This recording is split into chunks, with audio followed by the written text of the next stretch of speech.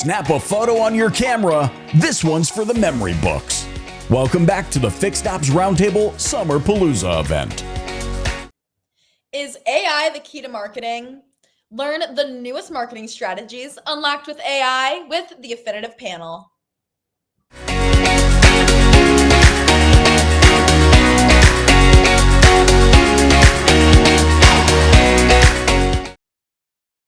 Welcome back to the Fixed Ops Roundtable. I'm Sarah Vantine. Today's segment is going to be so incredible. We are talking about AI marketing strategies to boost engagement and profitability. Ted, I'm really excited about this panel. I am as well, Sarah. We've got our good friends from Affinitiv here today.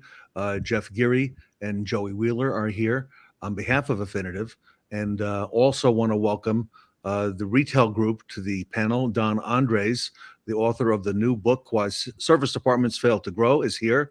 Also, he owns Auto SCT Consulting and Training. Shon Kingrey is here from the Kaiser Automotive Group. And of course, Sarah Vantine and myself, Ted Ings from the Fixed Ops Roundtable. Everybody, welcome to the panel. No better time than now. This is very top of mind and exciting to get into this. So Jeff, if it's okay, let me come to you first, kind of to set the stage, to find the big picture. You know, technology is changing very quickly and rapidly. We're seeing that at the dealership level. We're hearing about things that are coming. So tell us what you mean when we reference AI marketing strategies. Certainly. First of all, thank you so much for having me here. Excited to be here. Nice to meet everyone on the panel. So AI, artificial intelligence, it's a big hot term right now, not just in automotive, but across most industries at this point. And in its simplest form, it's just a broad term that encompasses all of the different technologies that enable machines to mimic human intelligence, right? So most people tend to associate AI with what are called generative models. So those are the things that create text, create images, create videos on behalf of humans. However, AI also includes some more focused applications, specifically machine learning, also known as ML, which is where we at Affinitiv are really concentrating our efforts. Machine learning models are trained on large data sets that ultimately look for patterns in that data and try to predict outcomes, right? So in our case, we can use, and we do use ML to help dealerships optimize their marketing strategies. And by leveraging this ML, we're able to create more effective audience segmentation through the use of predictive propensity models that score customers across their life cycle, from sales to service, ultimately identifying potential buyers or customers who are in need of specific types of services. Additionally, we use these models to maximize traffic to the service bays during off-peak hours, ensuring that our clients can maintain a steady flow of business throughout the day. Joey, this is really becoming a science. It already is a science, okay? And you've harnessed AI to do all this. Can you give us some specific examples for the audience watching today, the dealers, fixed ops directors, service directors, maybe how this would impact what they do? Sure, absolutely. Like Jeff mentioned, we're taking a very focused approach, which I think is a smart way to go at this. AI and ML can pull you in a lot of different directions. So we're trying to apply that focus on our side. I think some good specific examples kind of break down into three different categories for us anyways. First being what we call natural language processing, which is really where we're looking at what we're seeing in the data we're receiving through the dealer's DMS and potentially other channels, and using that to make inferences or intelligent decisions around that. So one way we might do that now, and we do today, is to fill some of the gaps in dealership process. I think we all know that that's a reality of the world that we live in. So for example, we might look at RO data and say, okay, the advisor didn't necessarily use the right opcode that we were looking for to indicate that a decline occurred, but there's enough data within that natural language processing can look at that overall interaction and say, we are reasonably sure that a decline did occur here, which means that the dealer is not going to miss out on that opportunity because of that gap in process. So we're capturing on some of that and helping to fill some of those gaps. That's kind of the first area. The second, I think, is some of the predictive actions that Jeff mentioned. We have a wealth of data from the dealers that are coming in as part of our service. And that allows us to make these predictive models that can identify key points in a consumer's decision-making workflow or path. So that might be something like propensity for needing service or propensity for purchasing a new vehicle. Or it might even be something more specific around like needing tires, let's say. That data set can help us make those decisions. And as a result, we can build marketing that's highly targeted and highly personalized for those specific actions that we're looking for the consumer to take, and make sure we get them at the right time in that decision-making flow. The last, I think, is probably the one that a lot of people are probably most excited about, and that's maximizing profitability. I think everybody likes to hear that term for sure. And there's a couple of ways that I think we're starting to think about that, and some that we're actually doing today. So as Jeff mentioned, what we call our capacity IQ is our ability to look at gaps in a dealer's service schedule to try to recapture on business that potentially is going to be lost. If that bay is available and service is not scheduled, that's not good for the dealer. So what we're able to do is start to look at trends in some of those time frames and time slots, and incentivize the consumer to say, hey, we can get you in tomorrow, or maybe in 2 weeks when we know there's a gap in that booking, and both satisfy the dealer's need to get them into the bay, and then also help the consumer out with perhaps a small discount to incentivize them to do that. So those are a couple categories where I think we're putting on some of our attention. This is fascinating, Joey, especially that predictive part. We're hearing a little bit about that now at the roundtable. Shon, I want to come to you because in another month or month and a half, Shon, we're going to have something that's known as tire season. Okay, we're starting to come into that on the fixed op side. Shon, how have you been thinking about leveraging, this kind of technology at the store level, and have you started to find ways to incorporate it? Well, let me take one quick step back, if you allow me, Ted. At the end of 2023, you said, as we did a roundtable, whatever the theme was then, what do you think in 2024? And my comment was, if you don't know what the term fixed absorption means, you're going to miss out in 2024. And as sales and variable fell off, I think that became very evident, and I think it is. And based on the panels that we've done and looking at what you have based here, if you don't know what AI is, I think AI needs to be the word for 2025. It seems to be the new one. Mobile service came through, and I think AI and the one thing I think I can't stress enough, and this is for Jeff and Joey, and hopefully Don doesn't throw a brick down on my head here. Guys, you have to understand that at the end of the day, we're service managers, parts managers, body shop managers, we're fixed ops guys, okay? We are not marketing people. And Ted, we've talked about this a lot during a lot of different panels. Guys, we aren't marketing specialists. We don't know. Only thing we really know generally is what the rep comes in and tells us to do, being the OEM rep, which, by the way, generally benefits them. It doesn't necessarily benefit the dealer. And as Jeff and Joey are going through the comments here, I'm already taking notes, by the way. I've already got probably 10 of them here. I'm going to use time slot optimization. You can coin that if you want to, Joey, okay?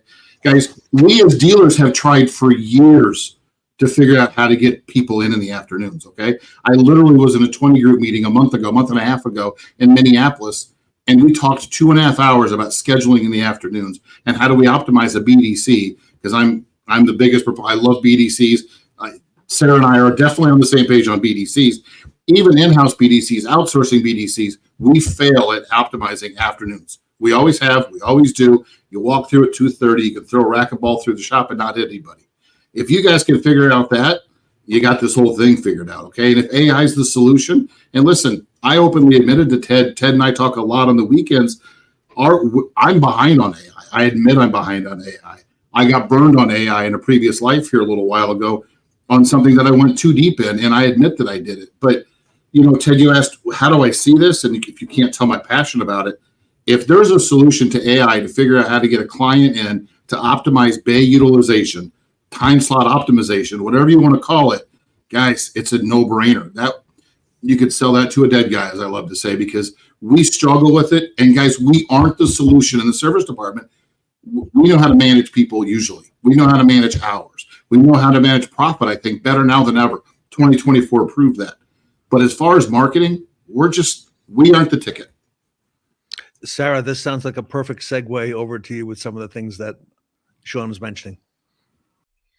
Well, and Shon's spot on. So I'm glad he brought up the BDC element with this conversation, because the BDC team with the service department historically has been responsible to answer the phones. But we're seeing this shift where the BDC is more involved in the marketing and being that person to really monitor where the customer is in the life cycle. And so a BDC director or a BDC manager really has to take into account all of those pieces when they're putting their team on the phones or texting or doing email campaigns, whatever the communication method.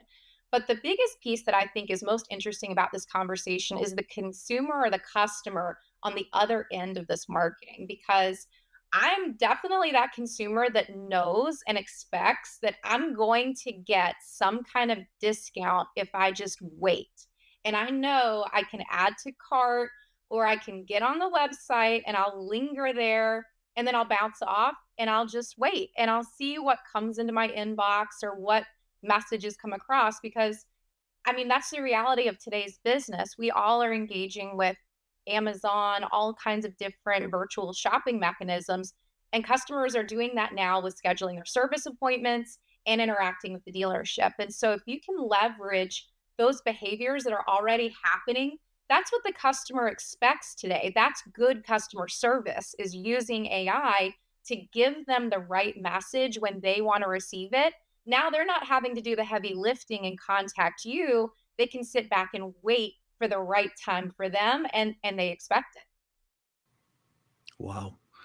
Don, there's a lot happening in our industry, and a lot to stay in touch with.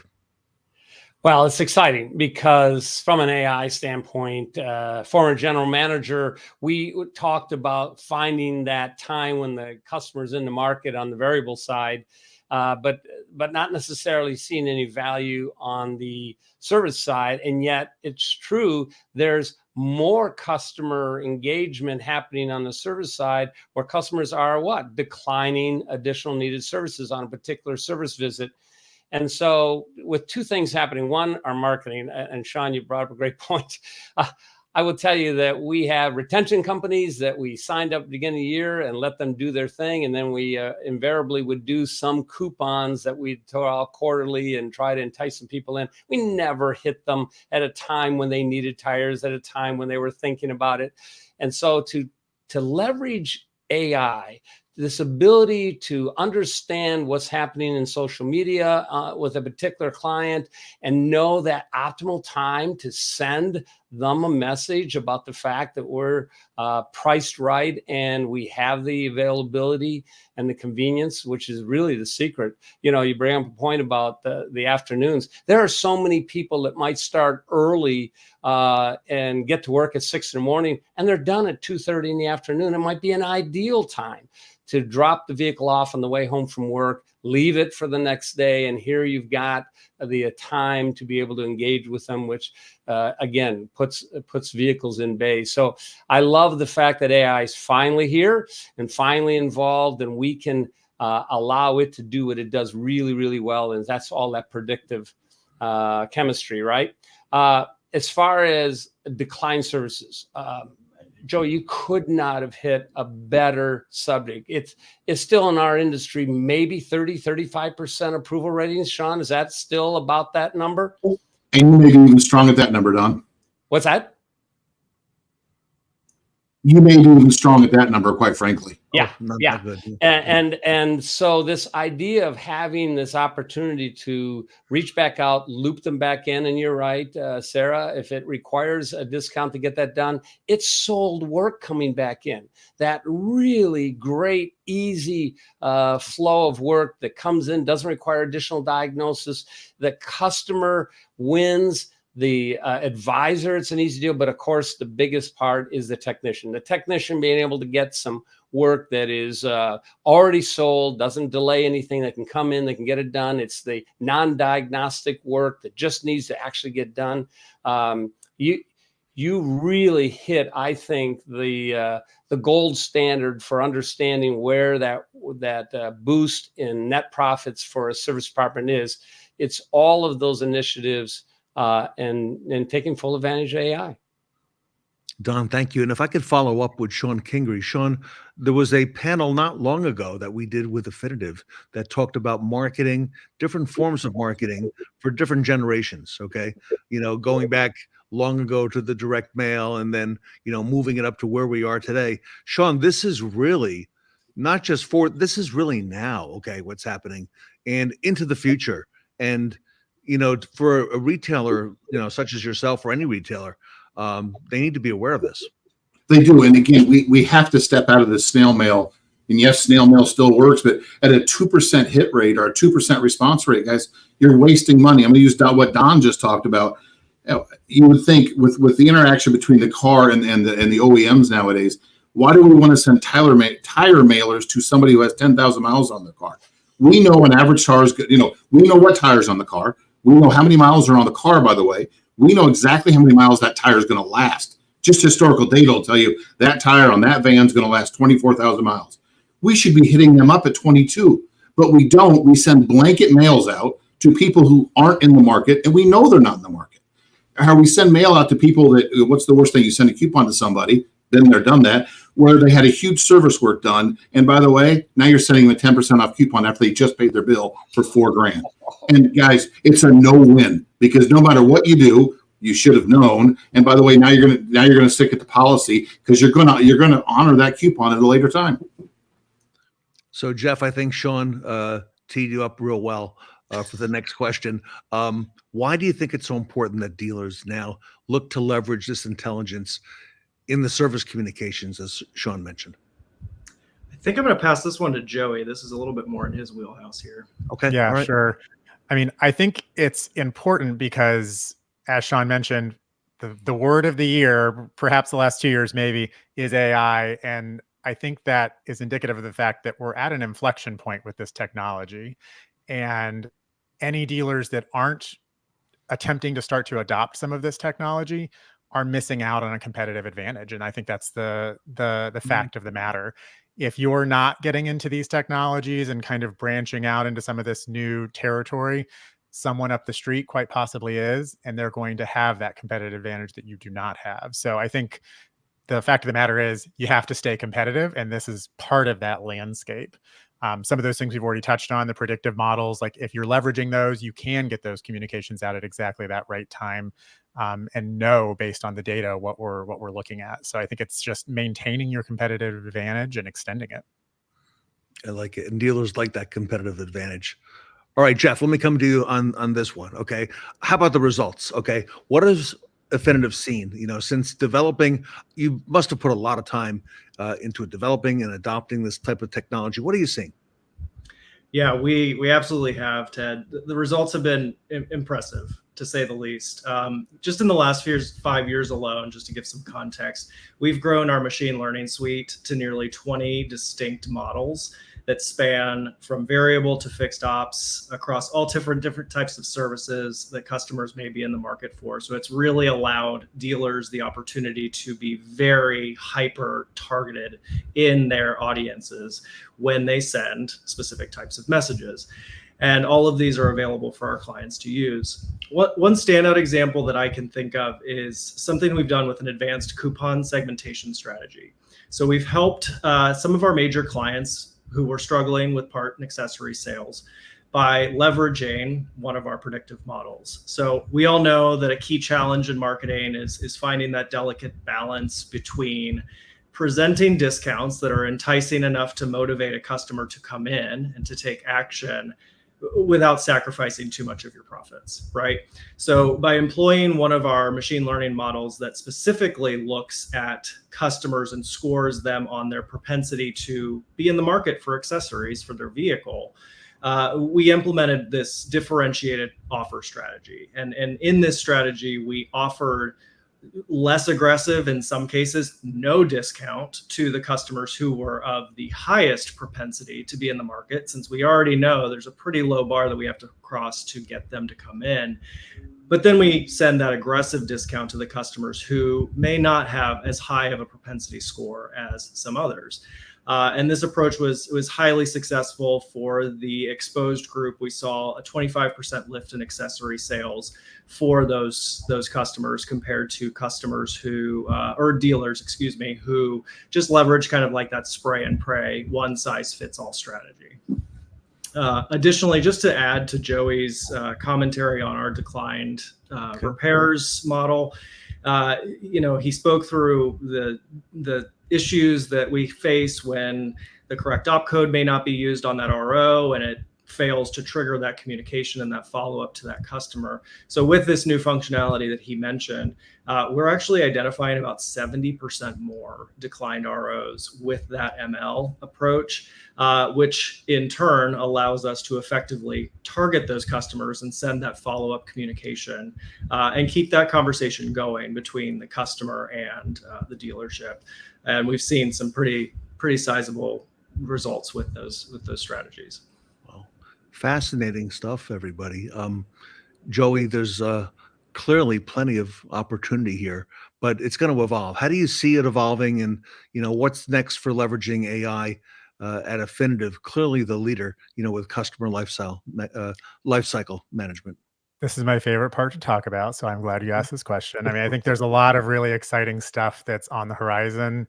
A few things that we are already working on and considering for future development and our roadmap is, first of all, dynamic personalized video. We know that consumers respond to highly personalized content, and personalized video is one of those things that, from a people power perspective, the investment is too high. If I want to send a personalized video to a large collection of consumers, that's not going to happen by having someone internally create individual videos. So AI allows us to define that script and what we're trying to achieve there, but then bring in all of that dynamic consumer data.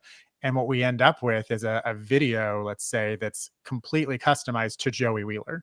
I'm able to have my vehicle in there, all of my details. Maybe it's a sales piece and it's showing me my current vehicle and the new vehicle that I could get into. And it's bringing all of that data together into this really dynamic output for the consumer.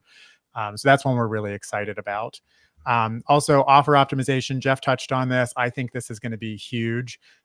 This really extends on some of the proof of concept in that case study that he mentioned for the accessories, extending that same methodology across the board. So really looking at data and understanding what potential offer is required to get Joey Wheeler in the door versus, say, Jeff Giere. I might be the type of consumer that only needs a 5% discount. Jeff might need a 20% discount to get in the door. And that allows us to define that range that a dealer is comfortable with putting out there for a particular touch point, but then not giving it all up. We're able to be more conservative and thoughtful. And when we extend those discounts to consumer based on that data that we're seeing, which makes it much the benefit to the dealer is huge. They're just not leaving as much on the table, but they're still getting the advantage of putting those discounts out there, which is great. The last one I want to mention is consumer sentiment.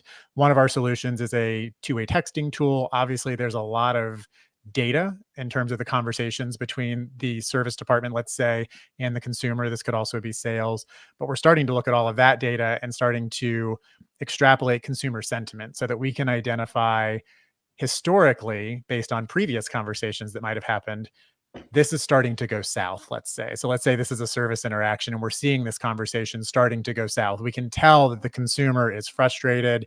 This is going to be a customer service issue. We can provide that feedback directly to the advisor and maybe even escalate that up to a service advisor director or something like that can step in and say, okay, let me help with this situation before it becomes an issue, as opposed to trying to chase it after the fact. So lots of really neat stuff coming on the horizon. And I think that's just the tip of the iceberg in terms of some of the stuff that we can do. So Shon and Sarah and Don, we've been on a lot of Fixed Ops roundtables over the years, Sarah and Shon especially, okay? And we've had a lot of topics. We've never gone this deep with AI, I think, the way we are today, Shon, okay? This is probably, the most I have heard. So Shon, let me come to you first. What do you see as the greatest opportunity at the dealership level to impact fixed ops and fixed operations marketing, your strategies, and what kind of help would you need from a partner like Affinitiv in developing this space out? I think the first thing with AI obviously is personnel. Anything that eliminates the personnel needs, which is what we're all facing. Okay, finding the work balance is really tough. I can't underestimate enough, and I think Don hit on it a little bit. The lost sales thing, and we can go into filling slots in the afternoon. There is not a dealer. There's a dealer. Any dealer that goes on one of Ted's roundtables and says, "Hey, we do a great job at lost sales," is probably not telling you the truth. We all are horrible at it. Okay, we don't do it. It's an afterthought. We don't do it. But to Don's point, there's a waterfall effect that happens when you bring in when the client's left and the tech didn't get the job. That's a downside. Okay, when that job comes back in, to Don's point, they don't have to reinspect it. It's already pre-sold. He gets his pound his chest a little bit, but the next car that comes in, he's liable to do a better inspection on it because he understood the inspection got sold. It may not have been that day. And we can do a better job with TOs and objection handling and that kind of stuff and making sure it didn't leave. But once it's gone, it's gone. And I don't know that I can stress to Affinitiv enough how much, a 20% discount, I'll take 80%, better 0% any day of the week and twice tomorrow, guys. If it's not here, it didn't happen. It's gone. It's zero. I have zero right now. I can't put it in the cash drawer. I can't cash it. I can't close it. You bring that back in, that's 100% revenue because no matter what it is, it's something I didn't have before. Shon, you could almost, retitle some of this panel as the client services, because this really puts the client services in a whole new perspective. Sarah, your thoughts. I know you've been on the front lines as well for a long time. I'm going to pivot a little bit because I loved what Joey was talking about a minute ago about the customer behaviors and some of the pieces that you see. I'm going to reference a report. And this report, by the way, I had in my BDCs. It's something that I still give out to BDC directors if they want it. But it was something called an opportunity report. And this would be something that Affinitiv, like with AI, you could absolutely leverage because it's so much data to understand like what's going on in my service department and what are the key points that a customer really wants me to deliver on. And what I would track with this report was if a customer had any sort of issue, what was the root of that issue? And to take it even further, not only would we track that, but we would track the corresponding week in the month that it occurred. And what you could use that data with is you could correlate, okay, maybe my shop foreman was on vacation in week 2 of the month. Did we see some inefficiencies with time happen when that happened? And if so, okay, we saw a rise in complaints on the amount of time it took for service. Well, now as a service director and a BDC director, we can look at things like that with our team scheduling and go, okay, how do we prevent this from happening in the future where our customer isn't impacted? And so this was a living, breathing document, but I can imagine using AI to look at all of that data collectively and not have to do all of that heavy lifting where I was manually importing it into Excel based on phone calls that were happening in the rooftop. And by the way, with my previous organization, 40,000 something phone calls a month trying to import like information like that was just brain damage. But having something that you can leverage the technology to do that heavy lifting for you. And then you have that actionable intelligence that you can make business decisions on. You can decide, all right, if time is an issue, maybe I don't offer those, time slot type appointments because I'm going to overwork my shop and create more time issues. If it's things like, whatever the issue is, you can address it with the data and then do your marketing around the places where your business is really succeeding. Great insight, Sarah. Wow. Don, what do you say? Well, I'm going to touch on one point. Shon is just so brilliant. It's hilarious how you want to improve the quality of your multi-point inspection, which, by the way, is the secret sauce to growing your service department, the quality of the multi-point inspection. You just start sending them sold work back, and they value now the effort that even though that day they didn't close that deal. So I love that point. I think one of the things I'd love to see happen is customers don't know vehicles, right? So beyond oil changes, tire rotations, and maybe a brake job, when we start explaining some of these needed additional services, we have to engage, we have to have time with them, right? with AI today, this ability to create some reels, for no better term, where we've proposed a fuel service on a vehicle that needs it and the customer's declined it. And now suddenly we have the ability to send them a 30-second or 10-second reel that talks about the value of fuel service on a vehicle. Now that's really marketing of not just simply an offering a discount, but why we're doing the service. I can tell you that a service advisor that's got a good enough relationship with a customer and says to them, hey, there's a couple things we got to get done. And here's why we need to get those accomplished. Almost every time the customer goes, well, yeah, let's go ahead and get it done. Let's get it done. Why? Because now I understand. And so if there's something for the future that AI could be looking at, is this ability to create some of this educational simple reels, right? That's what everybody watches today, and hit them at a time when they have just declined that service. Boy, that'd be some powerful stuff. This is a powerful panel. Okay. We didn't have enough time to get through everything. I'm going to ask you all, and by the way, great conversation. Wow. I'm going to ask you all to come back on the next roundtable and take this up another few notches, if it's okay. Jeff and Joey from Affinitiv. I want to thank Sarah Van Tine, Don Andres, Shon Kingrey for being on the panel today. Everybody, if you want to get your dealership into the current mode where you need to be in marketing and where this is all headed, you have to speak to Affinitiv. The Affinitiv team is available. Go to affinitiv.com. I know Jeff and Joey are both active on social media, as is the rest of the team. Reach out to affinitiv.com, everybody. Take the next step, and they are clearly the leader in the field.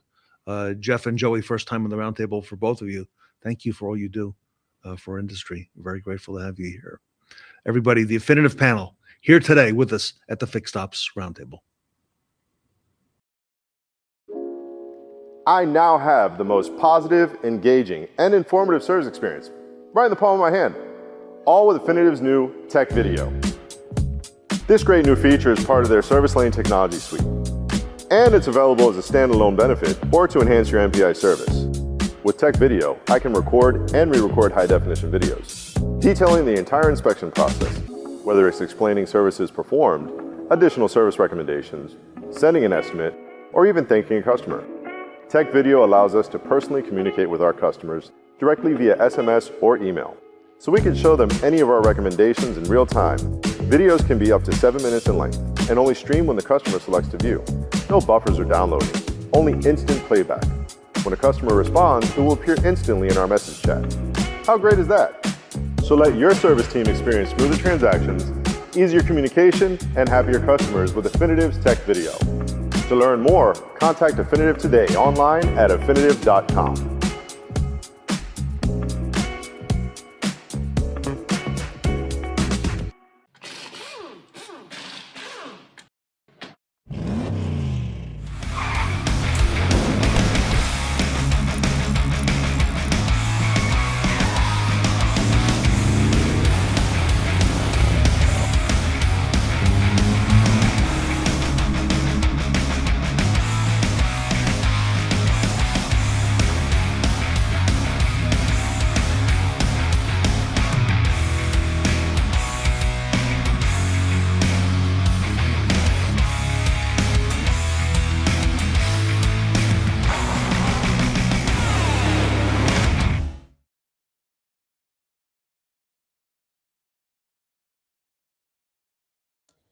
Take a moment now to pull out your phones to scan the QR code on your screen to vote for the Shon Butler Best Practice Awards that will be announced at the end of the event. Remember, every vote counts, so make sure to shed light on the 5 best speakers or panelists whom you think are making waves by casting your vote. And don't forget, you can only vote once.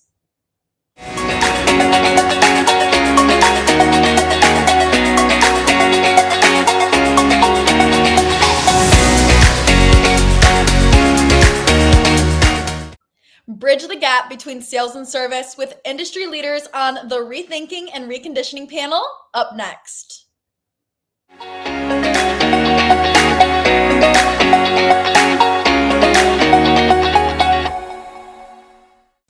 Welcome back to the Fixed Ops Roundtable.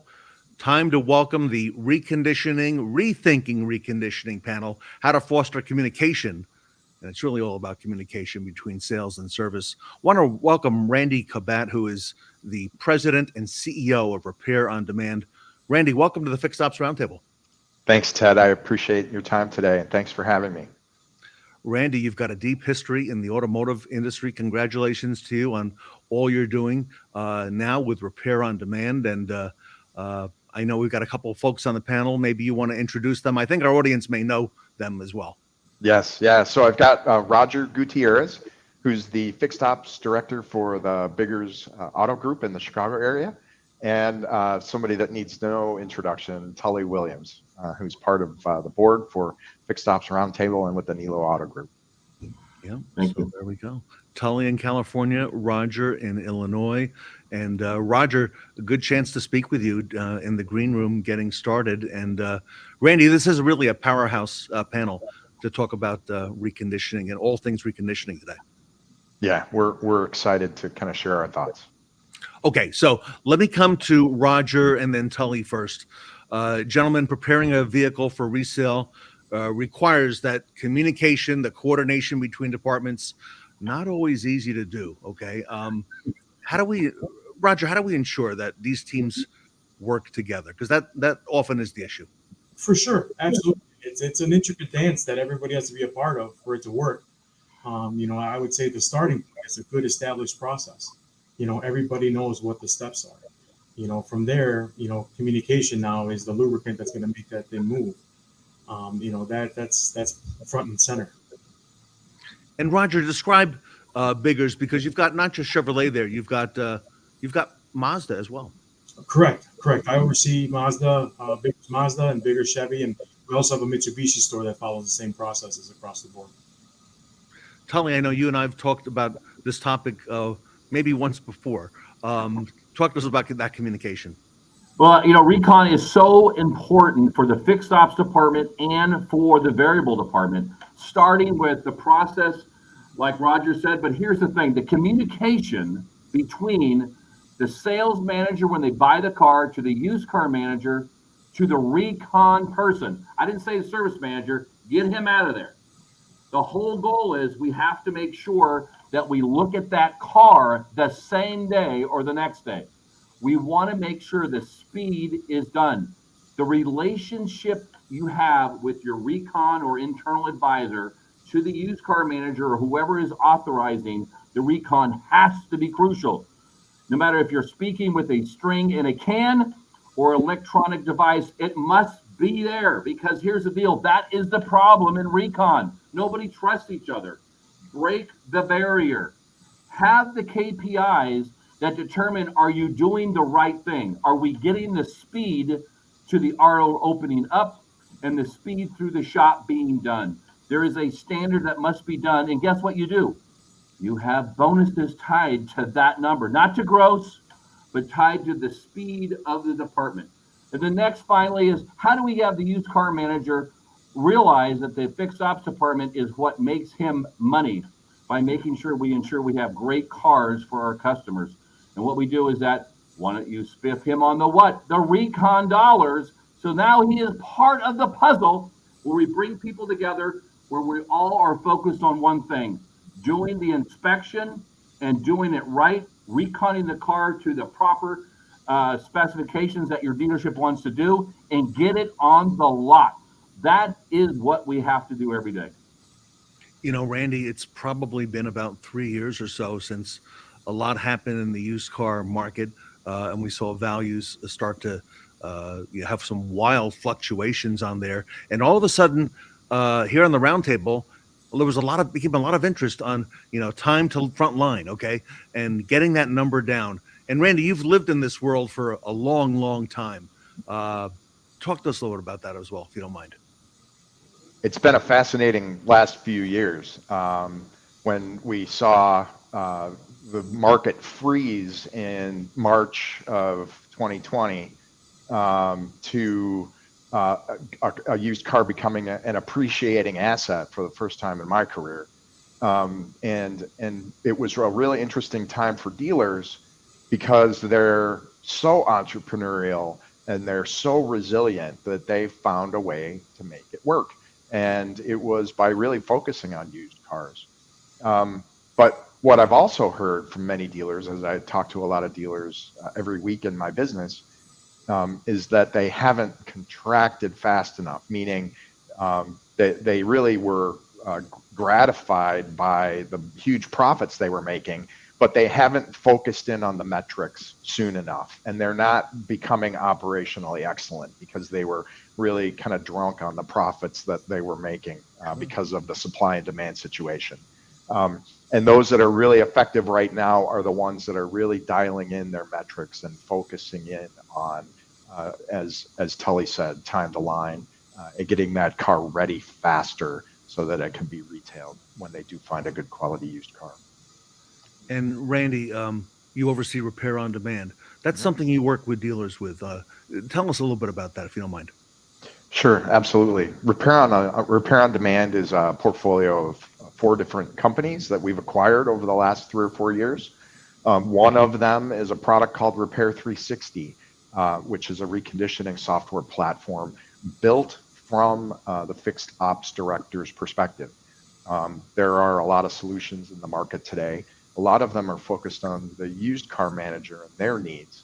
And we really try to bridge the gap so that we can help both departments work more effectively together by starting with a similar process that you might use in the service department for a customer pay repair order, as well as improved communication between the variable ops and the fixed ops so that you don't lose 24 hours waiting for an approval, or you can manage your third-party vendors more effectively because that is a key component of reconditioning. About 80% of the work that's done is done in-house. About 20% of the work, based on our research, is done by third-party vendors that are a crucial part of the whole process. Roger, I want to come to you on where that communication breaks down. I've heard a lot of things here on the roundtable that the reconditioning really begins with the appraisal, with the used car manager. What are your thoughts on that? Where does the communication break down as it goes through the process? In a couple places, and communication can get challenging, like you said, when the vehicle's not appraised correctly, and then us as the used car department do the inspection, and it needs some love. The car needs some love to get it out lot ready, and now it turns into, well, we bought this car as this amount, we only have, this much of a price range. Can you work us, help us with that? And then we try to go back to parts and try to find parts at a less expensive place, and work our way around that way.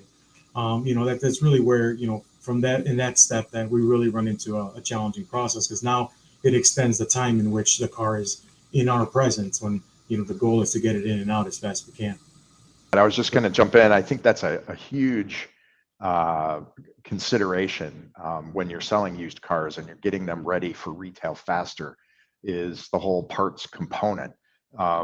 Many times you're going to have all the parts you need if it's a Mazda, in Roger's example, in the Mazda store, but you're not necessarily going to have parts on hand for a Chevy that got traded in on Saturday.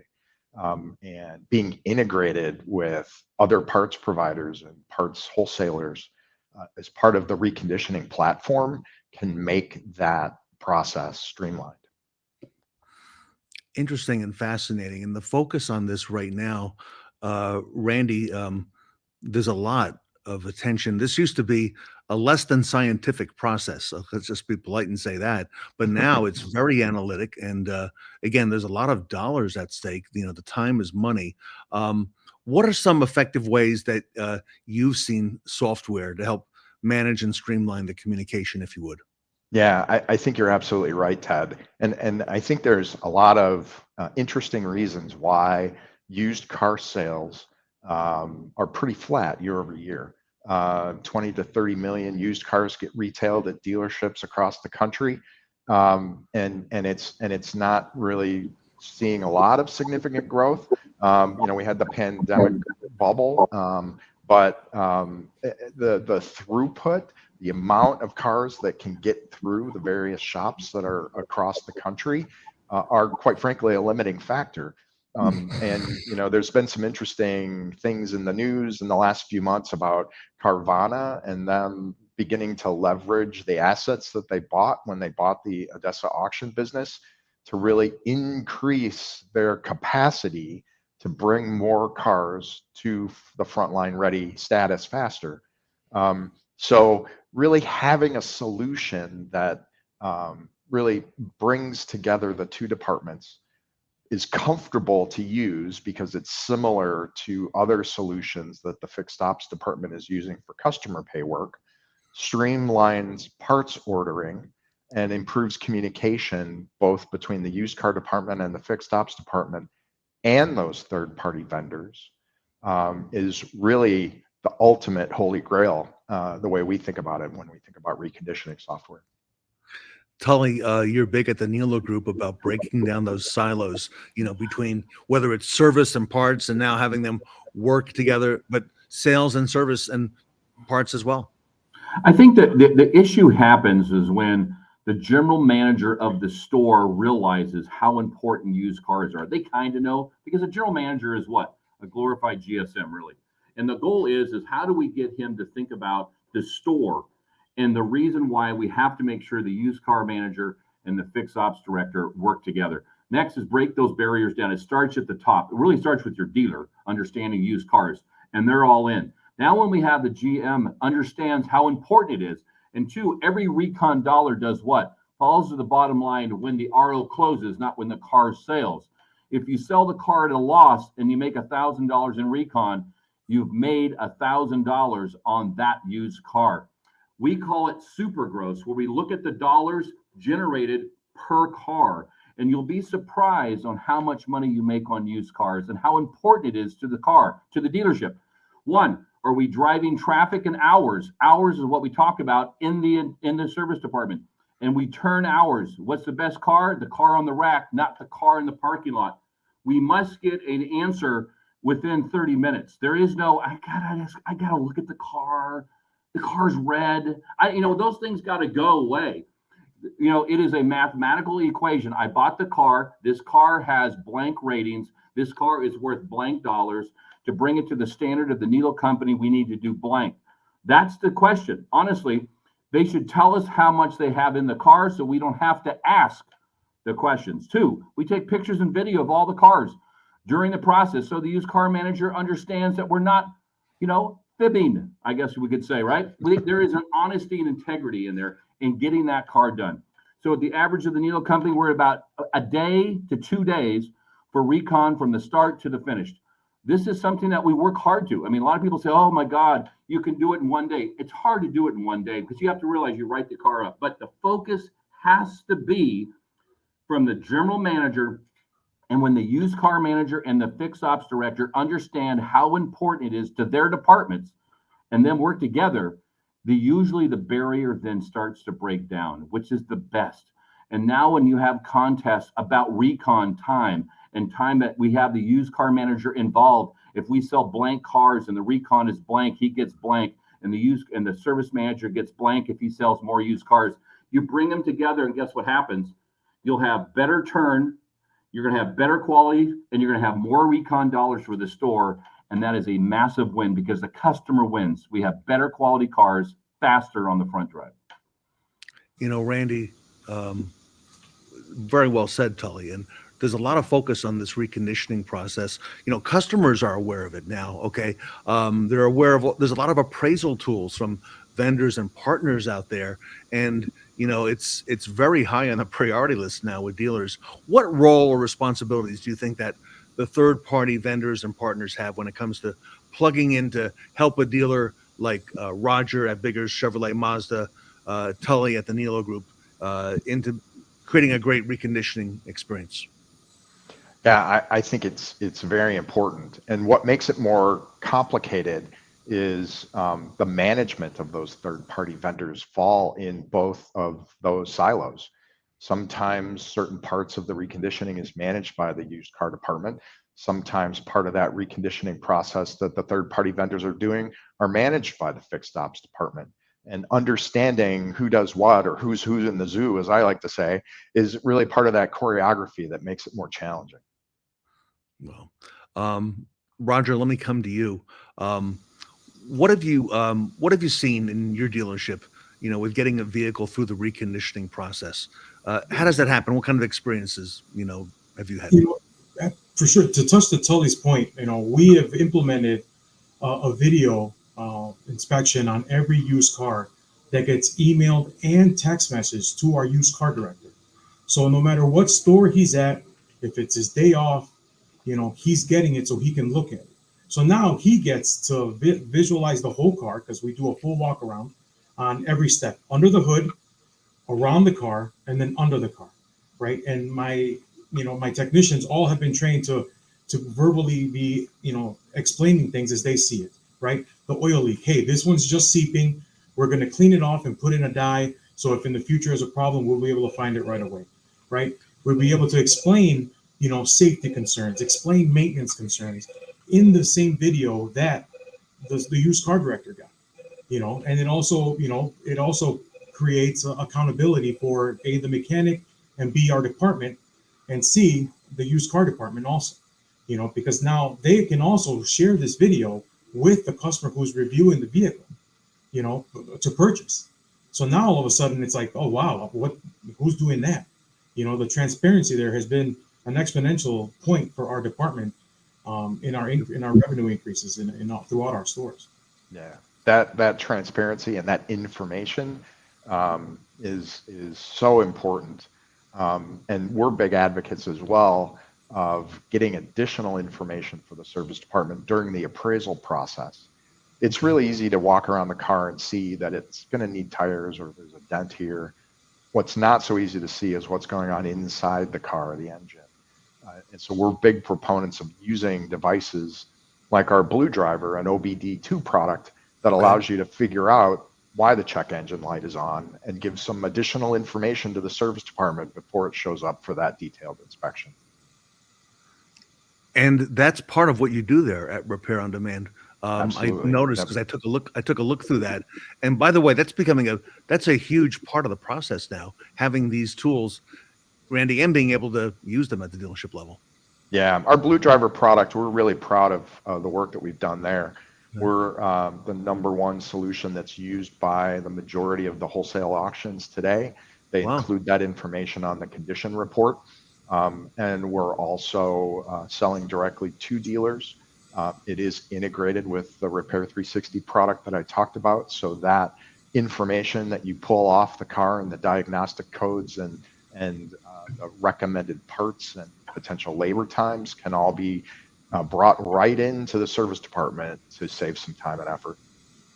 That speaks a lot, that the auctions are using your tools today. That speaks volumes, Randy, about your product. Yeah, we're really proud of our partnerships with the largest auctions today in the U.S. Now, Tully, Rogert has a couple locations. You've got 10 locations, Tully. Is it different, this process, at each NILO location, or is it standardized and the same? It doesn't matter if you have one standalone Yuga dealer or if you have a Maserati dealer and you have 100 of them. It doesn't matter. It doesn't matter at all. But one thing Randy just pointed out that's so critical to make the speed of the process is the appraisal process of the car. If we appraise the car right, is there a recon problem? The answer is no, because they already know what the recon is going to be. Is there oopsies? But oopsies are 5%, not 95%. So when we go into a car and we do an appraisal properly through great tools that Randy has, the issue is going to come is when it comes to us, guess what? We already have our list of what to do.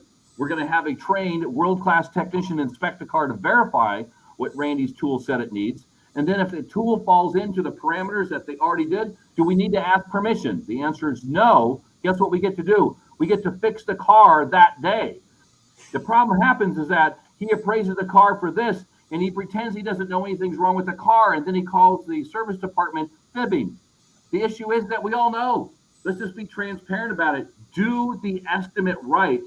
Give that estimate to the service department. Just like Randy said, guess what happens? Your car gets through faster, and you buy the car better, and we recondition the car better because there's no surprises. A huge, huge deal.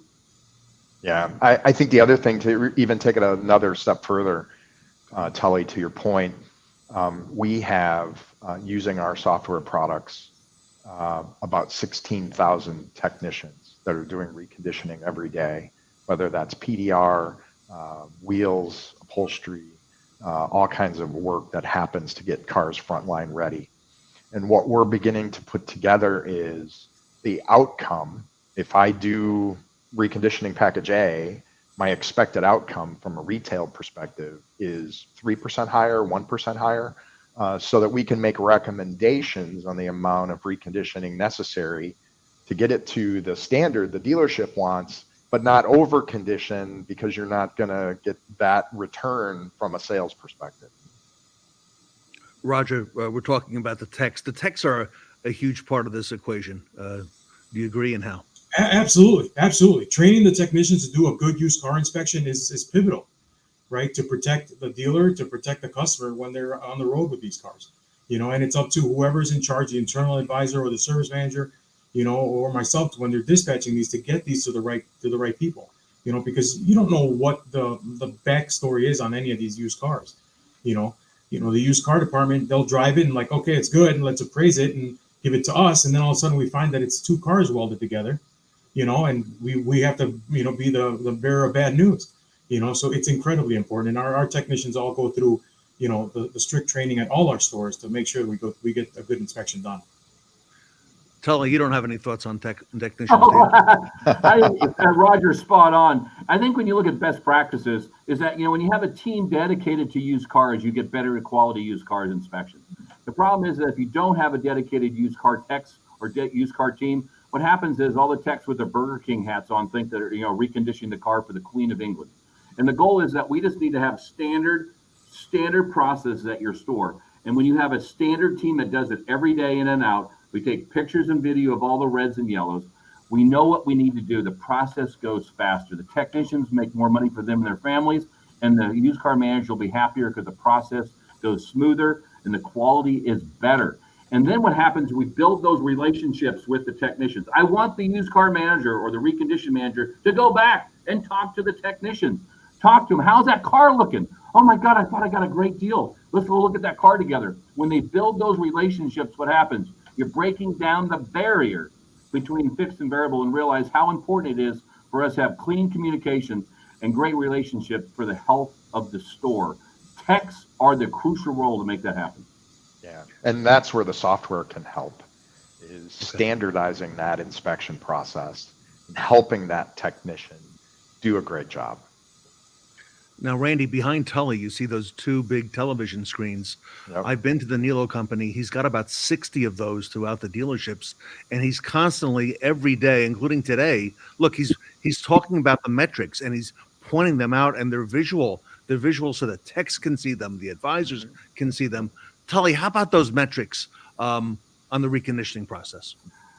If you measure it, it will get better. If you measure it, it will get better. If you're red, you need to get in the yellow. If you're yellow, get in the green. And then if you're in the green, I want to be on the top. I mean, this is just human nature. And here's the deal. When we educate and tell everybody, transparency is the key here. Are we telling our technicians how many wrecks per with the mileage bands are? Are we telling our used car writer, does he can look at all the cars he's done? How many days in shop is he doing? How many days to the RO got written up when we purchased it? Are we talking about recon dollars and recon hours? Are we talking about the speed? Are we talking about front PVRs on used? Are we talking about all this together where everybody can see it? Technicians, writers, used car managers, sales people. Don't we want our salespeople to talk about how great our reconditioning is? Talk about what we do here at the Nilo company to make our used cars great. That's what we want to do, promoting it out. Having key metrics and telling the planet in the Nilo world, the Nilo planet, is what we want to do, because they need to know how we're doing. And then guess what? Congratulate them. Thank you for doing such a great process. This is not here to complain about. These are here to celebrate wins. We want to celebrate wins every day, not celebrate losses. Wins every day. That's why we measure. Roger, how about over at Biggers Chevrolet? He's completely right. If our people don't know what a win is, right, then they're not going to be chasing it. They're not going to be keeping an eye out for it. If they know what a win is, then everybody knows where the gold medal comes from, right? How we get there. And he's completely right. And our big thing is the processes are all the same at all three of our stores. So the used car director can step into one dealership and see what's going on and see where the process slowed down. Sometimes it's him not getting back to us in time. Sometimes it's my parts department not getting a part, soon enough. And sometimes it's my technician taking too long to do the inspection. But if they don't know what we expect, what the win is, then everyone's gonna gauge what their win is to their own perspective. So it's something that has to be communicated across the board. Yeah, it's interesting, Ted. 50% of dealerships today still have a very manual reconditioning process, whether it's spreadsheets or whiteboards, or even projecting the spreadsheet on a television.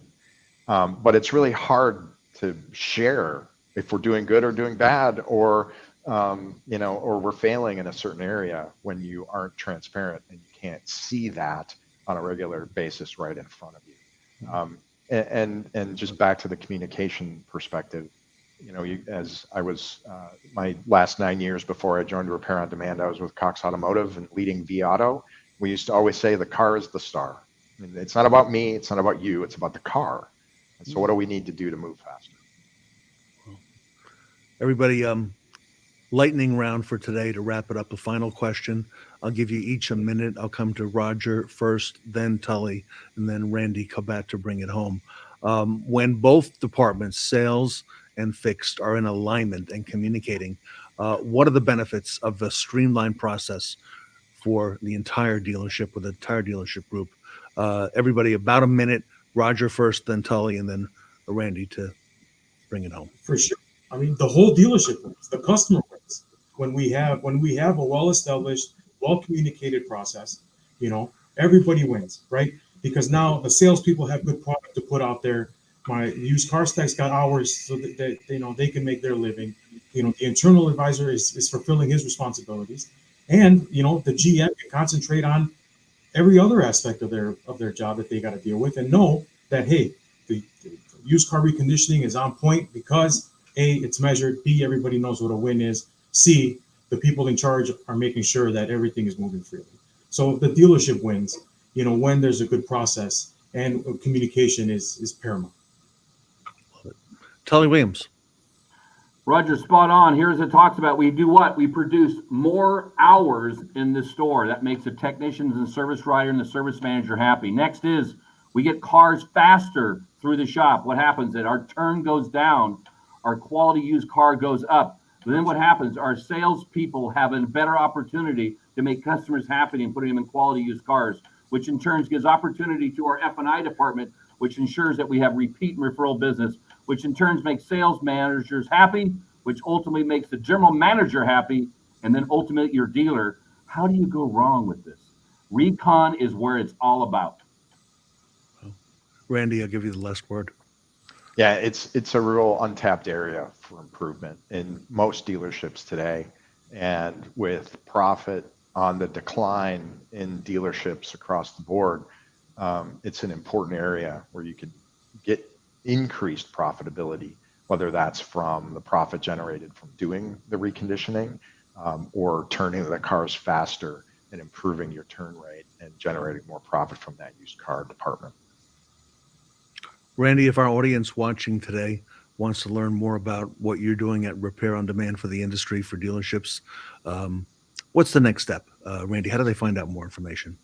Yeah, you can go to repairondemand.com, and you can see information on our website about our different products, and you can reach out to us there as well. Everybody, Randy Kobat, President and CEO of Repair on Demand. He's on social media, as are Roger and Tully. I want to thank the panel today, all-star panel. Great work. Roger Guttierez from Biggers Chevrolet, Mazda, Mitsubishi in Illinois. Tully Williams from the Nilo Company in Sacramento, California. Randy Kobat on Repair on Demand. Randy, I'm going to, if it's okay, I want to invite you back at the next roundtable. And yeah, I would let's love to take this up a few more notches and talk about a few more best practices on the field. Because, Randy, it's amazing. A couple months go by, and so many new things are happening in the industry that dealers need to be made aware of as well. Yeah, we are in a real strong innovation mode right now, and we're super excited to end the year, and we're getting ready for an ADA in New Orleans. So, all right, everybody. Randy Kobat from Repair on Demand, Tully Williams, and Roger from Biggers Chevrolet Mazda Mitsubishi here with us today at the Fixed Ops Roundtable. Thanks, everybody. Thank you.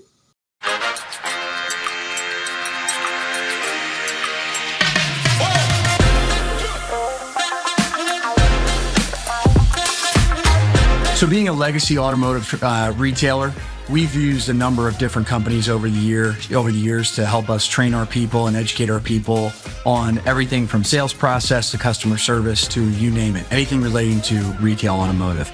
But in today's world, particularly since COVID, we really set out to try to find a partner that had a much more progressive, contemporary approach to automotive sales, automotive service, customer relations in general.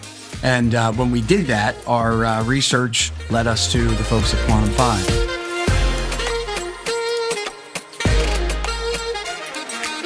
Anything that you can do consistently the same way gets better. So what Quantum gives us the ability to do, or has taught us how to do, is follow a very specific framework that delivers a very specific result every time. And that has been invaluable both to our veterans that have been in the business longer than me and the people that we're hiring new. Quantum came into the store as a partner. They've executed on that on every call, every interaction. And what our veteran staff finds to be the most beneficial is they get to continue to learn.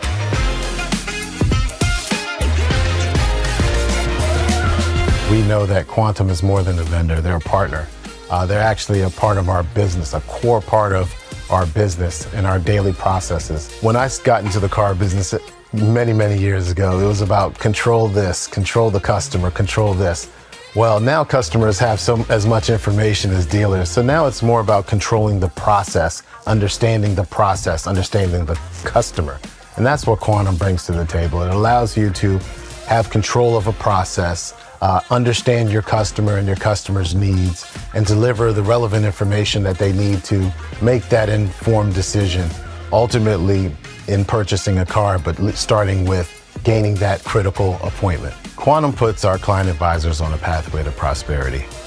Our newer advisors see our seasoned advisors and the success they're having, and the fact that they're bought into the system and they've been on this system for years shows the new client advisors that if you buy in similarly, you're going to yield the same results, if not better.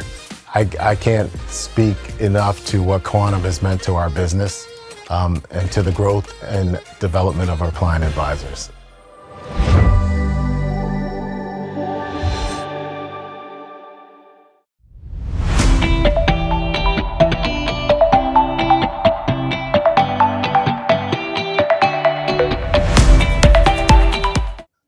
Learn all about modern payment acceptance with Julie Douglas from Dealer Pay.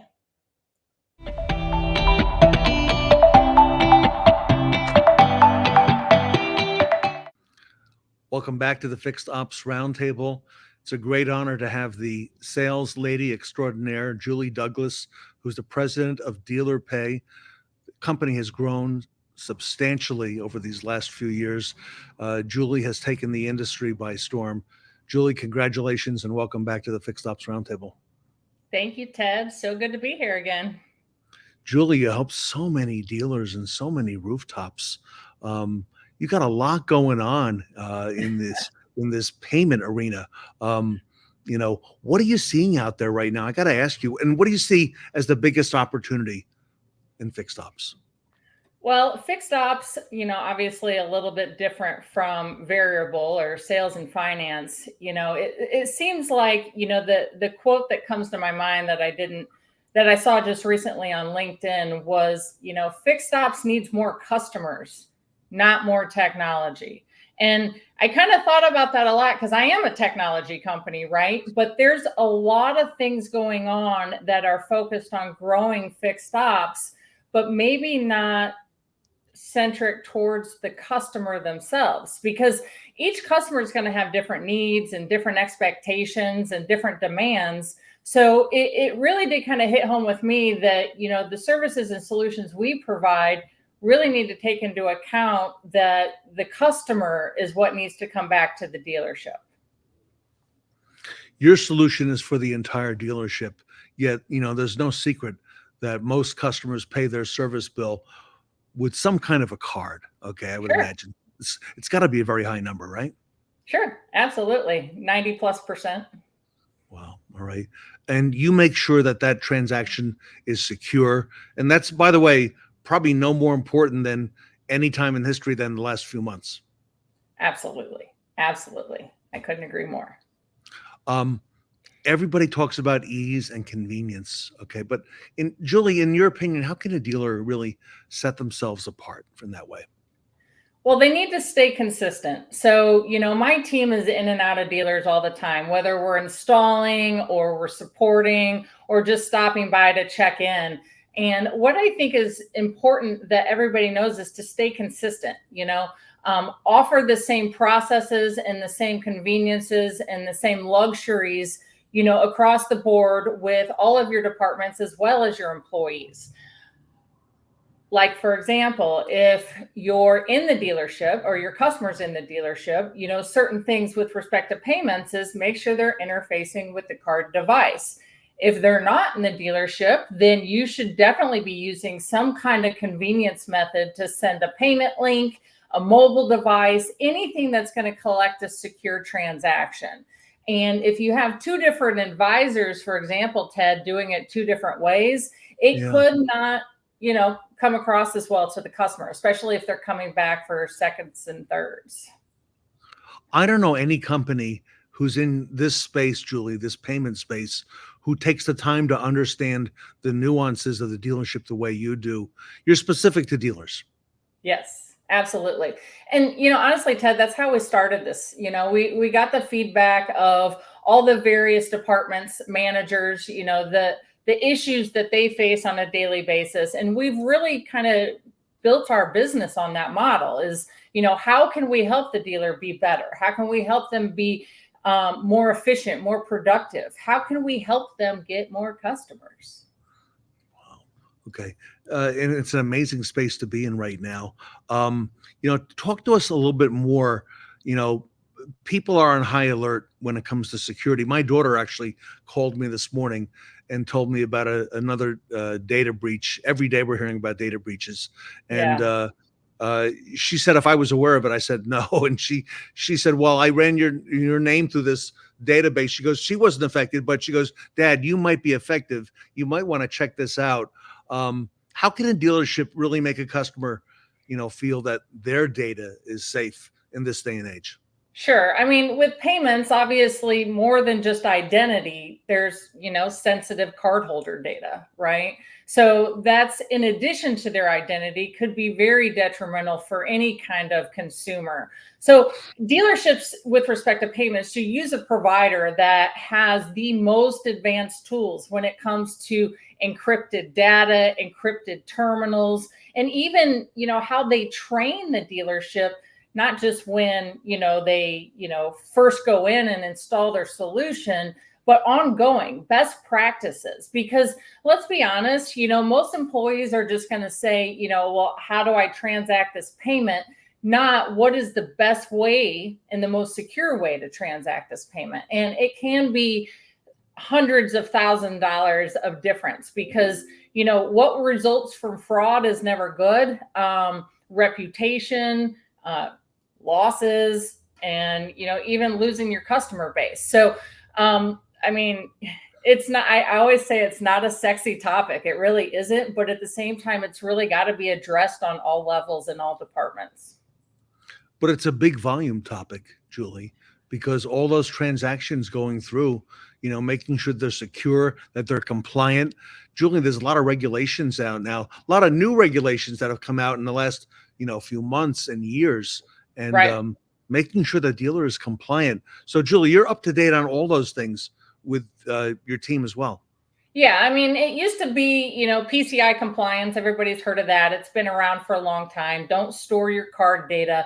But it in itself has evolved over the years with respect to your networks, so on and so forth. So compliance and regulatory laws are key. One of the things that we've had to do, or I sort of made happen, is if you're using my product, my point of sale product, you can't not be compliant. So, we have regular updates with our attorneys just to make sure that every little piece of the process of transacting a payment is 100% compliant. And this is, Ted, even on a per state basis. So some states are a little bit different than others. So it's definitely an ongoing project, but I feel good about it because if my dealers are using my service, I feel good that they're compliant as well. So they've got the best of the best. So it's truly important, even though, again, it's not a very sexy topic, but definitely should be addressed each time.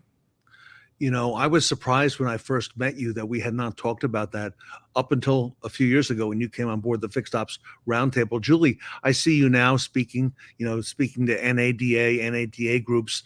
I know you're in a lot of state groups, there's a lot of state associations, but this really is a top of mind topic, okay, when it comes to the automotive retail industry and the dealer itself.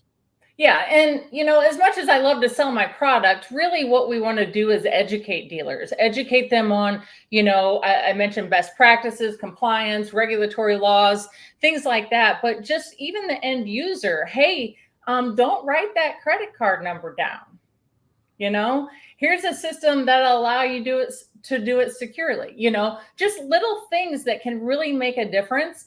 And the customers notice this. Obviously, your daughter talked to you about a breach. No dealer wants to send out a letter to their customer base saying that there was a breach or there was any kind of compromise of data. So, the little training pieces with end users really does go a long way with respect to payments. I know from experience that our business is built on relationships, Julie, good relationships over many, many years. Has any of that changed today? Here we are, coming into the end of 2024. Do customers still care about relationships, or is it the price that's the most important thing? What are your thoughts?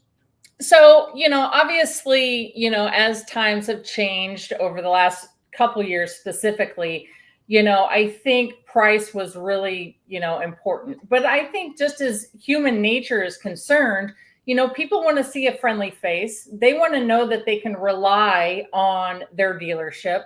And I do think relationships are important. So, when we talk about, dealers needing more customers, dealers, making sure their customers feel comfortable and convenient, they also want to establish some kind of relationship because back to the first point, that customer is going to come back, right? So you want to make sure to cater to their individual needs as well. And respecting the customer's time too. It seems the time now is at the top of the priority list for all of us. Yes. Whether you're buying a car, servicing a car, waiting for a vehicle in service, so not only to have it compliant and secure, but that the dealership knows what they're doing and respects the customer's time as well. Right. One of Dealer Pay's little taglines is fast, organized, and secure. So we truly believe that being fast at something really does go a long way. I don't know about you, Ted, but I'm probably one of the most impatient people on the planet. So when I'm working with a retail organization, I really want to make sure that whatever's happening with that transaction is fast because I'm busy, So is everybody. Everybody's busy. So, speed of a transaction, speed of the whole experience in service parts, et cetera, is going to go a long way because that customer is busy, right? So the dealership should ultimately have something that is fast. Their systems should be fast. The process should be fast. But it also should cater to the customer because they're all going to have little differences and individual needs when it comes to, the solution that the dealer provides. When I first met you a couple of years ago, we talked about the relationships the dealerships have now with companies who collect the things like the credit cards. It could be the bank that holds the floor plan, but really there's no relationship there because that company, that bank, they sold that off. There's some other company involved, and they're really not in the customer service business the way you are, Julie, and the way you understand dealers' needs, the regulations, the compliance, and all the nuances that are happening, especially on the fixed ops side, the way you understand it. Yeah, I mean, credit card processing just in general, for the longest time was just a commodity, right? It was a standalone terminal that did a thing and a bank put money in the account a few days later, right? There's so much more involved now. We talked about the security component. We talked about speed of the transaction, Right. but there's so many other components that really do play a part in the success of the dealer. I mention it all the time, Ted, when we talk, that the payment's the last experience the customer has in the dealership or outside the dealership. So how it's handled and how they felt when they did it is going to go a long way. We do really want to try to learn about new technologies that make dealers more productive and efficient. But we also want to recognize, the old school traditional methods of payment acceptance that are still important for some. We still have a fairly significant presence of check writers out there still. So Really? Some dealers don't want to deal with checks. Some don't have a choice. But with solutions that incorporate new technology with traditional payment types, you're going to get the best of both worlds. So my example of that is, DealerPay just came out with a new product on our mobile device where we can image a check by taking a picture of it with a camera and converting it into an electronic transaction. So if you do have a parts manager out and about, pickup, delivery, etc., he can do that lickety split and doesn't have to worry about the deposit and all the paper and everything that goes along with it. So whether it's a credit card, a debit card, a check, cash kind of thing still, you got to be able to make sure your customers feel comfortable with those tender types. Go back to that parts department because parts driver out there can collect, take a picture of, they can actually use your electronic process, a platform, if you will, to collect a check and collect payment, whether it's from a wholesale account, which a lot of times it's hard to get the money on that, or even an online sale. Yeah, so all of our systems are DMS integrated, not required. You can still do manual transactions, but we're pulling over all of the relevant customer data. So that alleviates that service advisor or parts manager from data entering all that into any kind of system.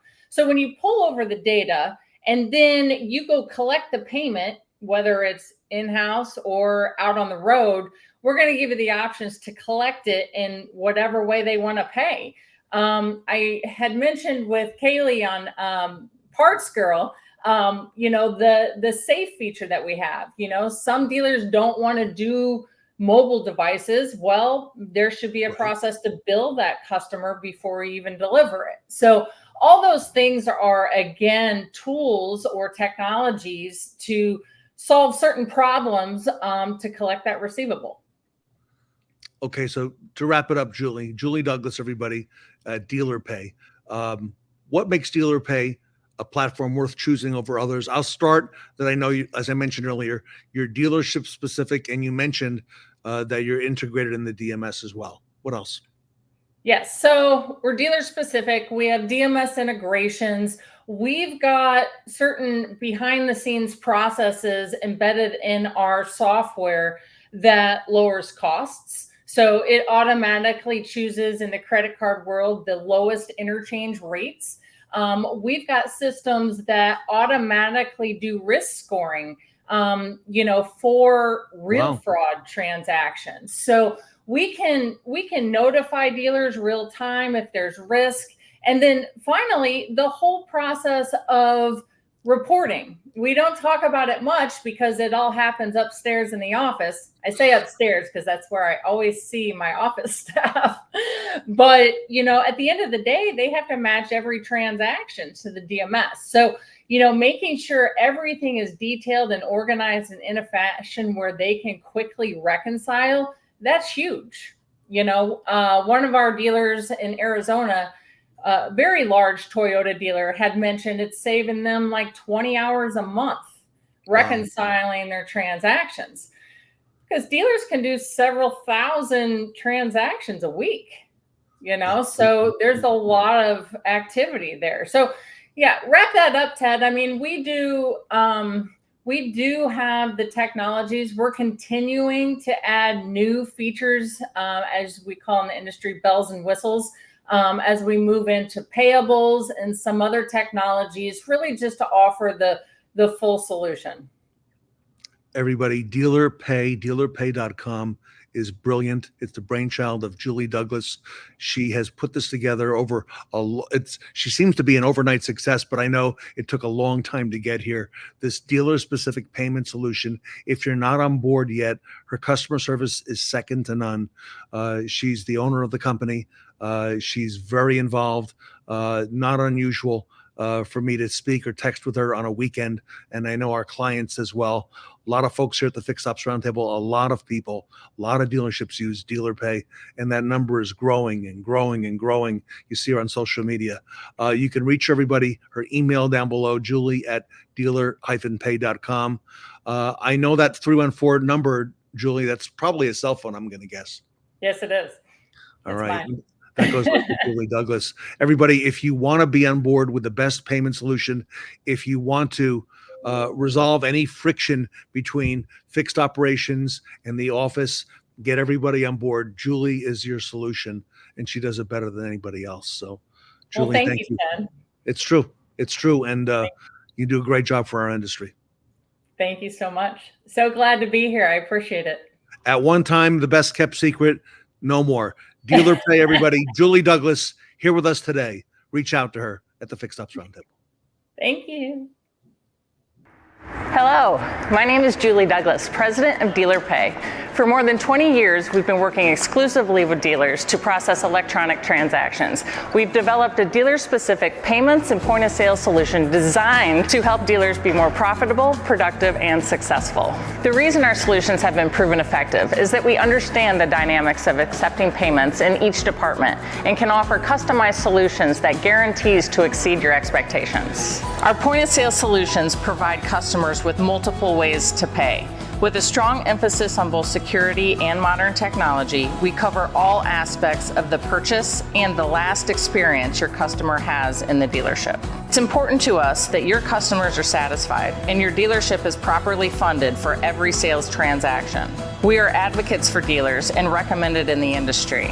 Let us help you get set up with a seamless transition. Contact me directly. Julie Douglas, Dealer Pay. Fast, organized, secure.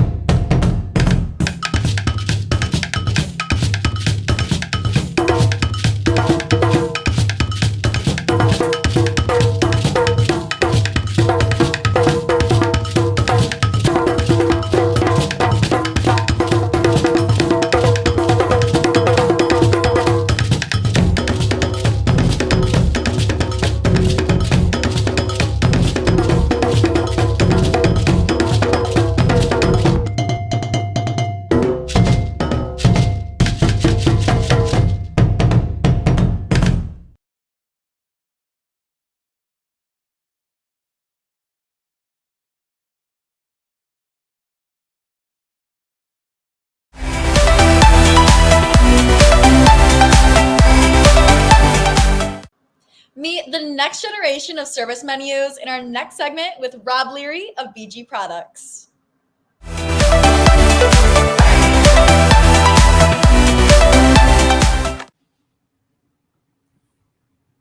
Welcome back to the Fixed Ops Roundtable. Rob Leary is here from BG Products. great friend of the retail community. Rob, welcome back to the Fixed Ops Roundtable. Thanks, Ted. Glad to be back. Thank you. So, Rob, a lot happening at BG. A lot of great big developments. You continue to grow. I imagine that market share is going to increase, and you're really putting yourself so out in front. Yeah, thanks, Ted. Yeah, we're pretty excited about it. If someone would have told me or told any of us that, hey, we would have the General Motors fuel business and Ford business literally within the same year, I would have told them they're crazy. But, obviously good things happen, and to good companies, I like to say. But we won the fuel service business for General Motors. I think that's been about 9 months ago now. And then just recently we were awarded the Ford business, which is phenomenal. And so we're going to do the same or similar product for them, our fuel service kit. And it's been incredible. And market share is, I think we're around 63% of the total dealer market now. So pretty crazy. Wow. Congratulations, Rob. I know BG's been working on this for a long, long time. So yeah, they really have. Darren and Peter, Darren Gresseth and Peter Burlow, obviously big part of that. And just their willingness to, keep at it and finally win the business. But I think everyone's happy. So it's been good. Well, I'm excited what we're about to see today from BG. Yeah. And with that, Rob, I'm going to let you take it away and talk to us a little bit about what's on the screen. Yeah, great. Thanks. Let's talk. I want to talk a little bit about menu selling and then how we digitize that, but more specifically, how we drive sales, CSI. But the real critical one here is service retention. And we've got a tool now, Ted, that I think it's unique to anything else that's in the marketplace. It's called our lifetime protection plan. And while the lifetime protection plan in and of itself isn't anything new or crazy inventive, I mean, we've had it out there for years. And while it's always been available for our dealers to use relative to helping retention, the harsh reality is if things aren't digitized in today's world, oftentimes they don't get done. And so we integrated lifetime protection plan into our menus now, and it's really helping drive the retention for our customers. And by the means that it does it and I'll get into the menu when I show it, but because it's always in front of the advisor, and then we have a follow-up tool that we use that shows when the customers due back for those services. All of that is part of the digital. The new digital assets we have in our menus. So pretty cool stuff. So the other thing that why we do the maintenance too, Ted, and there was a study done by JD Power, who I think is probably one of the best in the automotive industry relative to keeping us all, having insights to what's going on with the business. But what they said was that when you sell maintenance, you get about a 42% increase in your sales. And we see that all the time. And then when we add our digital assets to it, we're seeing another 30 to 40% lift in that.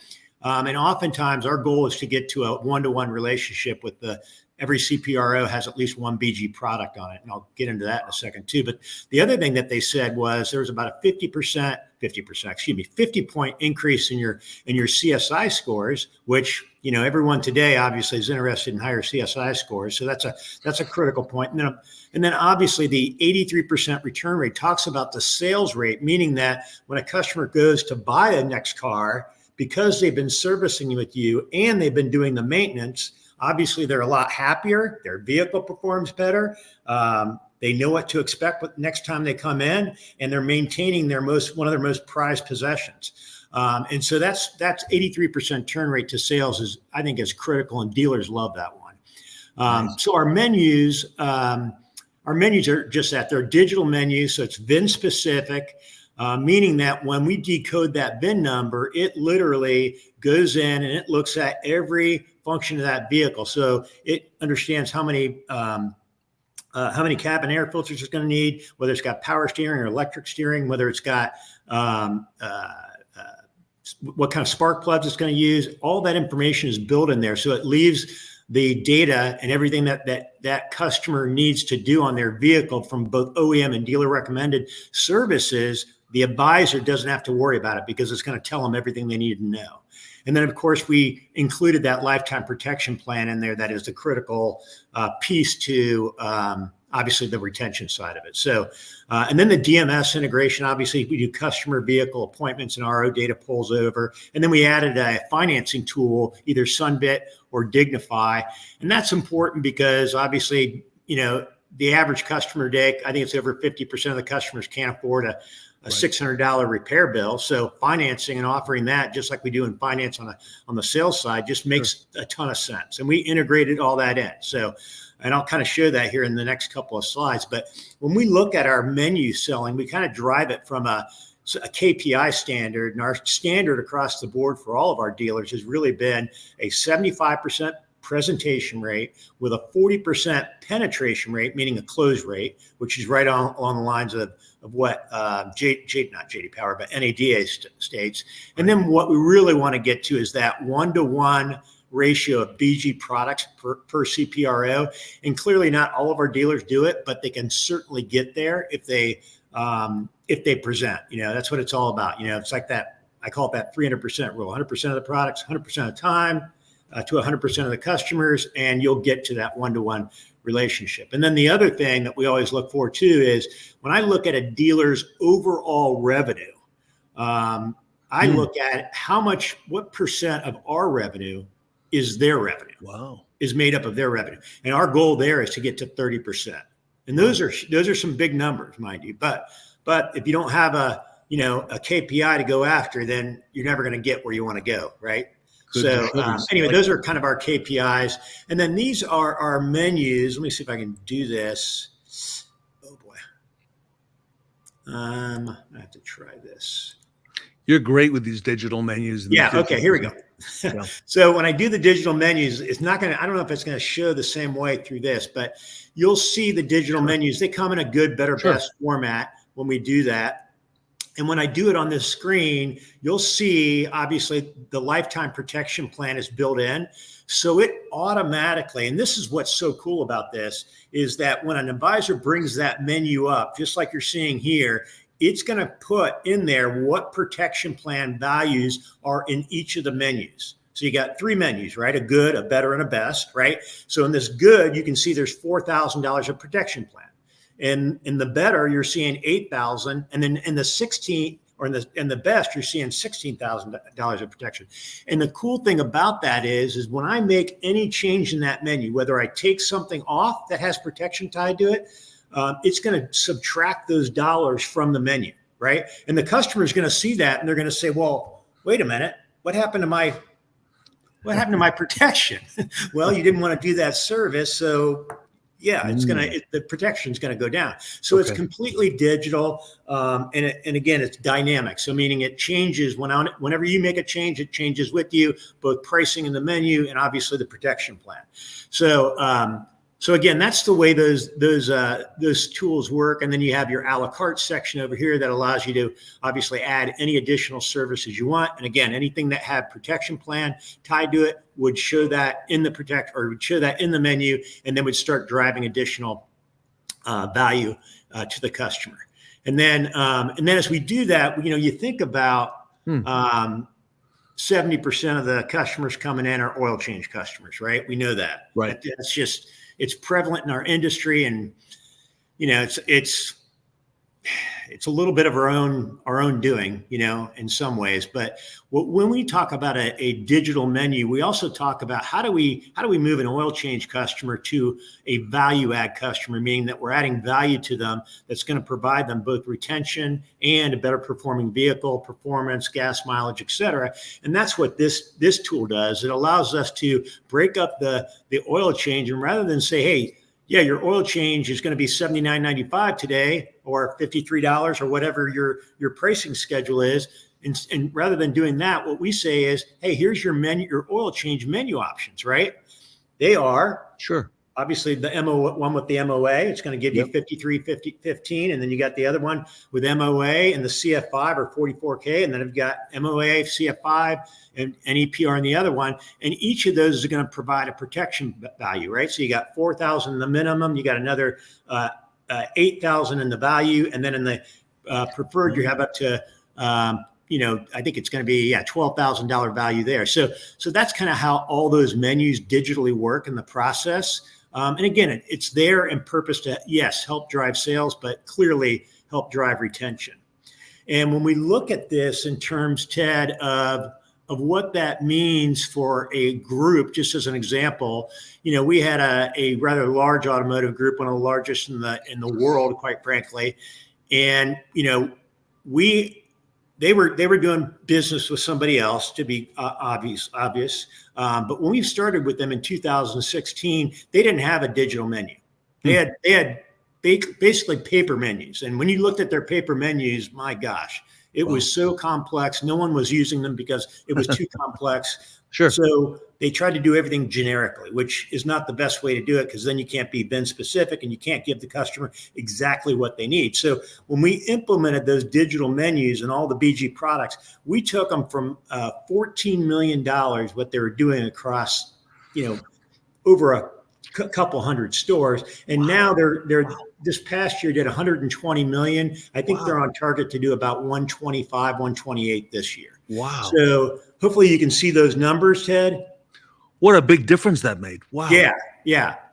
So, and that's kind of what we've been really doing, and why we think the digital menus are so important to drive that, because it is all about sales. And here's another example of a 3-store Lexus group. Same idea. These guys weren't doing anything in terms of their services, and now look at it. They're at 136% of their CPROs. That's their penetration rate. So they're over they're 1.36 services per CPRO. And it's all because these digital menus are driving that, right?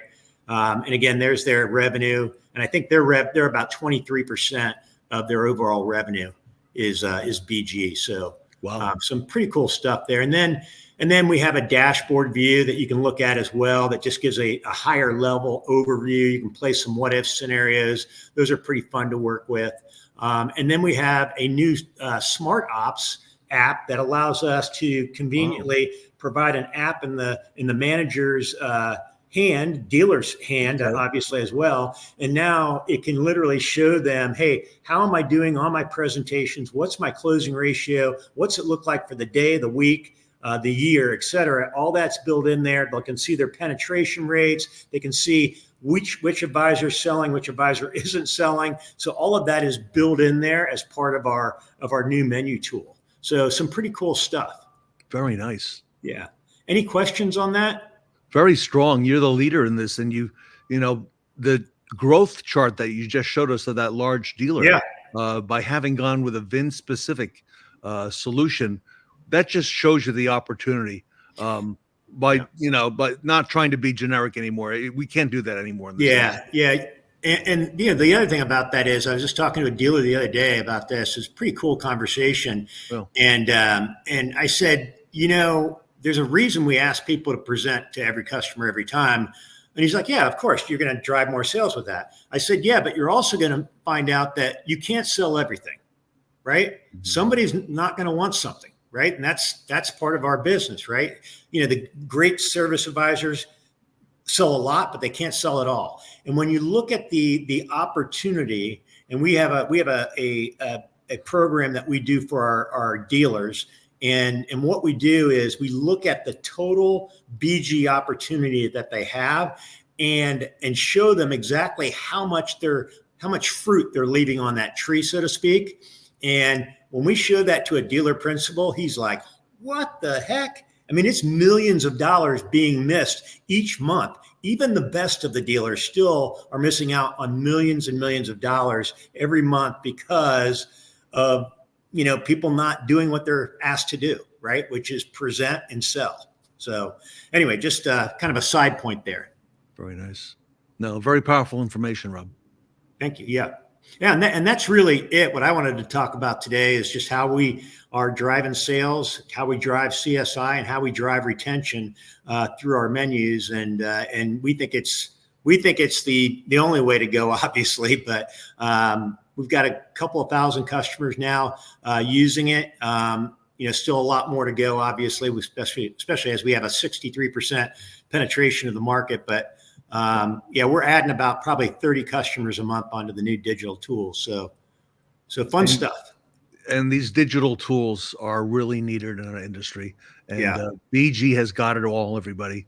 And what started out 54 years ago with one product in a can has grown to so much, Rob. And every time we hear more about BG, we learn more about what you're doing for the industry. And congratulations to you. If our audience is not among those 63% and wants to learn more about BG, what's the best way for them to? Yeah, they can just do as you see on the ticker screen down here below. You can just look at my email. So it's going to be rleary@bgprod.com, and then my cell phone 24/7, somewhat 513-240-5689. You can call or text. Great. The best in the business, everybody. Your partner beyond products, BG Products. Rob Leary, everybody, with us. Rob, thank you for all you do for the industry, and I can't wait to see what's next for BG. Yeah, thank you. Everybody, Rob Leary from BG Products here with us today at the Fixed Ops Roundtable. Thanks again, Ted. From day one, my owner has treated me so well, like one of the family. When it was time for my first oil change, she checked out BGFindAShop.com. Over 50,000 dealerships and shops use high-quality BG Automotive products, like MOA Oil Fortifier, to help me run better, longer. When you maintain your car, it'll take care of you too. So visit BGFindAShop.com. Their auto experts know which BG products will keep your car happy. Be good to your car. With BG, visit BGFindAShop.com.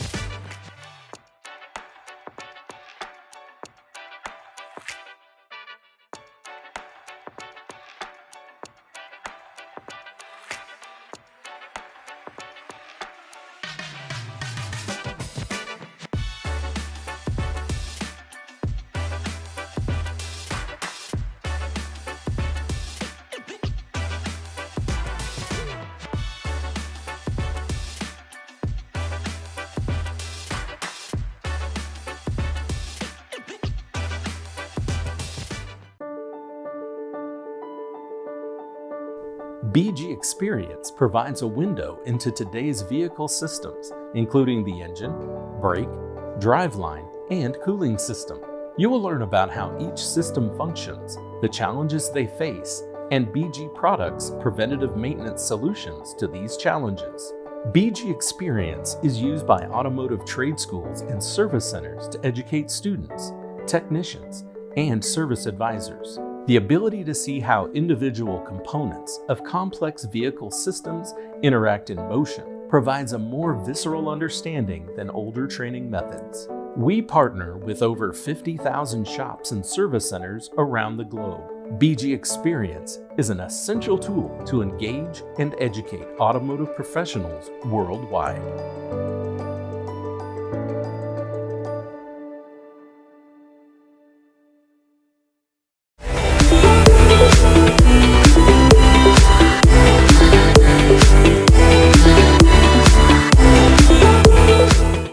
Our next destination is the Rapid Recon panel with Dennis McGinn and Josh DeYoung up next.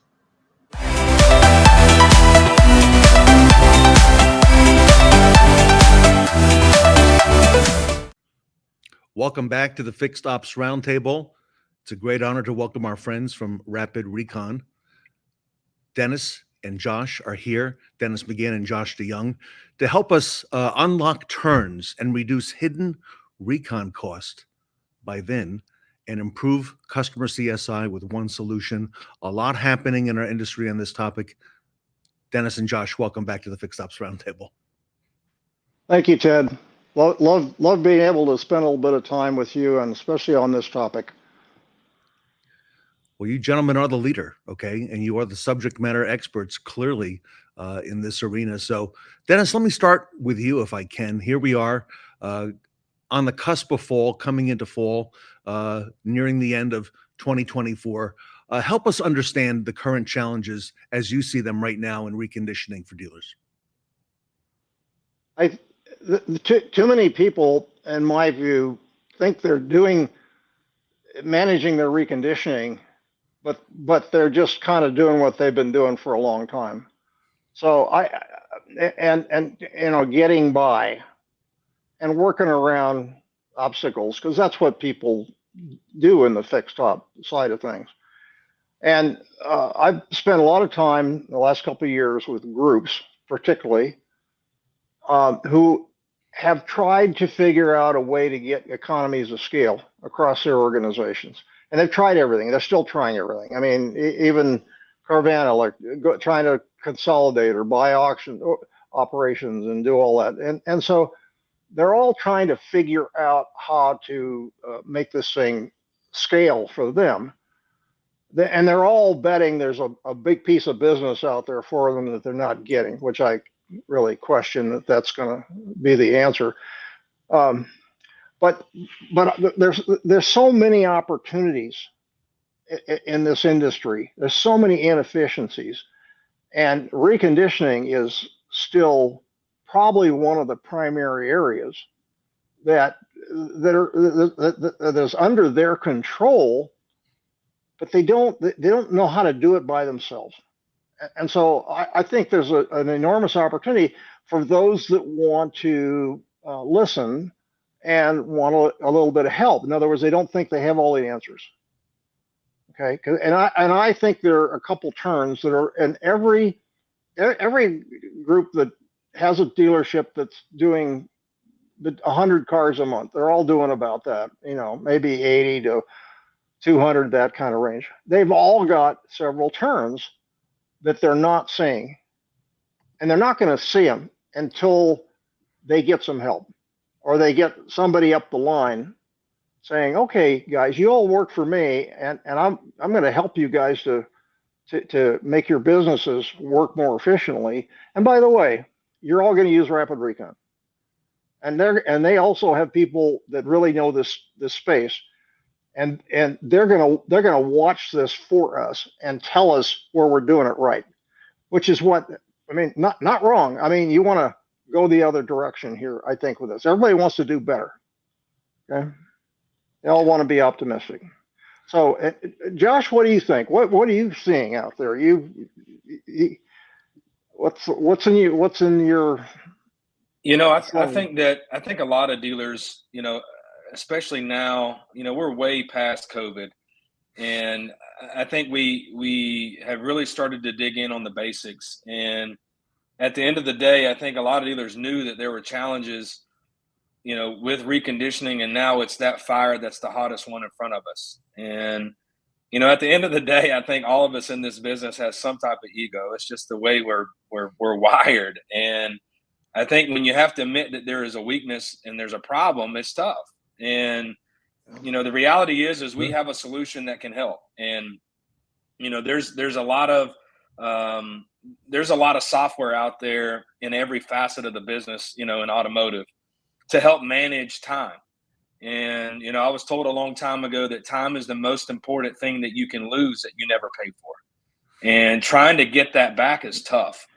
And if you have a solution to identify that, it would really open a lot of eyes for you. So I'm seeing that a little bit more and more. It seems like dealers are more open to having the conversation than maybe in past years, which is a big plus. Because at the end of the day, you have to admit that there is a challenge and there's some obstacles that need to be overcome.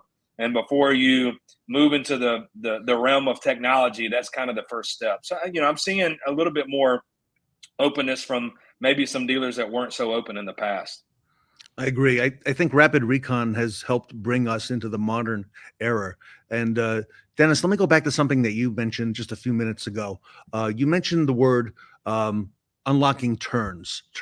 What do you mean by that? How does that apply?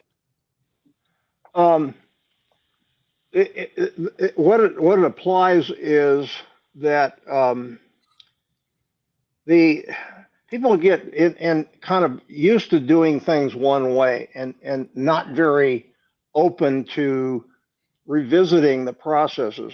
And you know, my history with this goes way back to my Hewlett Packard days when I was a computer guy, you know, selling computers and watching things in that industry go through this tremendous change where quality and continuous process improvement was how we got where we are today. I mean, all these great devices we all love and take for granted now, that didn't happen that way. Anybody knows what Moore's law is, you know.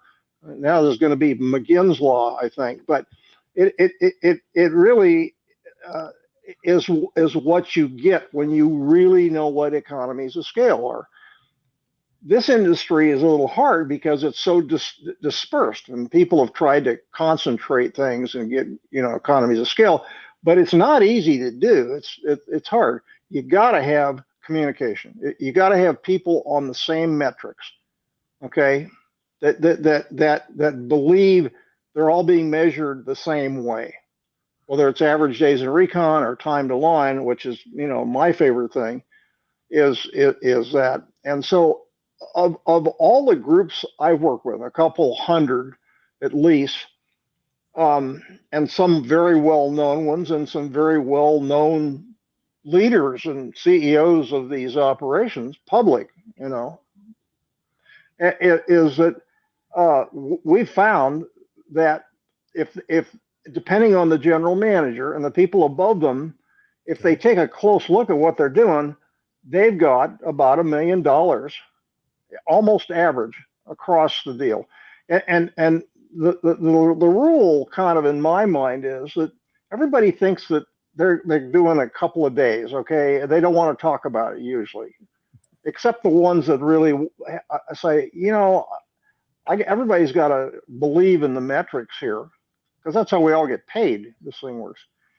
And so I can sit back and look at thousands of customers now that are on Rapid Recon, and easy to pick out the ones that really have it dialed in and that are doing constantly 200, 250 used cars a month in 4 days, and they're doing it.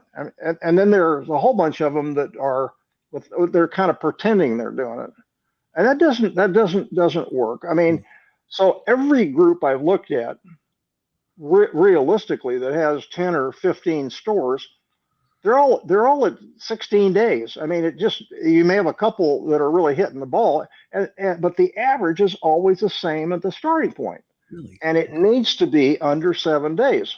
And so we've been through this enough now. We know how we can get that average under 7 days. And it's real. I mean, it's a real thing. It actually makes people's jobs easier and makes their pay plans work better. But it's not easy to get everybody's attention. You both mentioned time. Josh, let me come back to you. You really hit hard on the time, but that also translates into better cash flow for the dealer. Talk to us about some of those things as well. Well, you know, you look at to kind of, you know, hit the high points of what Dennis was talking about.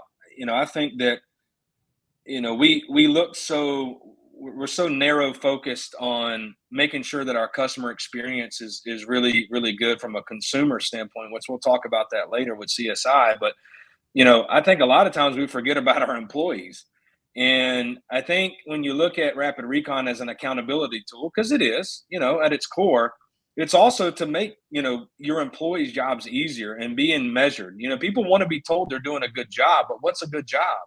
Right? What's a good job in reconditioning if you can't define it and you can't measure it? And so it's really tough to have, you know, metrics behind that when you don't have a tool. But when you look at cash flow, you know, there's holding costs associated with every car. And, you know, when that car is being, you know, when that car is purchased from acquisition, whether it's physically at the store or not, it's costing you money.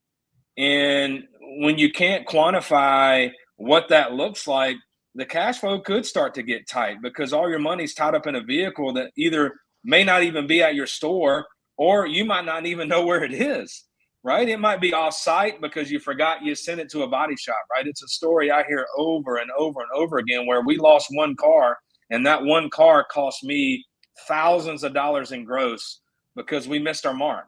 And, you know, having a process and a tool to be able to measure that is paramount. So, you know, that's just one occurrence when cash flow is a problem and holding costs is a problem. You gentlemen have been doing this for a long time, so you know the ins and outs, and you see things very clearly before the dealer sees them. I want to ask you about this term, Dennis, hidden recon costs per VIN and reducing them. Tell us more about the importance of that and what that means. Okay, so I recently wrote a 2-page paper, which I will gladly supply to anybody that is willing to ask me for it, because I like sharing this stuff. That try to summarize what I think could be done on even a group basis or a larger small group basis, and it comes up to they're missing. This is the 16 days down to 7 average. They're missing about $800,000 in turns and about $700,000. This is a monthly number. And missing and misdiagnosing the reconditioning cost, the estimated versus the actual. I mean, and it's been an art for a long time, but it doesn't need to be an art anymore. The tools are there to plug this thing into the ODB2 port. Yes. And it spits it out, puts it right in the Rapid Recon. It tells you the parts and labor you need to do it, and it takes less than a minute. So this thing just kind of hit me hard, saying, is this really right? I went back and looked at a lot of information and said, yeah, this is right. This is what it is. There's $1.5 million of gross that's sitting there. And the other thing that I realized was that you got a problem in the dealerships where the guys behind the desk don't like to get up to do things. They like somebody else to go out and plug this into the car and, you know, not have to bother with that. That's a trade, and, you know, just make the customer happy. What do we need to do to steal the trade, or what do we need to do to just, you know, move on? And that is a big boo-boo in my because they should be saying, hey, Mr. Customer, is it okay if I plug this into your car? Mm-hmm. Because then we'll both know when we make you an offer, when we say, here's what we think we should pay you for, we all have the same information. And I think that's going to drive CSI through the roof, because people with trades are preconditioned to think they're going to be lowballed. I mean, right? They read all that stuff. We'll buy your car. And so they'll go in and say, you know, what's my car worth? Well, when they do that, their car's perfect. You know, when they go into to say, you know, there's no problems. So they want to see what their maximum bargaining power is. Well, you need to neutralize this. But I think if you do that at the right time, the right way, you're going to, when they do those CSI after the sales things, they're going to say, yeah, hey, the process was great. As opposed to, you know, it was bad and I didn't feel good. Anyway, I think there's a trifecta here of things, and it has to do with the turns, and it has to do with not getting surprises in terms of the reconditioning cost, because they get buried. They if they're off by a lot, they try and make deals with fixed ops or whatever. They try and it kind of gets buried along the way. That doesn't make any sense either. And I've seen that OBD tool, Dennis. I see that now more than ever. People are talking about it. Let's have the salespeople use it. And I think what you just nailed, hit the nail on the head, is how it's done. And it can be a very transparent tool if done properly. Yes, anybody can do it. I mean, you don't need a technician to go do this, because you're not analyzing it. The software does all that for you. You just need to stick it in there. But why not ask the customer? Is it okay if I plug this into your car so we all know the same thing? Oh, well, that makes sense. Okay, so let's make that. Let's just kind of neutralize that expectation. And I think it's a process change And we're going to see it roll out. I'm pushing with some groups now, and we're going to see people do this because it makes sense. And the guys behind the desk aren't going to ever get out. So somebody else is going to plug it in, but it doesn't need to be. It could be anybody. It could be a lot hawk because it's all automated. But I think that important thing does two things. One is you're going to avoid surprises in terms of things that are trouble code things that are going on, and people still reset those on the way in. They sure do. Right? They still do that, thinking, "Oh, they'll never figure this out." Well, with this, you'll know they just reset it, and it'll stop that gaming thing.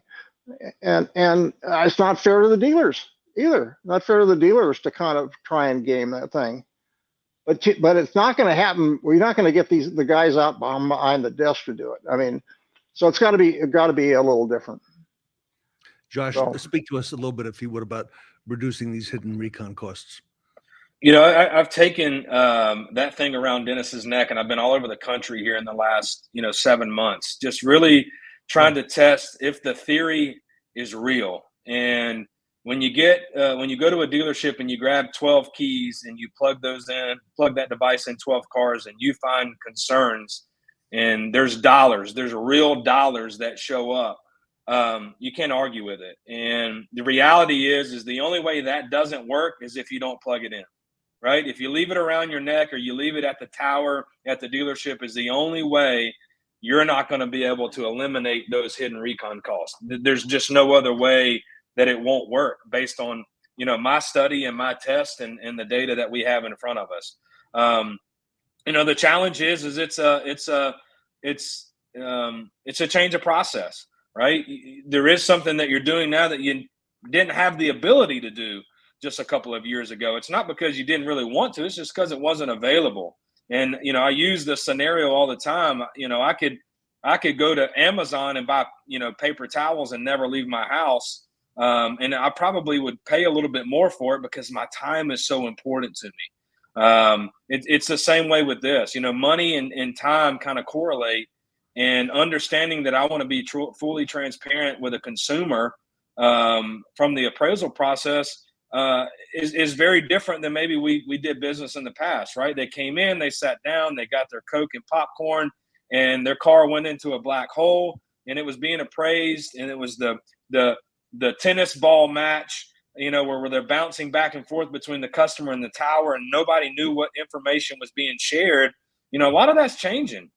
And when you can include the customer in those conversations and have a transparent conversation about information like that, you'd be shocked on how many customers see value in it. But the money, I think the average on what we saw was, every 4 scans is about $700. And that $700 they would never, ever have found if they didn't have that device. And so it's powerful. It's just you got to plug it in, right? And when you plug it in, it does the work for you. So, Josh, come back to the transparency that you've mentioned. How does this I would imagine this is going to impact customer satisfaction. You briefly mentioned that. Expand on that, if you would. Well, I mean, if you look at the appraisal process, I think everybody's really afraid they're not going to get the right number, right?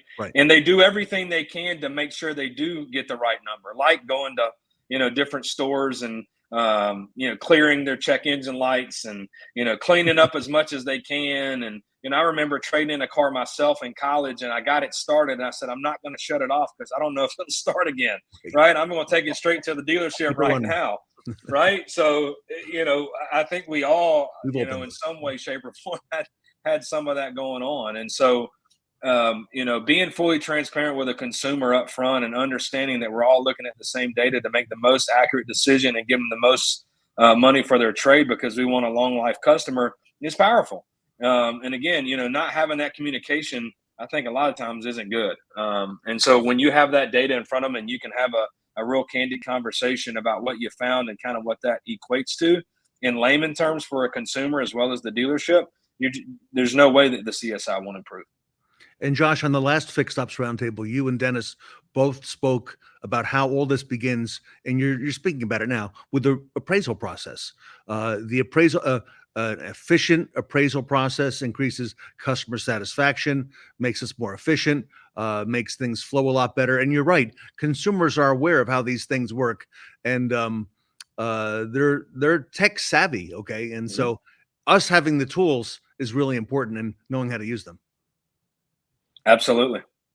Let me add another, what I think is a really interesting and behavioral dysfunction point in this thing. So I'm kind of addressing now the dealer principals and the executives up the line, which is that this whole industry, for the most part, is oriented towards getting a deal on the board for selling a new car. Okay. But things are changing fast now. I mean, it's flipping back to the used cars, right? Not everybody wants to have their car tied to the cloud to get updates every couple of weeks for whatever, and the recalls and things. It's going to continue to be a chasing because these cars are really complicated. I was there, you know, my team at HP developed the Ford Service Bay Diagnostic System.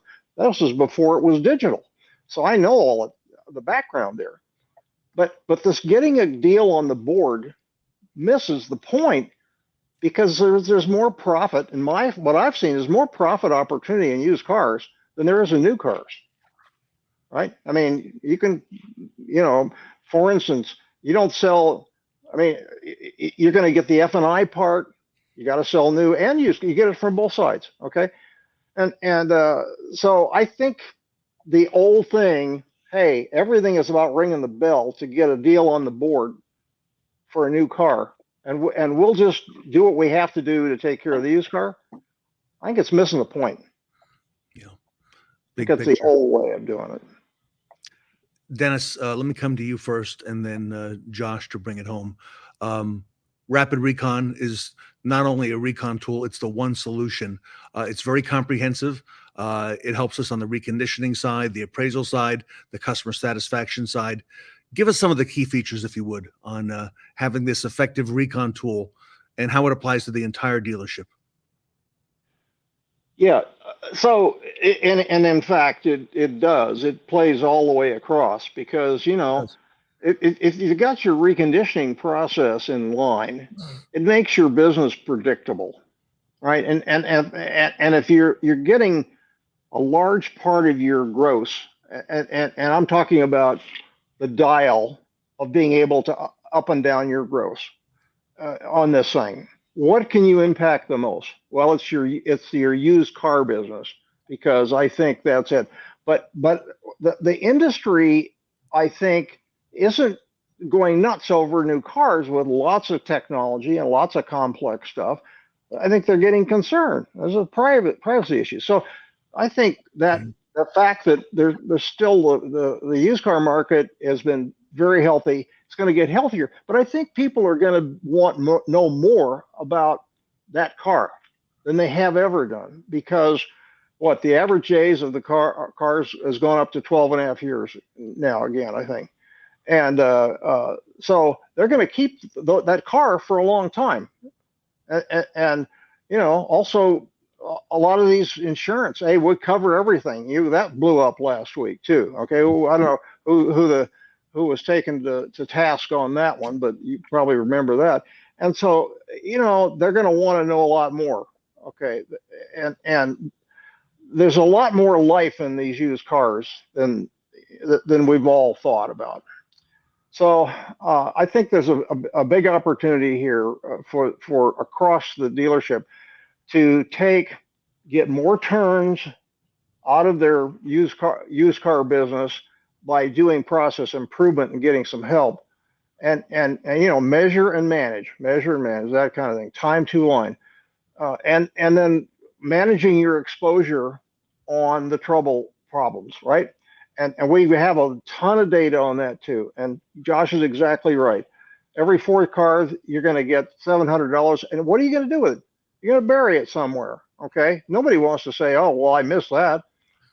Well, there's a way to do that that will make the customer even happier. Okay. There's a CSI component. So I think there's a big opportunity here that should be standardize across these groups. All of them. They should all be doing the same because they're wasting a lot of money. They're missing, I think, $1.5 million average per dealership in gross, and an opportunity to improve their CSI. Josh, bring it home. Yeah, I think Dennis hit the nail on the head.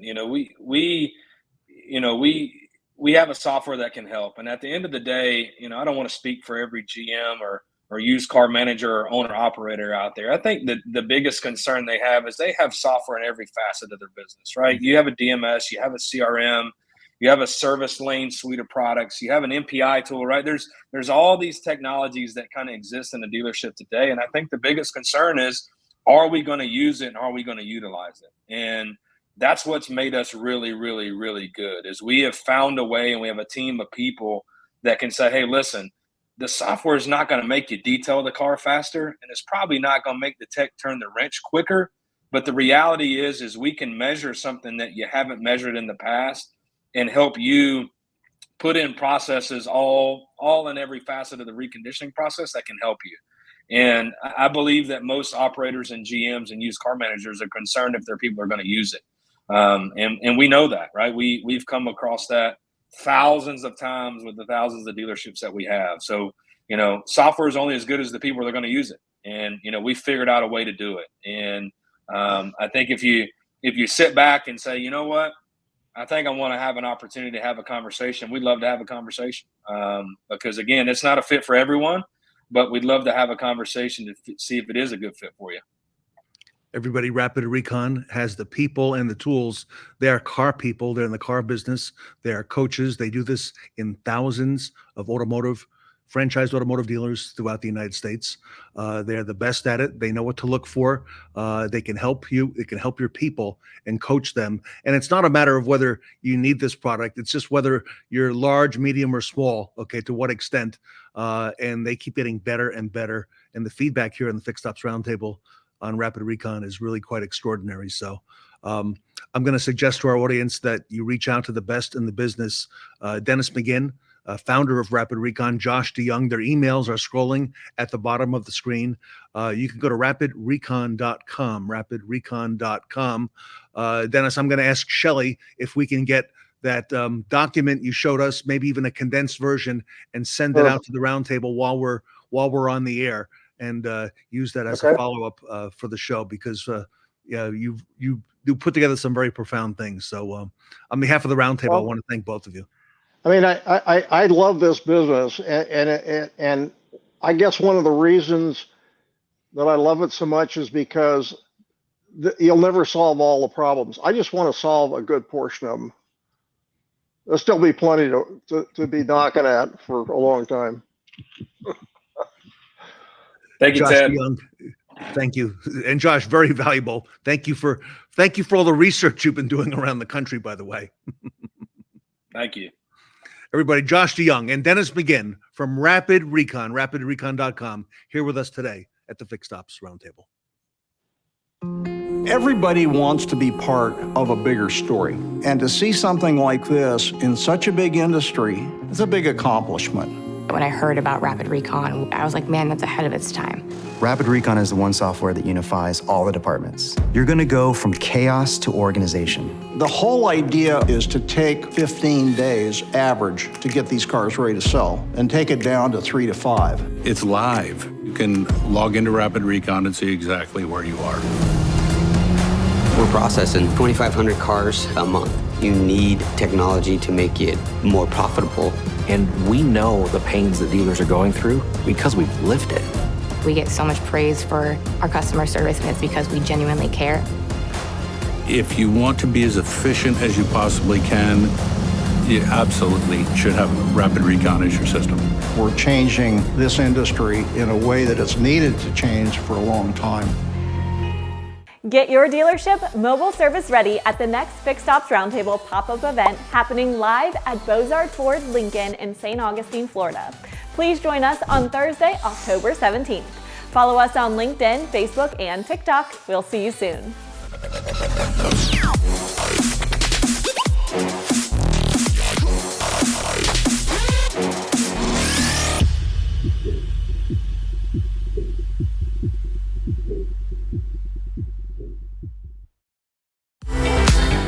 On your right, you'll see the dazzling sights of the summer.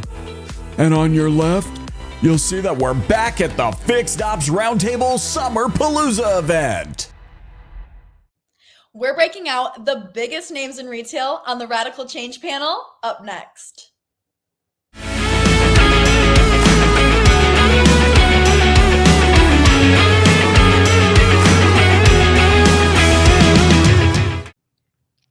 Welcome back to the Fixed Ops Roundtable. I'm Sarah Vantine here with Ted Ings, and today we have an incredible panel that is no stranger to the Roundtable, the Radical Change panel. Ted, we have quite the horsepower on this session today. We have amazing horsepower, Sarah. Great friends and colleagues of the Roundtable. Ed Roberts is with us, as well as Fred Fordin. Steve Greenfield is here from Automotive Ventures. Tully Williams out on the West Coast. And Brian Kramer from Cars.com AccuTrade are with us. Everybody, welcome back to the Radical Change panel. Steve Greenfield, let's start with you. Here we are coming into fall at the end of the week. And then next thing you know, we're in the fourth quarter. What are some of the things that you're keeping an eye on that we need to be aware of in the dealer space? Well, the biggest thing might be the presidential election. So I'm sure we'll get into that and the potential implications of that. You know, new car inventories continue to mount. It is still a tale of two cities. You know, EV inventories more so than ICE vehicles, but ICE vehicles as well, especially around certain brands where we've had real challenges, and you know, dealers are suffering through that. Luckily, you know, the OEMs are coming back with incentives to help move the metal, which is great. In terms of fixed ops, I think we've got a couple of dynamics that are going on. One, just the cost of operations increasing as you get, you know, the sophistication of the technicians needed to work on these cars that have increased technology, the specific tools needed, et cetera. I think that's a boon because there'll be more loyalty back to franchise dealers, i.e. the local independent repair shop isn't going to have the wherewithal to be able to work on these cars that are very sophisticated. But at the same time, just get ready for a world where it's just more expensive to run your operations because you need to pay your technicians and you need to buy these new specific tools to work on the vehicle. So lots of interesting change coming, but all of which at least we can anticipate and prepare for. And Steve, Brian Kramer has been talking to us now for the better part of a year or more about looking at the appraisal as a very important part of the reconditioning part of the process. And it seems that the industry is following Brian Kramer in this direction. Brian, what do you see happening now in our industry as we go into the fourth quarter and beyond? Well, I think it took a little longer than I anticipated, but I think that appraisal piece directly dovetails into retention. And I think that service retention is going to be the theme for really the next 5 years, and really should be forever.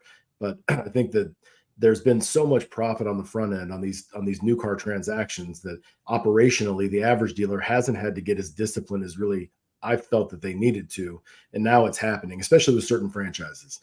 You've got Stellantis, you've got Nissan. There's a lot of dealers. I'm going to work with a few in Texas and New Mexico this week that are really, really tuned into things that they weren't tuned into 6 months or a year ago. So I think that it's taking a lot more discipline, and you've got to know exactly where your advertising dollars are going, what's your return on ad spend. And you've got to, I think it's time to really lean out, you know, and not bulk up the way that dealers had been doing with expenses. And we're going to have to become a lot more fiscally responsible for the next foreseeable future. As Brian mentioned, the cost of operating a dealership now is at a record high, it seems, Brian. I haven't had so many retailers as in recent weeks bring that out to my attention here on different panels, Brian.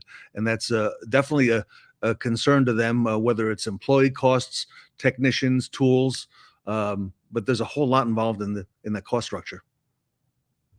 Yeah, I think one of the most interesting things, Ted, is I'm talking to these dealers is I think that a lot of them have known that they should be doing these things, but they didn't have to. And now the market's forcing them to, and I think it's going to make everybody a lot better. Ed Roberts, we're following your lead as well on remote services, in particular the mobile service operation. Do you see yourself letting up the gas on that anytime soon, or going further with it? Well, if I let up on the gas, then something's wrong with me. You might want to send paramedics after me, because ultimately we have forced customers to come see us, and they haven't wanted to forever. We talked about, Steve and Brian both mentioned elements of loyalty, and the loyalty is defective because we force them to do things they don't want to do. And yes, with technology going back into these vehicles, with new technology going into these vehicles, it does secure it at the franchise dealer a little bit longer, but the aftermarket will certainly catch up. And if you don't believe me on that, look at what the aftermarket is doing in mobile. Just pull up your phone and mobile service technician near me, and I'm certain you'll find a page before you'll find the first dealer of other mobile services being offered. So if we're not changing, we're backing up. And so if you think you can't change, it might be time to change your mind. That should be the way we go to market every single day. And if we do that, we can stay out in front of things. And like Brian said, we was able to scrape the cream off the top so much on the front side of the business for a bit. We didn't pay attention to the backside. The stores that didn't are finding themselves chasing that. The stores that did continue to move forward. And we are in an experienced business, and the more streamlined we can make that business for everybody and look at it through the customer's lens rather than our lens, we all win. And then we don't have to go and rewrite our business every time that it shifts, because as it moves right now, and Steve talked about the incentives and everything that's out there, as it shifts right now, yes, we have to strengthen our talent on the sales floor. That's going to shift back, whether it's a new product, whether it's something that somebody's chasing after, whatever else. And we should be focusing on all aspects of the business all the time so that we're ready for those shifts rather than reacting to those shifts. Let me do a follow-up with Steve Greenfield and what some of the things that Ed is mentioning. We talked about mobile service a little bit. But Steve, I'm noticing that dealers really don't want customers, or are less inclined to wanting customers waiting around for their vehicle in the service lounge. They're now being proactive. I went to the dealer recently, and it just so happened they didn't have any loaner vehicles. I had made the appointment, but due to circumstances beyond my control and their control, no loaner vehicles right now. So they made it a point, to call that Uber for me rather than me do it myself. They wanted to make sure that I was able to spend that time at home and then bring me back when it was ready. Any thoughts on that? Because, Ed talks about the dealership not being the place that the customer necessarily wants to be. No, I think to Ed's point, I think it's a great new frontier when we see progressive dealers out there who are willing to offer either valet service. I'm going to come pick up your vehicle either from home or from work and bring it in and bring it back to you, or have a rental or a loaner ready for you, and or offer an Uber credit or an Uber drive in its entirety to the consumer, right? So the dealers in general are thinking sort of consumer first and thinking, how do I compete on a great consumer experience? And part of that is removing friction, which otherwise was, come in, I don't have a loaner, sorry, you're on your own to get a taxi back to your work, and come and pick it up after hours. You can pick it up, after hours. And I think that things are changing, evolving very, very quickly for those dealers that are embracing this. And interestingly enough, we're hearing this anecdotally. I'm sure Ed has some thoughts on this, but when you provide a better consumer experience, you remove friction, and consumers quite often self-elect into adding additional items to the RO. So a lot of these dealers are finding that the actual ROs are increasing because consumers aren't on the defense, and you're making it so easy for them to say yes while you've got their car, just by removing friction in areas that used to be pain points. So I think it's an exciting time for consumers, and for those dealers that are open-minded about these things. I think that you can actually come out of it with higher ROs. Tully, what are you working on right now at the Nilo company up in Sacramento? Well, I think Steve's spot on right there, and Ed is as well. And is that, when we look at friction points, we have three, right? It's price, it's honesty, and it's time. With MPIs that we're doing with our writers and our technicians, I feel the trust factor is usually taken care of. When it comes to price, with the brands that we have, price is usually not the case, as we're recommending items that we'd recommend our family members. And last is time, as we talked about, Ubers, right? Lyfts, loaner cars, pickup and delivery. To me, that is the biggest thing that we are challenged with, is because we run out of loaners all the time. It's a massive expense. But the way I look at a loaner, it should be your best used car coming out if you manage it well. And what happens a lot is that, I'd say back in the good old days, is that we would get the oldest car on the lot for a loaner car that would never come out right. The next thing you know, like, oh my God, there's another loaner coming out. I think we need to manage our loaners coming out as great used cars. So we buy cars to be used cars for loaner fleet. Now, getting back to the customer, for our brands, with the luxury brands, a loaner car is almost a must in most of our brands. In fact, we sometimes pays for it, sometimes they don't. To me, that is the biggest manage we have. And last, Mr. Kramer was talking about used cars in the driveway. I mean, to us, buying cars in the driveway is a necessity, right? And it builds loyalty, right? We're getting a car back. A customer wants to upgrade, no matter what it is, used or new. We get an additional customer, an additional trade as we take that car in. So those are the biggest things that we're looking at today. Well, Fred Fordin, let me come to you. What are you seeing right now in the industry? A couple of great conversations here, and it's like the cycle of time keeps taking us back to a similar conversation. We think back to 2008, right? We had no, we couldn't sell cars, right? So suddenly dealers got focused on fixed operations, right? Today, now we've got plenty of cars and we can sell them, but now suddenly dealers are saying, I've got to know more about my used car inventory, right? It's not just, did I really look at this car well? Did I catch the paint? It's what vehicles should I be stocking, because I make more money on this model than I do on that model. And within my market, there's so much more technology available to help the dealer get to that point. And so, it's just a cycle. It's just a different piece of the industry and a different time, but we keep coming back to the same stuff. It's great. I wanted to piggyback about the loaner car fleet management.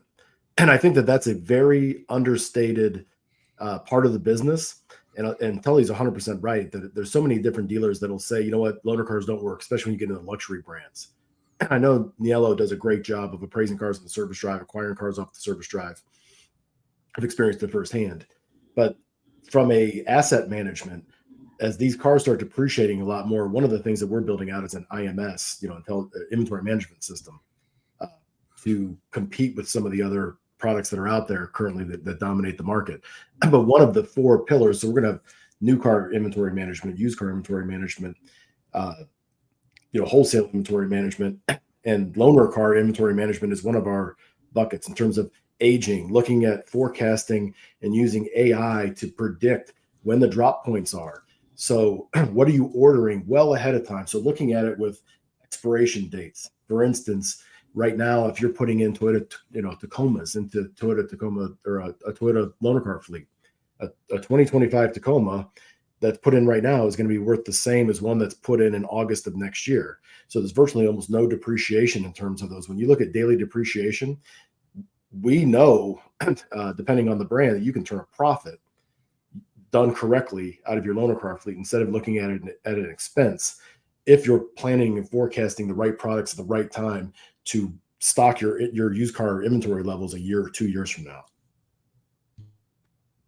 I want to pivot the panel and ask a question to the whole group, because really what we're here about today is radical change. And that's what we are talking about with our dealerships and what pieces we want to focus on in the next few months going into 2025.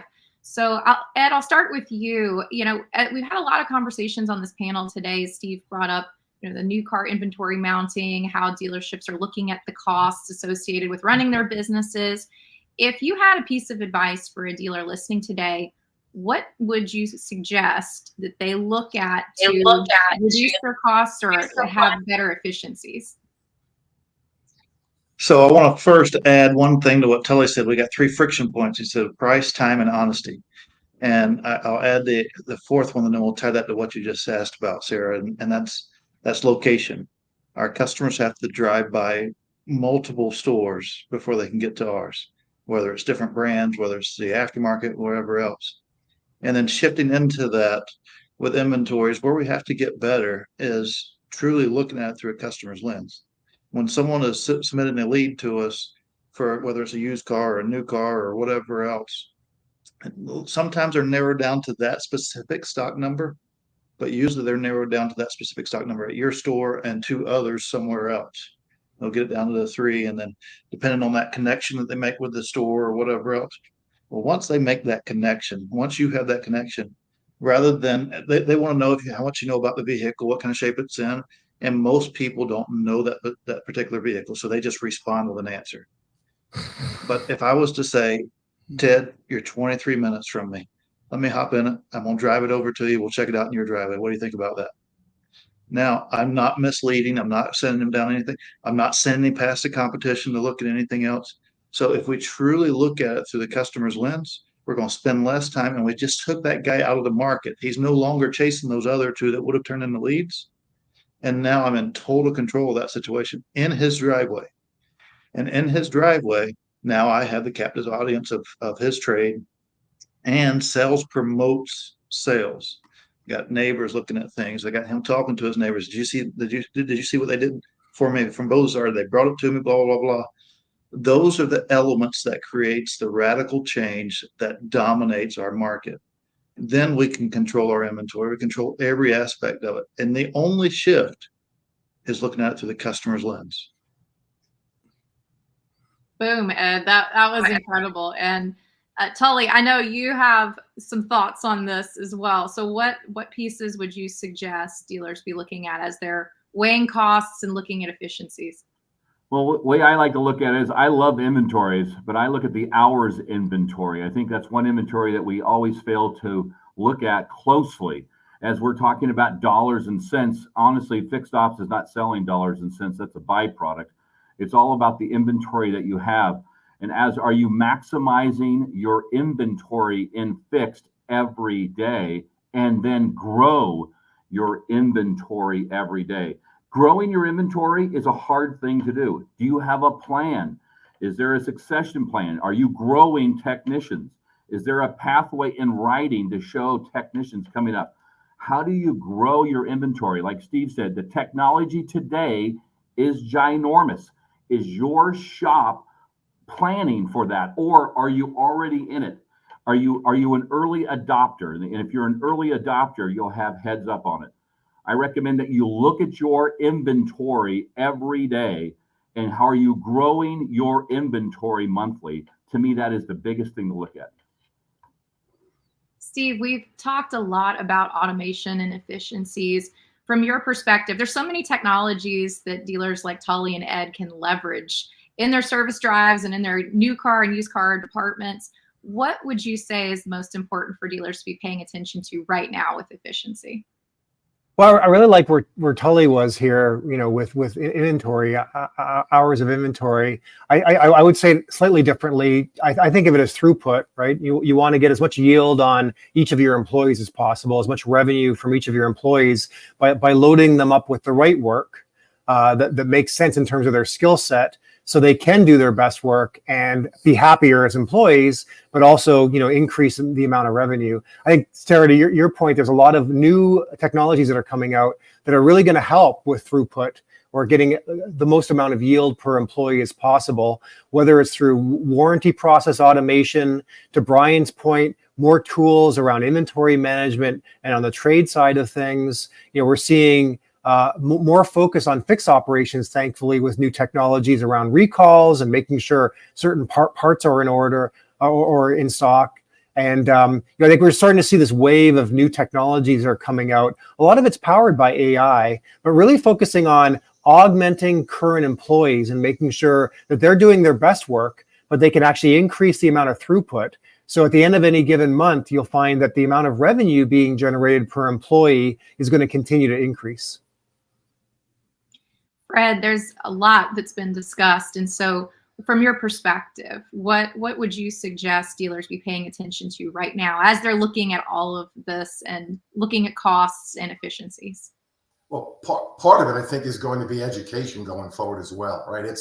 If we look at the historical way technicians have continued to be educated on a specific brand, is that going to be good enough for the massive changes that we're seeing in the actual technology being delivered by the OEMs? Or is there just enough time?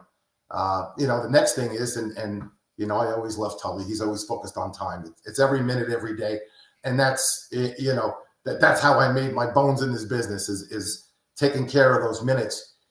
It's a really funny thing when you maximize the technician hours down to every minute, and suddenly you hit the back wall of the dealership. Now it's, do I have more room to build more lifts, right? And so it's some of the same old problems that we've always had. Is there enough space? Do I have enough area to be able to maximize what I can sell? Because you look at this panel of guys in dealerships, they're maximizing. They're getting the results, or they wouldn't be sitting here, right? So, what is the OEM going to do to make it way easier in the future for people like us to do the jobs that we've always done? Brian, you have an interesting perspective too in looking at all the pieces with dealerships. So from your point of view, what would you suggest dealers be paying attention to right now with costs and efficiency? I would say to just hammer home what Ed and Steve were saying about, Steve was talking about getting your employees to do their best work. I would, I guess, emphasize that by saying that we need to reduce the amount of redundant tasks and the amount of just overuse in terms of systems and things that don't synchronize with each other, lifting that stuff. And that's what AI should do. It should be automatically updating the consumer every, a quarter time, and what the status updates are. I know that when I was in retail, status updates were the number one reason for callbacks. It was like 73% of our callbacks were because they weren't kept informed. AI should be able to do that in order to get people to do their best work. When Ed was talking about taking the business to the consumer and just answering the question instead of having slick word tracks, hey, I can be there in 20 minutes. There's a gentleman in Sarasota, Florida that has a little independent used car lot, and that's literally all he does, and he dominates the competition, to where we've gotten complaints from some huge public retailers that are like, this gentleman's disrupting the whole market.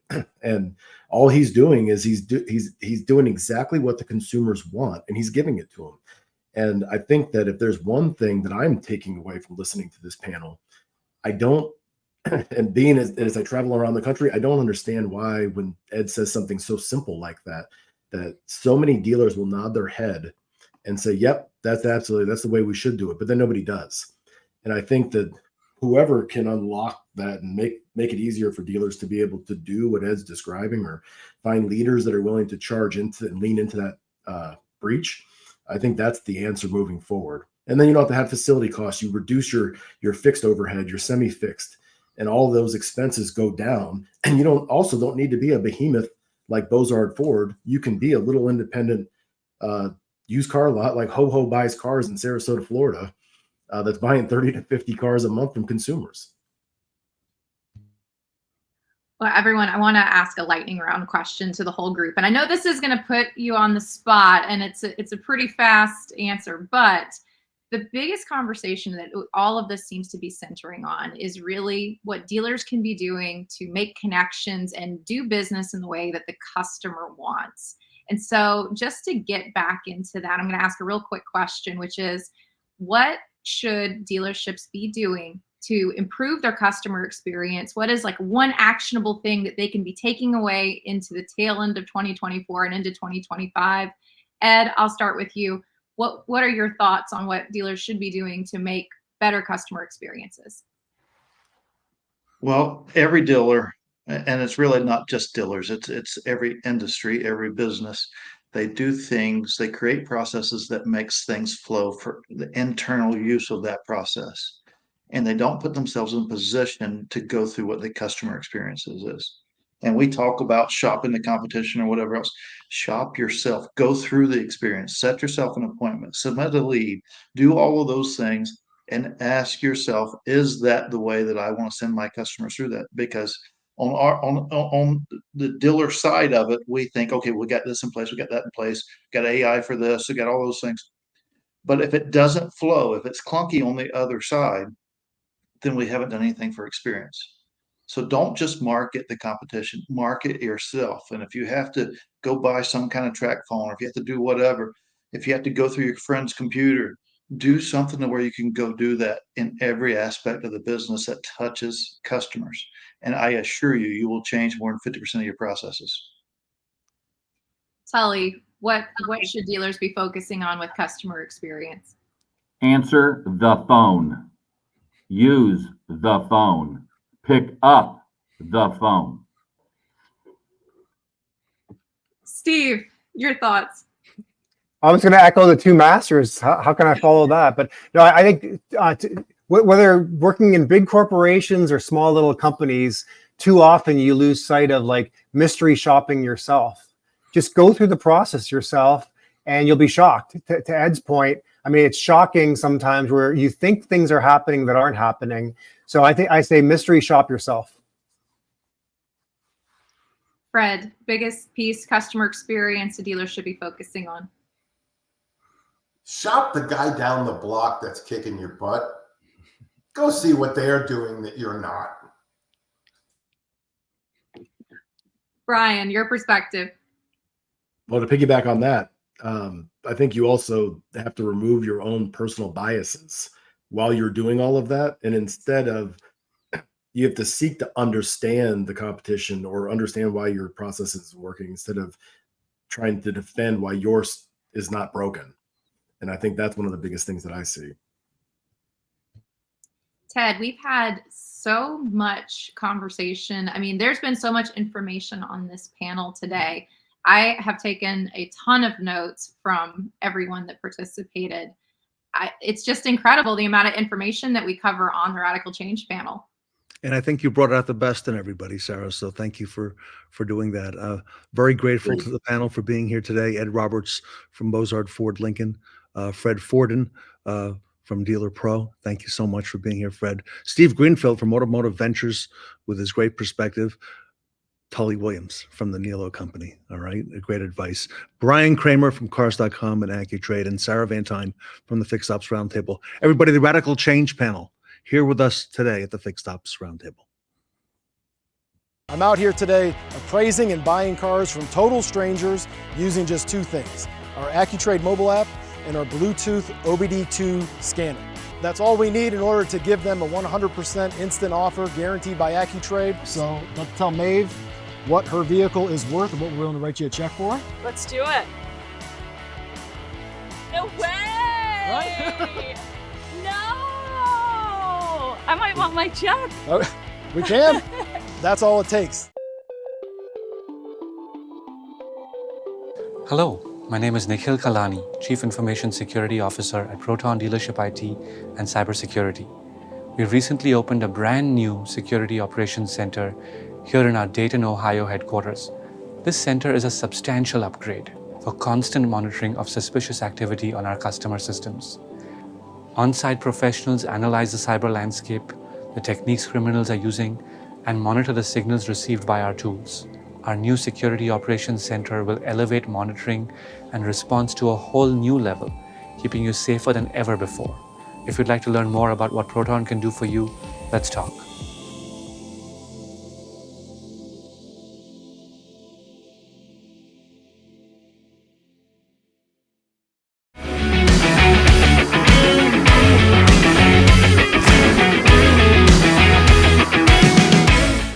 Log on to the World Wide Web as Aaron Waters, president of OEM Interactive, tells us all about fixedopsjobs.com.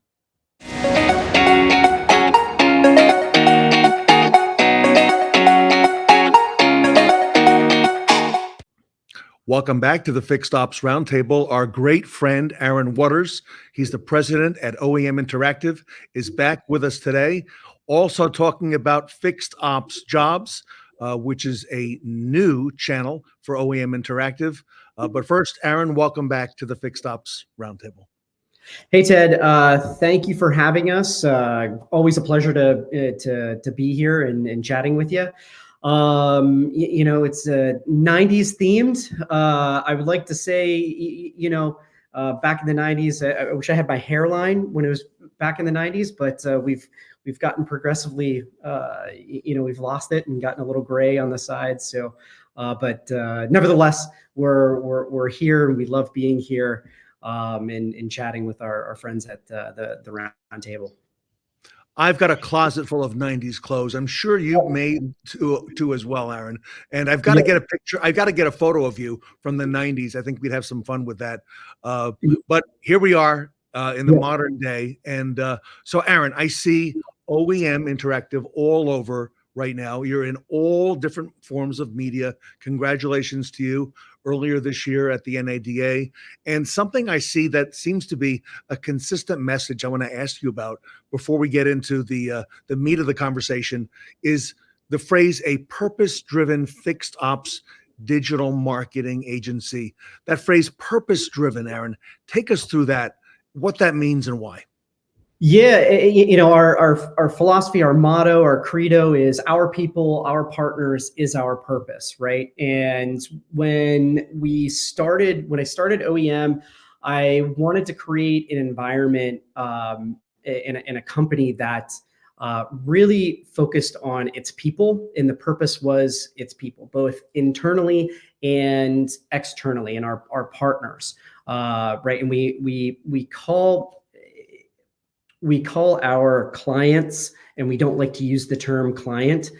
We call them partners, and everything is about our people and our partners, and that's our purpose. And everything that we do on a daily basis is doing something for internally or externally. What are we doing to create a great environment, solve problems, create more solutions for our people, and that's our purpose. Like that is the core of everything that we do.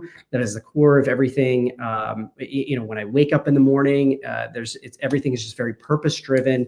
And what can we do to make it to make OEM Interactive a better place to work for our people, and a better place for our partners to solve their problems. And, we're consistently looking and listening to our people and our partners, and listening to the solutions that they may be looking for, and trying to solve those problems for them. So it's very, very purpose driven. And, and that is, I'd like to pride myself on the work environment that we've created and the culture that we've created at OEM Interactive, both for our employees or our people, my colleagues, and for our partners. Our partners, really seem to love working with us, and that's, the biggest compliment that I can get is, just the referrals. We've pretty much grown the business just for the most part through referrals, and that's the core of everything that we do. So our team knows that. They work together in that manner, and that's the core of everything that we're doing on a daily, weekly, monthly, yearly basis. So I've said it before, I'll say it again. You hear me say it a million times. Our people, our partners is our purpose, and I think that every company and every individual needs to understand what their purpose is, and what they're trying to do. And sometimes that comes immediately, and sometimes it takes a while to really understand what your purpose is and what you're trying to do and achieve, both in the short term and the long term. And our goal is to just, help my goal is to help my colleagues and our partners continue to grow. There's an old saying, it actually comes from a scripture: we rise by lifting others up. And I consistently say that to our team as well as our partners, that in order for us to all grow, we need to lift each other up. And it's super important, and once again, it's the core of everything that we do. And if we can do that on micro levels, we can affect things on a macro so much more. And it just really is going to make everything a better place for everyone, right? So we rise by lifting others up. So that's really the core, and why we say we're a purpose-driven agency. Aaron, thank you for recognizing the people, especially at the dealership level. I think that's so important. And also the fact that you at OEM Interactive have reduced the friction points, a lot of the friction points that people in the dealership are confronted with on a daily basis. Some of the tools that we talked about recently, Parts Messenger Pro, okay, that is helping to reduce friction in a big way. And I want to ask you about that because we talked about that. You also have a text to chat tool. Can you tell our audience and maybe remind some who've listened in before on what that Parts Messenger Pro product does and how that benefits everybody from the guest to the consumer, all through the dealership? Yeah, so Parts Messenger Pro is a text to chat tool that we've developed in-house exclusively for the parts industry. After years of talking with our partners, we're hearing a lot of the same things. We're getting too many phone calls. We're getting too many emails. We don't know how to handle this. We need to shut the phones off. We need to shut the email off. And if you're trying to sell parts and accessories online, that is not a good thing to do. Right. And consumers have questions. We're all consumers. We are not, in a lot of cases, we're not experts on some of the things that we're buying. And if we can't find the information on the website, we want to be able to pick up the phone or at least be able to communicate to someone to answer some of those questions. So we created Parts Messenger Pro as a text-to-chat tool that integrates directly onto any e-commerce website that can streamline and funnel communications for the parts counter person or whomever is managing those communications off of your e-commerce website. And now, instead of being able to just take one phone call at a time, or the last thing anybody wants in an e-commerce setting is for somebody to pick up the phone and say, "Hey, XYZ dealership, can you please hold? Can you please hold?" And then you get put on hold, and that really doesn't happen a lot in the e-commerce industry, and nobody wants to be put on hold.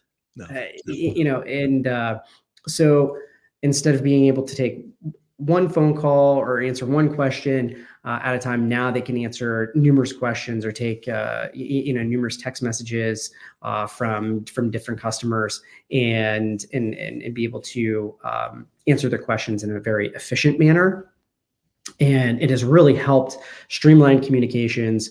It increases conversion rates. It increases positive reviews because you can solicit reviews from Parts Messenger Pro as well. And it's just been an all-around great tool for our partners that utilize that. Cuts down on time on the phone. The last thing you want to do is have somebody on the phone the entire time fielding questions and eating up those hours.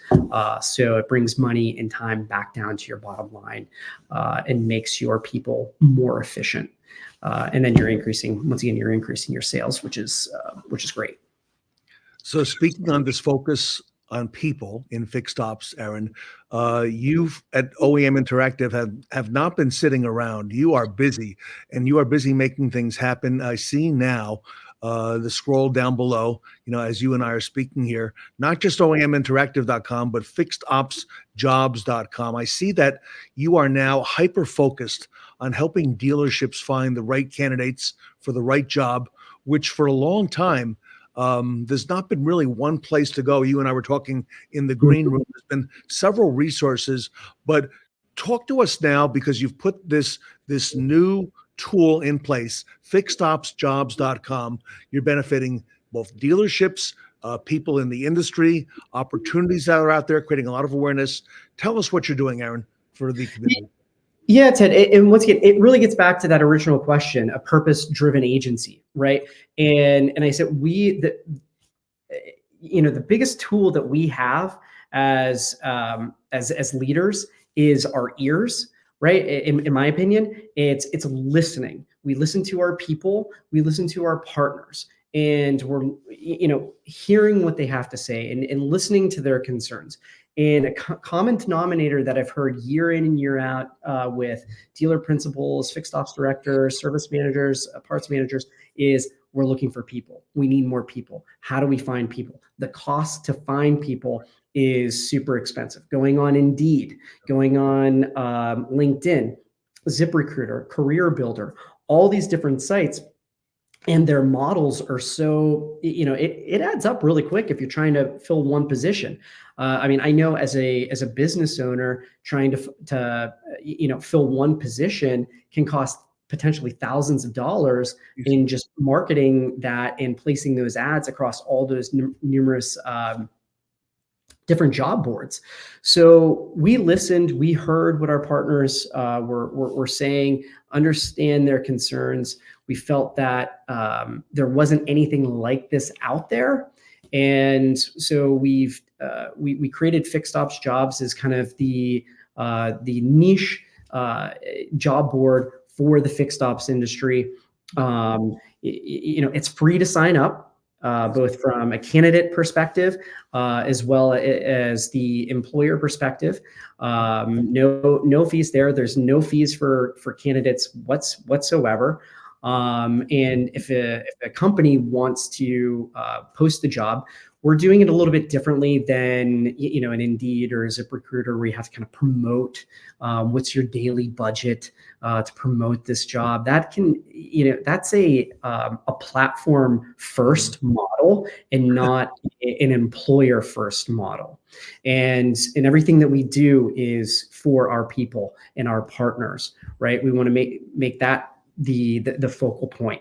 And so instead of paying to promote, you're just buying on bundles of packages, right? So at say $100, you get 2 job posts that you can post for 30 days. And that's not a reoccurring fee, right? That's just, you use that bundle, you have a quota, and we have different sets of bundles at different price points, and they all have different features. But every candidate and every employer has their own dashboard where they can communicate and apply to jobs.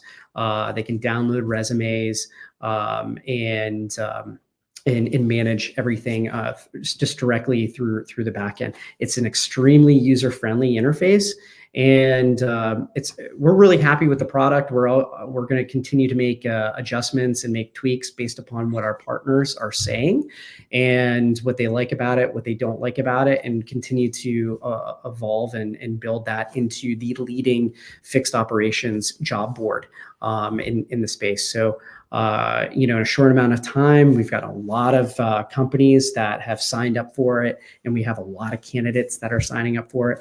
And once again, when we talk about doing things for our partners, in the instance of Fixed Ops Jobs, we have 2 sets of partners there, right? We've got the companies that are utilizing the platform and trying to hire candidates, and then we have the candidates who are looking for jobs. And in a lot of cases, sometimes the candidates don't want to disclose their name and or their information, so they can still sign up. They can upload their resumes, but they can keep their anonymity there on the website, so that nobody knows that they're looking for a job.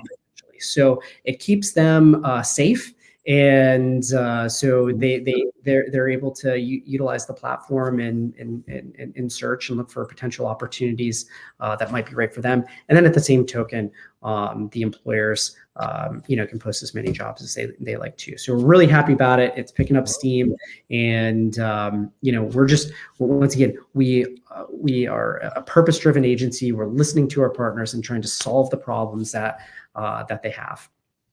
So Fixed Ops Jobs right now, if I'm watching this, I can go there. If I'm an employer, I'm a company, I can sign up right now, okay? And I can put out 1 or more different jobs that we have available at our company. And if I'm an individual watching this today who's in that fixed ops arena, like you just said, even if I want to, respect my privacy, I can go on there, see jobs, and apply.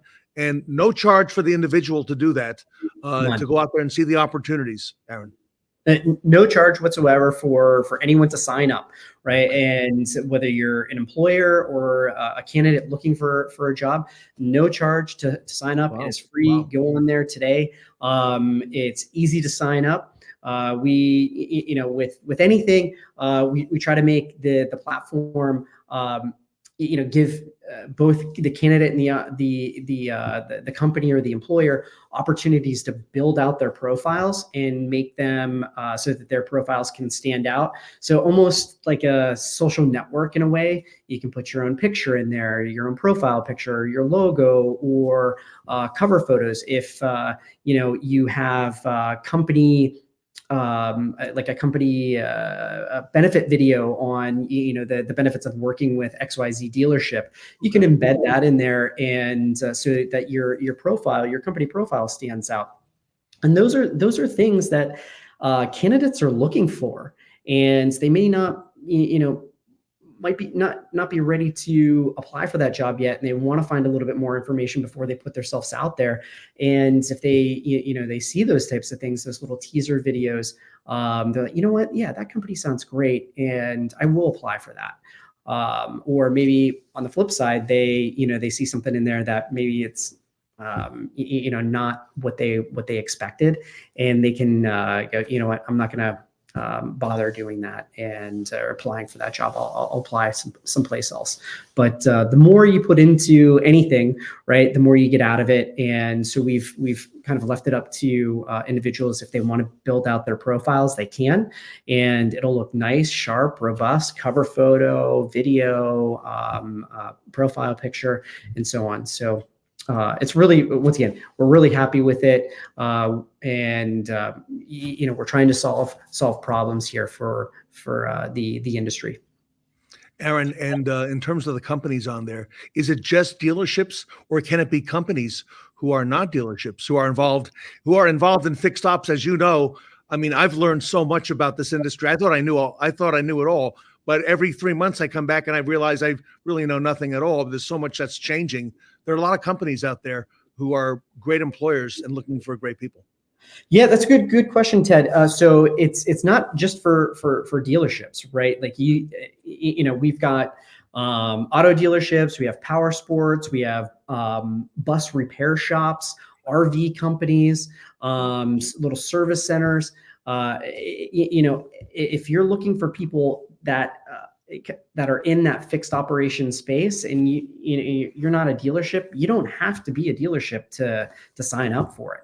And that's the great thing. So somebody was looking for they posted a job for an RV carpenter, and which was a first, but it made sense. And that job is posted now on Fixed Ops Jobs, and we were happy to see that job come in, and we were like, wow, that was not a category of jobs that we thought about, but it came through, and it totally made sense.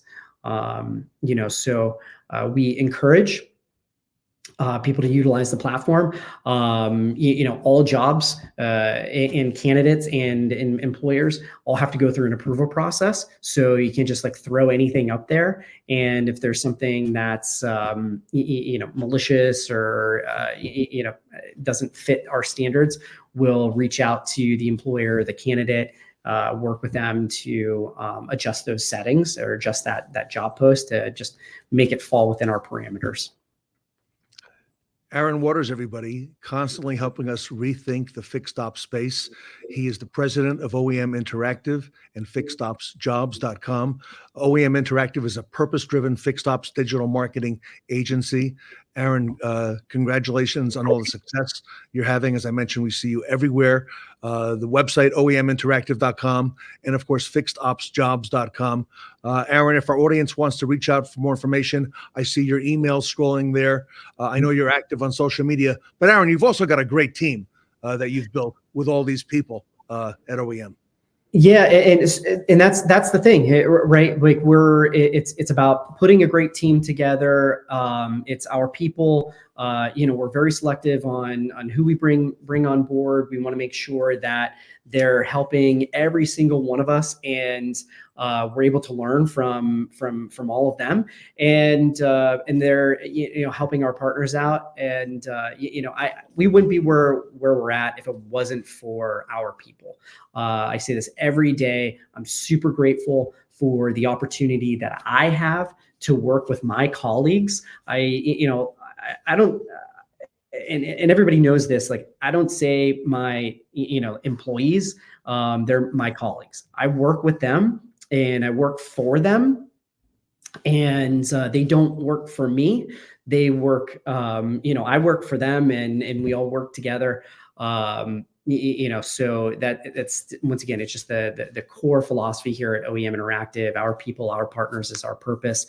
If you're trying to get in contact with us, oeminteractive.com, or you can email me directly at awaters@oeminteractive.com, or partner@oeminteractive.com. And definitely check out fixedopsjobs.com. Once again, free to sign up. You use it when you need it. And, we're going to continue to grow and build upon that and find more solutions for the fixed ops industry and for all of our partners that are out there. Aaron Waters, everybody, great friend of the retail community, OEM Interactive and fixedopsjobs.com, here with us today at the Fixed Ops Roundtable. Hi there. My name is Aaron Waters. I'm the president and founder here of OEM Interactive, the digital marketing firm that specializes in online parts and accessory sales. At OEM Interactive, our philosophy has always been very straightforward. Our people, our partners is our purpose. Our team is built of experts not only in marketing and advertising, but also in fixed operations. Our expertise and strategies are proven to supercharge your online parts and accessory sales. Sound good to you so far? Great. Head on over to oeminteractive.com to learn more about partnering with us. OEM Interactive, sell more parts today.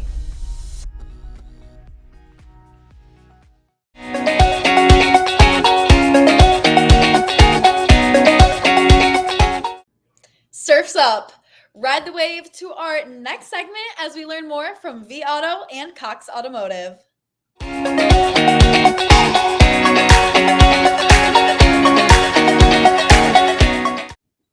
Welcome back to the Fixed Ops Roundtable. It would not be a Fixed Ops Roundtable without Skyler Chadwick.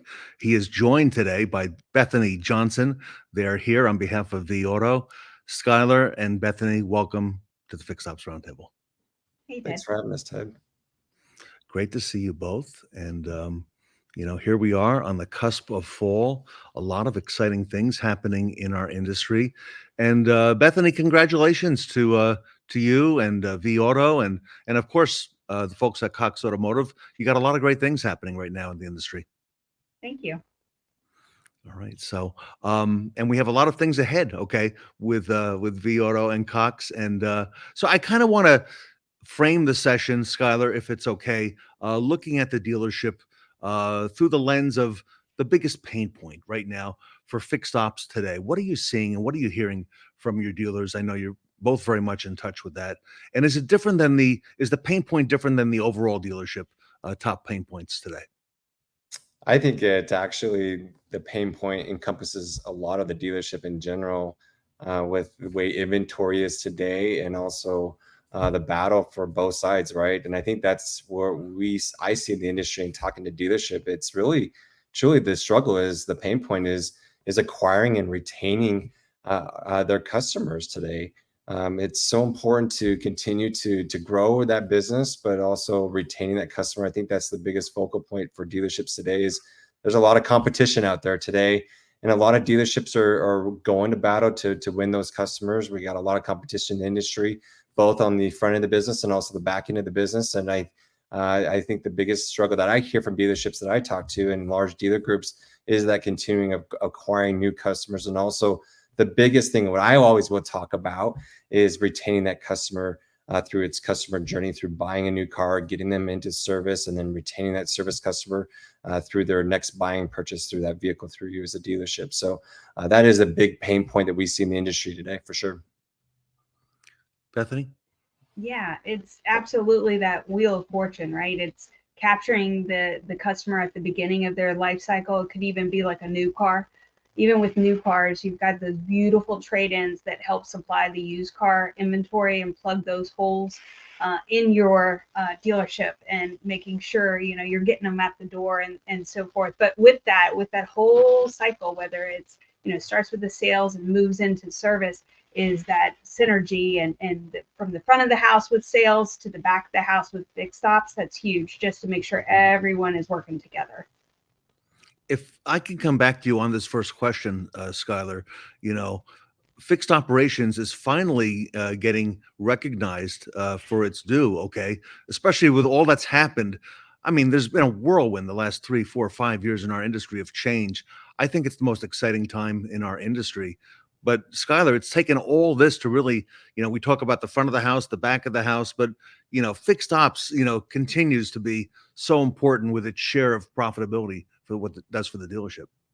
Yeah, and I think it's important, and we talk about this synergy between, our sales and our fixed operations. But if people, dealerships really look at this, we all know that a well-run fixed operations in a dealership provides 50% of the gross profit in a dealership today. And how huge is that? And if you think about that too as well, every sale of a customer or retain that customer. So if you think about if I increase my new cars or my used car sales by 25 vehicles a month, well, that's 25 new service customers that we get to retain, and also have the opportunity to retain that customer through the life cycle of their vehicle, and then also get them back to the dealership. And so it's fixed ops matters. It's truly, that's just what we're talking about today, is that synergy between our sales and also our fixed operations teams, and how important that is, because really it's a one team effort to continue to make sure that we retain that customer throughout their life of their journey at our dealership and on. And also those large auto groups, right? Retain that customer inside of our ecosystem as a large automotive group too as well. At the best dealership groups, it seems that sales and service are in sync. Why does that matter? Why does it matter? I think it matters because when we think about enhancing that customer's experience, right? From the time that customer buys that vehicle, like Bethany says, to scheduling that first service appointment, getting that customer to come in for that first service appointment is so crucial, because what we're doing is we're enhancing that customer experience to drive inventory movement. And as we all know today, we're all sitting on this call and dealerships are listening to this. It's a struggle right now to really move inventory. And so when you think about this seamless connection and synergy between our sales and our fixed ops, it's so important that we do this, because what we're going to do is we're going to drive that inventory movement. And so what we can do is we need to focus on service and parts and maintenance. So so that we can continue to generate a consistent revenue stream, regardless of the vehicle sales that fluctuate. Service and parts and maintenance are so important crucial to the dealership and to our consumer experience, because it truly does create that consistent revenue stream, regardless of whatever those sales fluctuations we see in the industry today. Bethany, your thoughts? Yeah, absolutely. I mean, if you're not both working towards the same goal, you're just wasting your time, right? The efficiencies or the inefficiencies in the market and the dealerships right now, really those details will get you every time. So, Bethany, let me come to you on this. Synergies. What are some ways to ensure that there are synergies at a dealership between sales and service? And are there any tools and strategies that a dealer should be thinking about or using as well? Absolutely. I mean, there's digital tools and there's data out there, but just really leaning in and understanding that. It always starts with, at least in my point of view, and most of my dealers I've worked with over the years has been, it starts with the acquisition. That's where the profit starts, is that acquisition. And when you look at internal study that we've done, is about 28% of dealers are off by more than $1,000 on the acquisition. So what do I mean by that? I mean what they put in as far as Recon, thinking fixed ops, because that is a huge part of the acquisition, is if they're more than 1,000 plus or minus 28%, that's a lot of money. And it really wounds the process as far as efficiencies and prioritizing that vehicle through the lane, through the lifts, and making sure it's frontline ready. And a good customer experience throughout. So yes, leaning into the data, trusting the data, and really understanding it, not being intimidated by it, whatever your tool is.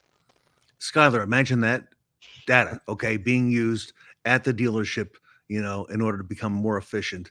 Who would have thought that maybe more than 10, 15 years ago. Oh, maybe vAuto did. You know, we talk about this all the time, and I think it's so amazing. Like, everybody's wanting to speed up service, right? We want to speed that up, but really, honestly, your best customer as a service department is your front end of the business, right? The front end of the business is your best customer, and we talk about customer pay a lot in the fixed ops, but really, what we need to do is we need to speed up both sales and reconditioning, right? We got to get on the front lines, right? That service department is super important to make sure that we get those vehicles back on the lot to sell, so that way we can continue to gain customers for our service department. So hopefully dealerships are listening to that today and really take that to heart. It truly is an effort to make sure that we are working together, right? We can't have these propulsions pulling us apart. We need to be pulling together and really focusing on how do we speed up services, how do we speed up the reconditioning process, and making sure that we retain those customers through the life cycle of their purchase of vehicle and servicing it through that vehicle through the dealership. To follow up on this very same question, Skyler, a lot of the OEMs, I hear them talking about increasing the throughput.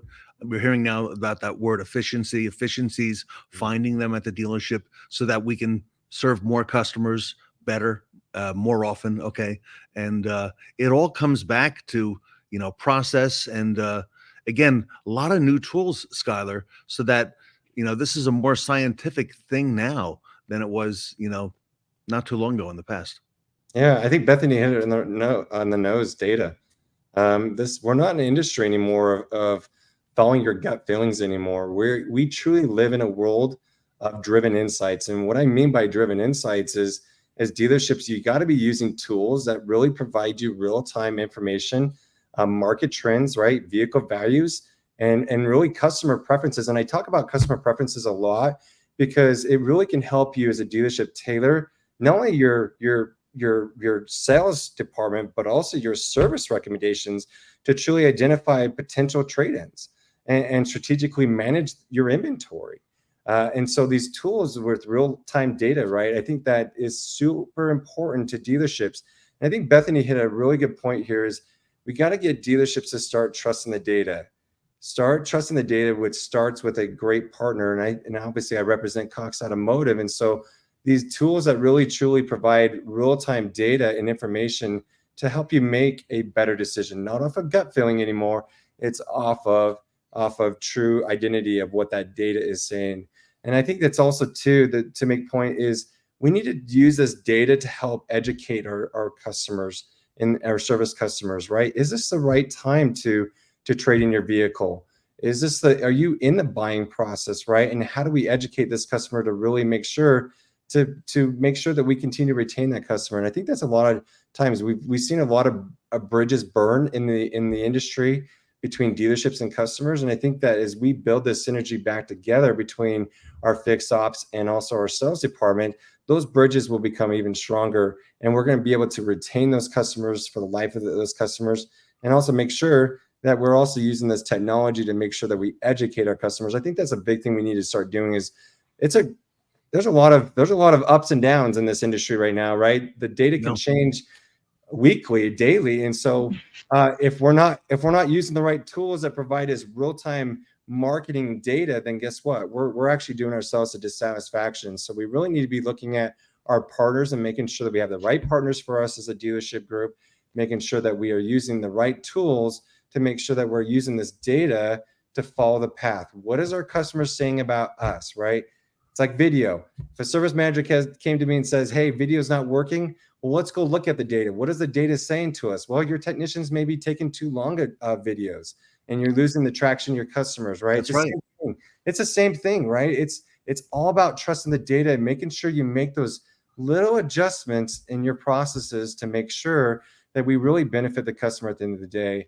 And it really is, it's this whole recycling factor, right? We got to start thinking about how does our front end help our back end? How does our back end help our front end? It's really the way we actually buy, sell, and service vehicles in our dealerships. And I'll tell it again all the time, right? Tully says this all the time. We are in the business of repeat and referral, and it's super important. And when we understand a customer, we can truly understand what their needs are, and we can really tailor our service and our sales experience to what that customer needs are. And we're going to make that more impactful for our customers. Bethany, Skyler is very passionate about this. I could tell, almost as passionate as Tully. I think he's just about on that same level now. But our dealers, and I think the better dealers, Bethany, know that it's really vAuto who really can help guide them and has guided them with the data. And there now are other companies who do some similar things around the peripheral, okay, on this, but really the dealers say, yeah, but we use vAuto, okay? And absolutely. And the connectivity, I mean, of course we're biased, but connecting your CRM, connecting your service appointments, connecting with equity, and really identifying, like Skyler said, of identifying those vehicles that should be prioritized through the fixed ops to really maximize that efficiency, which ultimately is profitability. So yes. So last question for both of you today. I'll come to Skyler first and then Bethany to bring it home. Here we are coming into fall, just a couple days away. Next thing you know, we're going to blink our eyes and there's a presidential election and there's a new year. So a lot of things happening right now. We're making plans for the new year. Once the dealership has gotten the right synergy, Skyler, between sales and service, what's the one piece of advice that you'd give our audience today to keep fixed ops running smoothly? Trust your data. Trust your data.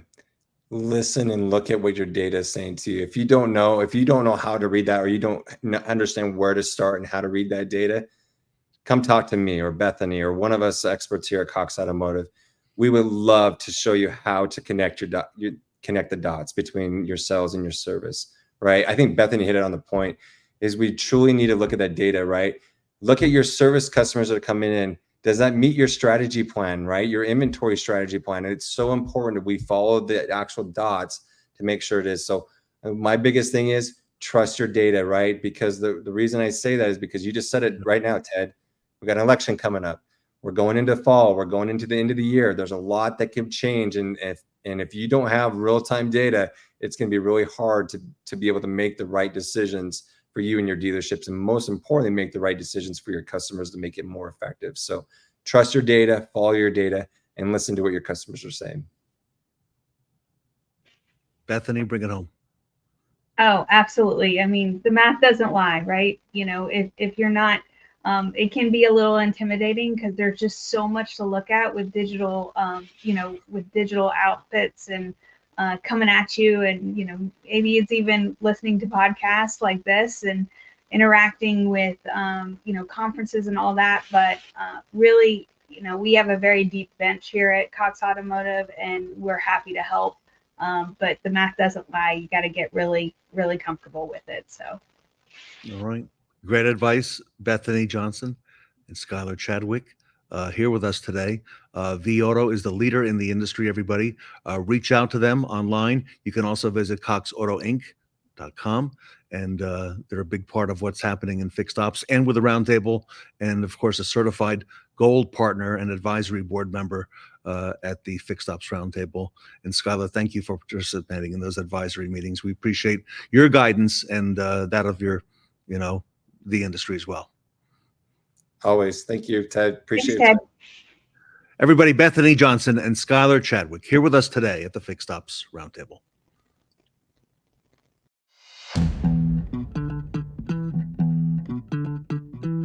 I'm Nick Wright. I'm a lead performance manager with Private Time GPS. Been with the company for 6 years as a performance manager, car business for 17 years, and I'm from Nashville, Tennessee. I made the switch from retail to vAuto. I took the leap to go on the vAuto side just because I could still make a difference in the dealership, still help everyone achieve goals, which is, from a sports guy, that's my goal. All the mistakes that I made in my career or things that I wish I would have known or paid attention to is now my almost mission or pet peeve with every time I get a new client. It's, hey, these are the things that I thought. Here's the things that I perceive this software to do or this system to do, and this is actually what it does. What I hear all the time is, people would say, oh, vAuto says, or vAuto is telling me to do this, and a lot of the times we're not telling you to do anything, it's just reading the market and understanding what that market is now presenting to you and the choice that you have to make. So it's essentially understanding how that works and how we can go exist with our plan as a dealer versus what the market is telling me and how I can marry those things together. So I think it's asking the questions that is pertaining to that particular dealer, what are their goals that they want to achieve, and then tailoring our approach in using the software to achieve those goals. The most rewarding part of my job is seeing a dealer that says, hey, I want to sell 100 cars, and they're selling 30. And they have this pie in the sky number that what they want to do per month, and then we look back 3 years later and they're selling 150 and 200, and we laughed at the times that they were selling 30 and said, hey, will we ever get there? So really, it's the change that I make with my dealers. It feels really great to hear them affected.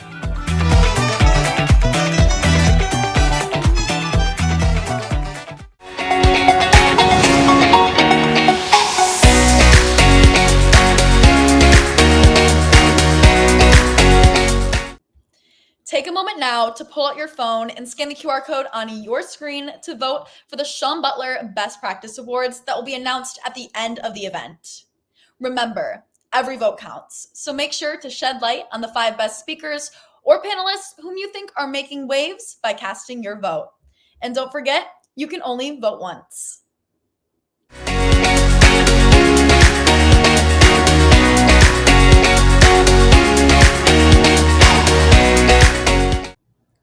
Please welcome our good friends from Jupiter Warranty Management.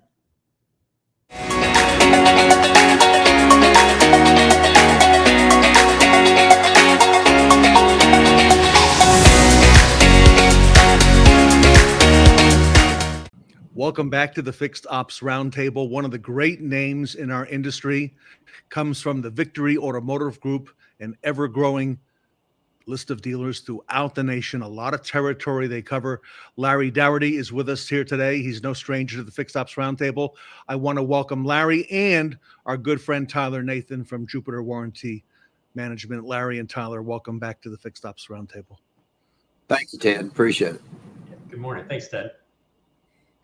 Larry, it's been a couple of years since you've been on the roundtable, but boy, are you respected and well known throughout the industry. I had no idea when you first came on. Well, the bribery works a lot in this business. I guess it's all come and do then, is all I can say. All right. Well, I want to talk to you a little bit today about a growing topic. We've seen in the last couple of years more and more dealers outsourcing their warranty. But before I do, Larry, give us the lay of the land. Tell us about Victory Automotive Group. Tell us where you're located, how many locations, and bring us up to speed on that. Well, I mean, we're ever changing every day. We're up, I think we're rooftop now. We got 50 rooftops. We're coast to coast, California, Tennessee, Florida, Texas, Boston, Michigan, Indiana. It's just all over the place.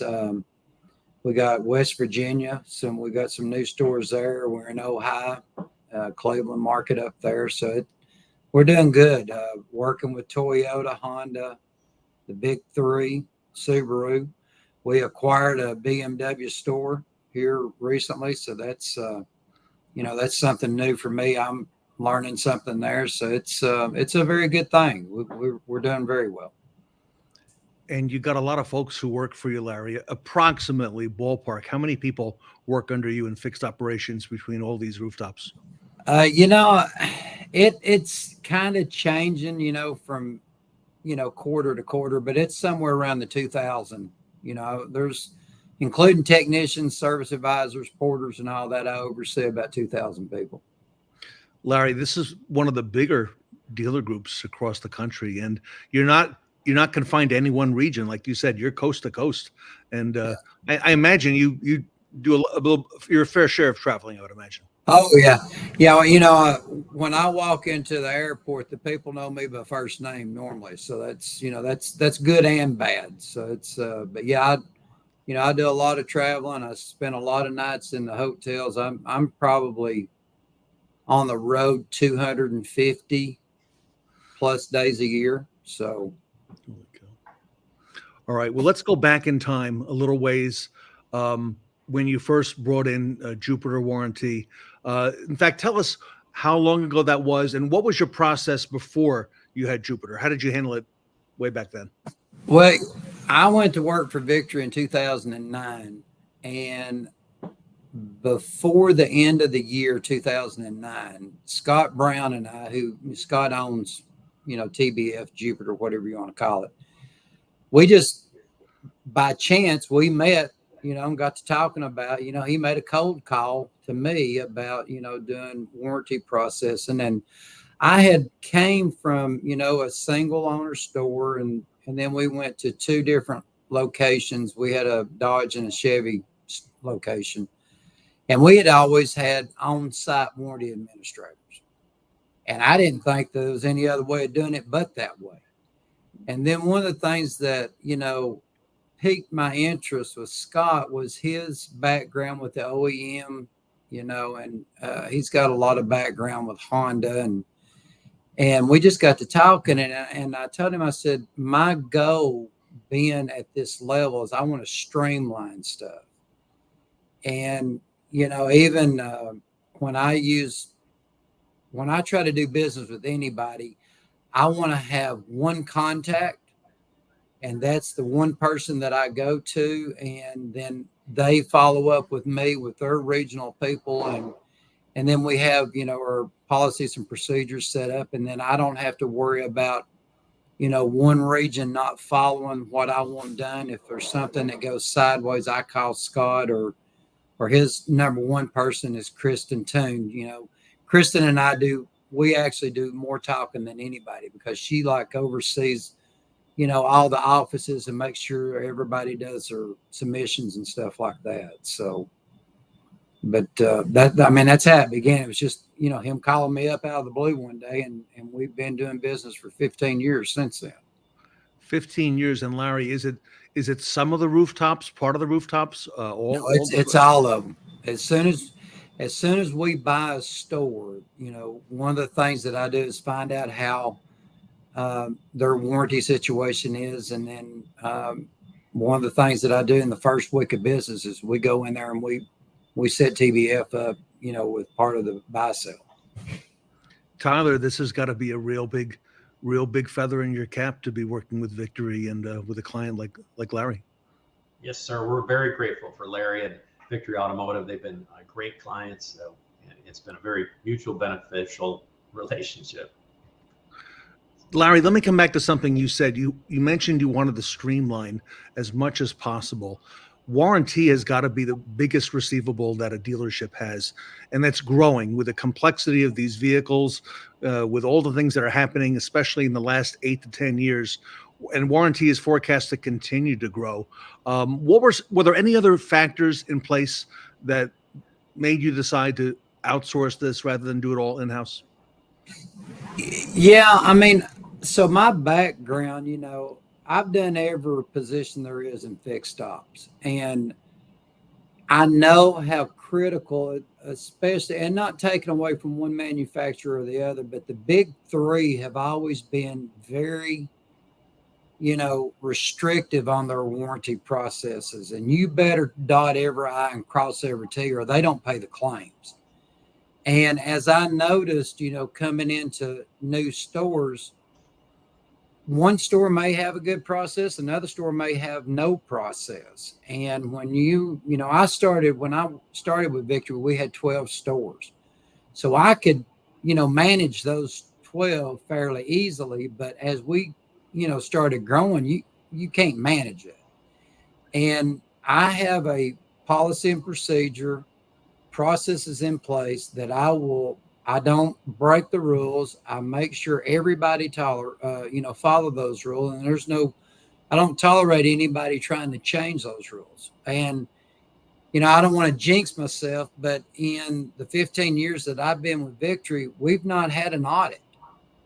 And that's something that's unheard of, and you can lose a lot of money in these audits, if you don't follow the correct policies and procedures. And anytime that TBF sees something getting out of compliance, or if you get on the top 100 or something like that, they're notifying me before it even happens. And then we are immediately, working on a strategy to get back in line just as soon as possible.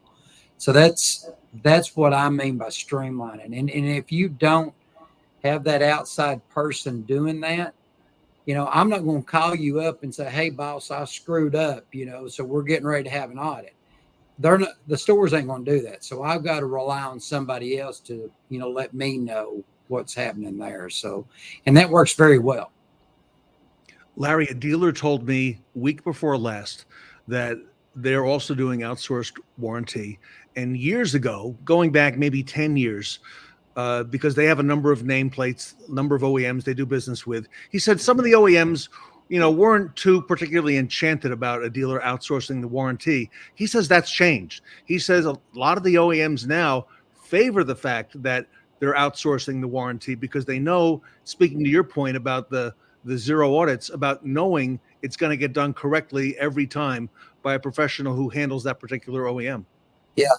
It was the same with me. When I first started doing that, they're like, well, we don't know about, doing a third party warranty and stuff like that. And how are you going to be sure that you got your 3 C's, you got all your punch times, and, it's, and I had to go through that learning curve. It wasn't just flip the switch and me be happy with everything. It took us a couple of years to get everything dialed in exactly how I wanted it done. And now, when we go buy a store, the OEMs are telling the stores, well, look, when Victory comes in here, they're going to be doing this with the warranties. This is how, Larry runs it. He ain't going to stand there and argue with it. It's black and white, and there's no discussing it. And TBF understands that and just carries right along with it. So after you get your policies in place, and if you listen to what they have to say back to you, because even the best of us are wrong once a year anyway, so I've found out that sometimes they know more than I do when it comes to it. So if you're open-minded and willing to listen to, what they've got to say too, it's the most beneficial thing that you'll ever do. I can tell you that. Larry, Tyler tells me that he has folks at Jupiter who are specialized in the different brands and different nameplates. They know those inside out. How important is that to you, who are overseeing multiple locations, multiple stores, to have the confidence of having somebody with that specialization? Oh, it's extremely important because, at the level that I'm at, the rules are changing so quickly that I don't hear it from the manufacturers. I hear it from TBF.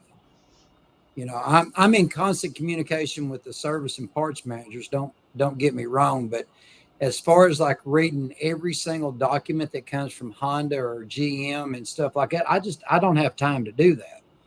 So TBF will let me know, well, this policy has come into place now, so make sure that you're doing this, and then I follow up with the service managers, and it's open communication is what it is. And that's, that's another key to this. If you don't communicate about it, you're not going to be able to follow through and fix stuff. So that's huge. So Tyler, if I can ask you, let's talk about that communication a little bit with a group like Larry's. Okay. How do you handle that communication? Because there's a lot of folks at the dealership doing different things. And I imagine in the past, technicians were comfortable knowing there's an in-house warranty person, but all that changes once Jupiter comes in. Yeah, you're exactly right.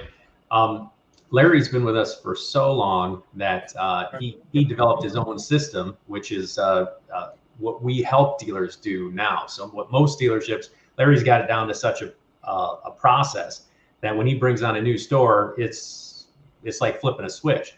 But most of the time, we actually visit the dealerships. We'll come out, and I do a lot of that travel myself. Matter of fact, I'm jumping on a plane after this, and I'll be in California, setting up another store. And during that installation process, we meet with the service management to make sure that they've got a good handle on the paper process of it, right? On what they should do with their ROs, and so that they don't create extra work for themselves. And then also, we meet with the technicians and advisors. We talk about policies and procedures. I have handouts that are specific to every manufacturer that we process. And so we usually do it over a lunch meeting.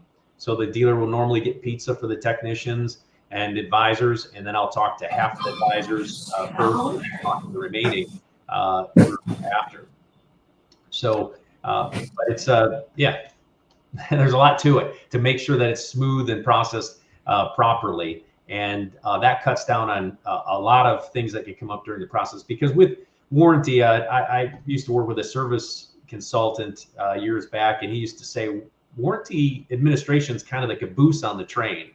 A lot of times the train already went in the ditch by the time the caboose is going in there too, right? So the point is that we've got to help the dealer from the very beginning, and that's kind of what Larry was alluding to with our conversations with service management, our training, our involvement in the dealership. Larry, how about from your point of view, the communication? Well, it's daily. I mean, one of the, and Kristin is, she used to fuss at me all the time. She'd say, "You don't need to be on all these emails." And I said, "I need to be on all these emails so I can see the communication between you and the store." And and as any manager knows, I may not read every email, but if they think that I'm reading every email, they're going to be paying attention to the email. And that's one of the things that you've got to do. You've got to make sure that you're speaking daily with the people with Jupiter. You're speaking daily with your managers. Sometimes I even have to go into the store and have a sit down with the technicians, and we just go old school, and I'm really good at going old school with the techs. So I get my point across very quickly. And then, the problem's fixed, so it's, but daily communication has to be there. Larry, got to ask you about compliance and data security. That really has been top of mind, especially the last couple months in the retail car business over the summer. Talk to us about the compliance part, because that's got to be a concern of every dealer. How does that enter into this relationship, outsourcing the warranty? Compliance is the first and foremost thing that we keep up with. Like I said earlier, we have never had an audit since we've been using Jupiter. Their compliance is top of the line. Their security is just like we are, and like you just said, with what's happened here in the past month or two, it's a nightmare out there, and some of us are still paying for what happened a couple of months ago. But you've got to be compliant with the manufacturers. You got to be compliant with all your rules and regulations, with the FCC and all that stuff that's going on, and have your double backup, and all that. And I hate it all. I mean, I can't stand any of it, but it has to be there. And the compliance is the number one thing with Jupiter. I don't have any problems at all with that. Tyler, let me come to you if you have some input you want to give us as well. Yeah, there's a lot that we do for compliance as we're again, we use specialized, skilled warranty administrators who are skilled in the manufacturer type. Matter of fact, we'll turn away work if we can't handle that work. So if we have a dealership that comes to us and maybe we do a lot of dealers in that line, but we're just completely full and everybody's working overtime already, we're not going to take somebody who's not skilled and handle that account or slow down, or overload our people. So we definitely are careful about what comes in, and that's why it's good for dealerships not to wait until there's a disaster on their hands to call us. It's always better to be proactive and consider services immediately so that we've got time to work you in if we need to.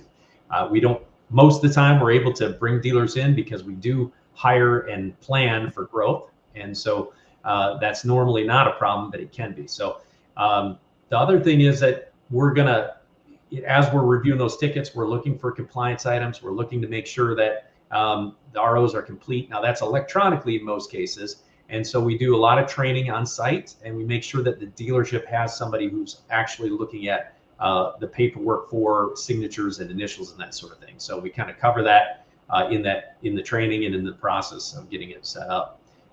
We also give advice while we're on the phone with them continuously as we're processing claims. Like Larry said, there's a lot of communication that goes back and forth between our admins and the locations.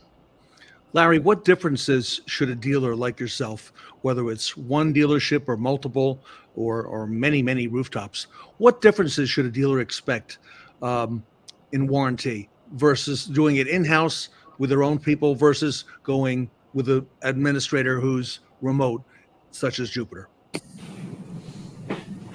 This is going to hurt some feelings when I say this, but you can be assured that if you're going like with a third party, and the only people that I'm going to ever recommend is going to be Jupiter. But if you go with that outside company, you get an honest upfront answer, because they're not going to, and I'm not going to say that people are trying to hide stuff or anything like that, but if there's a mistake made, or if somebody is not following the process like they should be, you're going to know the honest answer when you're dealing with these admins with Jupiter, and then you know where the area that you need to focus on at the store.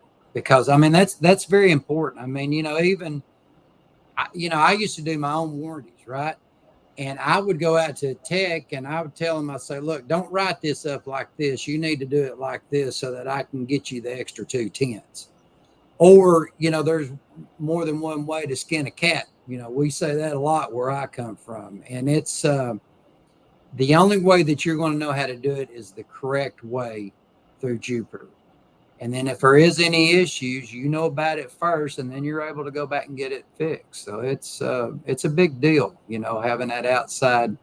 There's an unbiased answer on everything. They just tell you black and white. This is what the rule is. This is what you can do, and this is what they're trying to do. So how do you want to handle it? Very well said, Larry. Larry, last question for today to bring it home. Here we are now, middle of September, coming towards the last quarter of 2024. I can't believe it. So many things changing in our industry.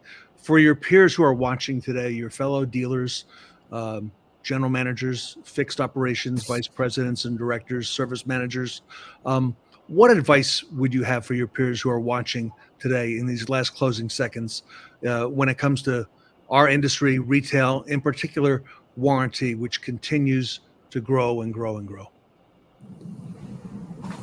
You're setting me up is what you're doing. Here's reality, especially since COVID. And I mean, this people just got to face up to this. Everything from a hamburger to working on a car has quadrupled in price. Labor rates are going up. They're higher than I ever dreamed of. You've got the manufacturers are paying retail rates now for parts instead of just the cost plus 40 like us old guys are used to seeing. And I can't blame the manufacturer, because I would want to charge back as much as I could so I don't have to spend millions and millions more of dollars. So if my suggestion is if you feel like that you're leaving money on the table, you need to reach out to Tyler and his team. And for what we're having to pay technicians today, for what your insurance is charging you for these stores, for what the facilities, I mean, heavens forbid, we're paying money for stores that I thought I would never see. And it's, everything is so expensive that you can't leave nothing laying on the table. And if you're not collecting every single dime that you think you're owed, you need to be calling these people, because it's going to be more beneficial for everybody. Very well said. Larry Daugherty, Victory Automotive Group, thank you so much for all you do for our industry and for your time today. All right. Have a good one. Thank y'all. Tyler? Yeah, Larry, it's great seeing you. All right, you too. Thanks, Ted. Tyler, Nathan, that was quite the interview with Larry Daugherty.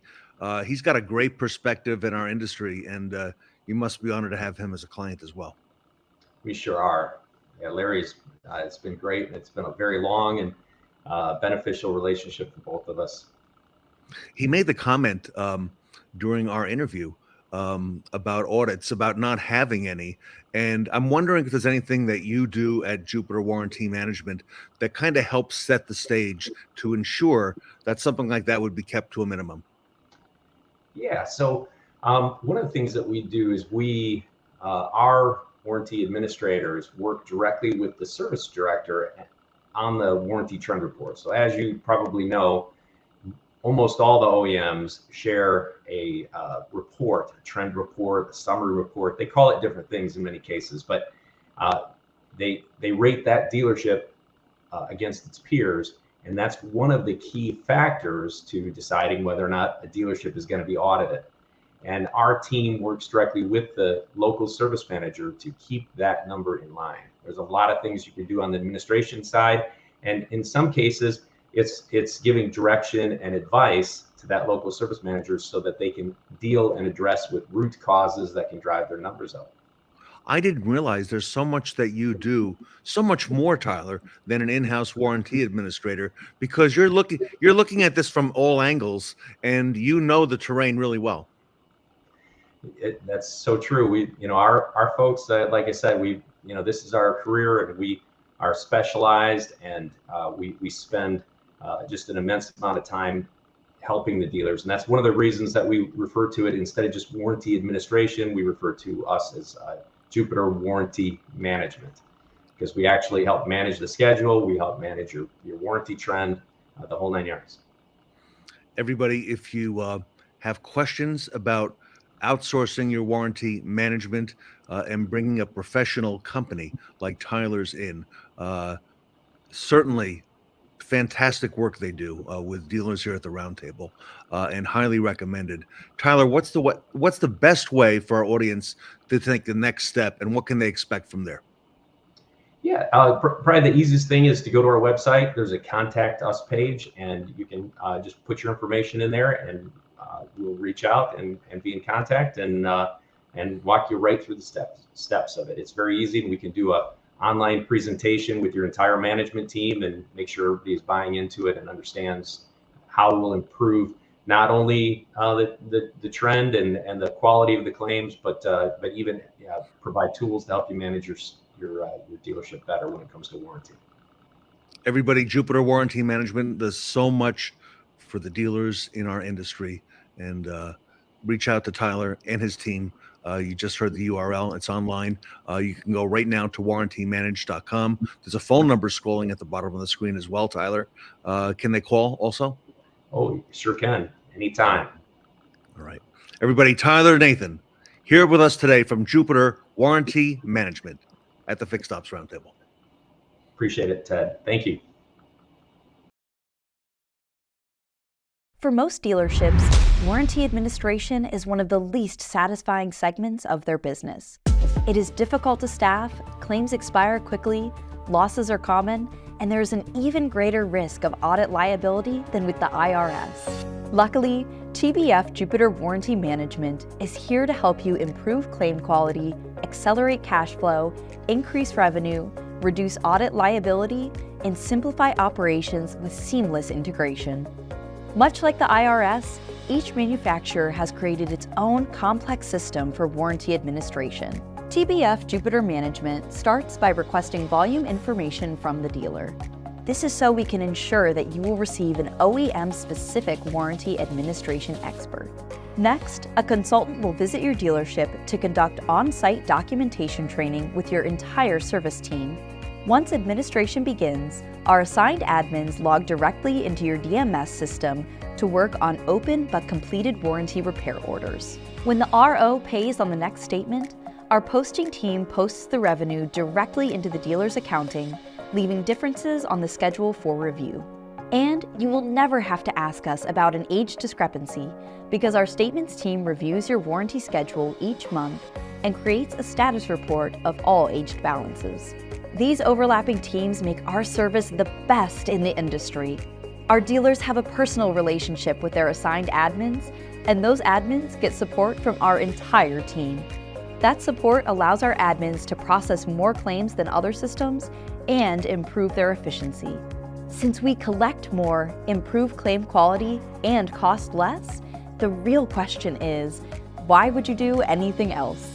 To learn more and receive a personalized quote, please visit our website and complete the online contact form at warrantymanaged.com.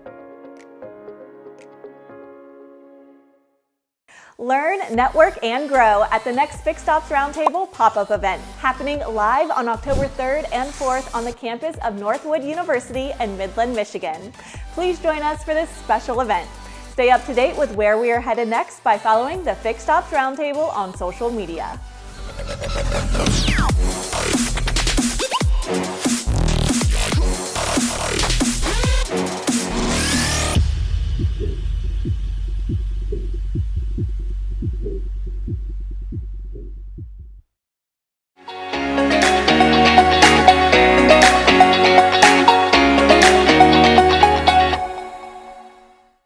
Learn all about how automated recalls can work for your dealership in the BizzyCar panel.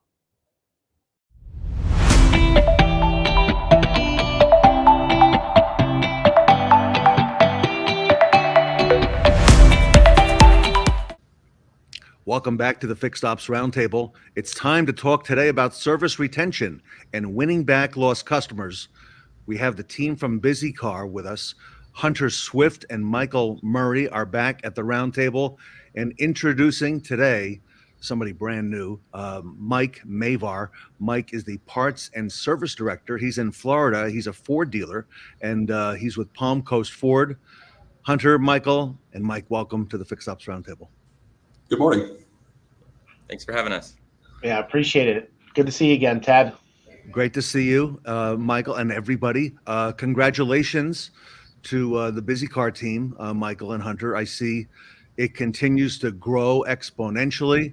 I remember, a year and a half back, you were adding, I think, every quarter hundreds of dealers, but I just can't imagine the growth because BizzyCar has been very successful, Michael. And again, congratulations to you.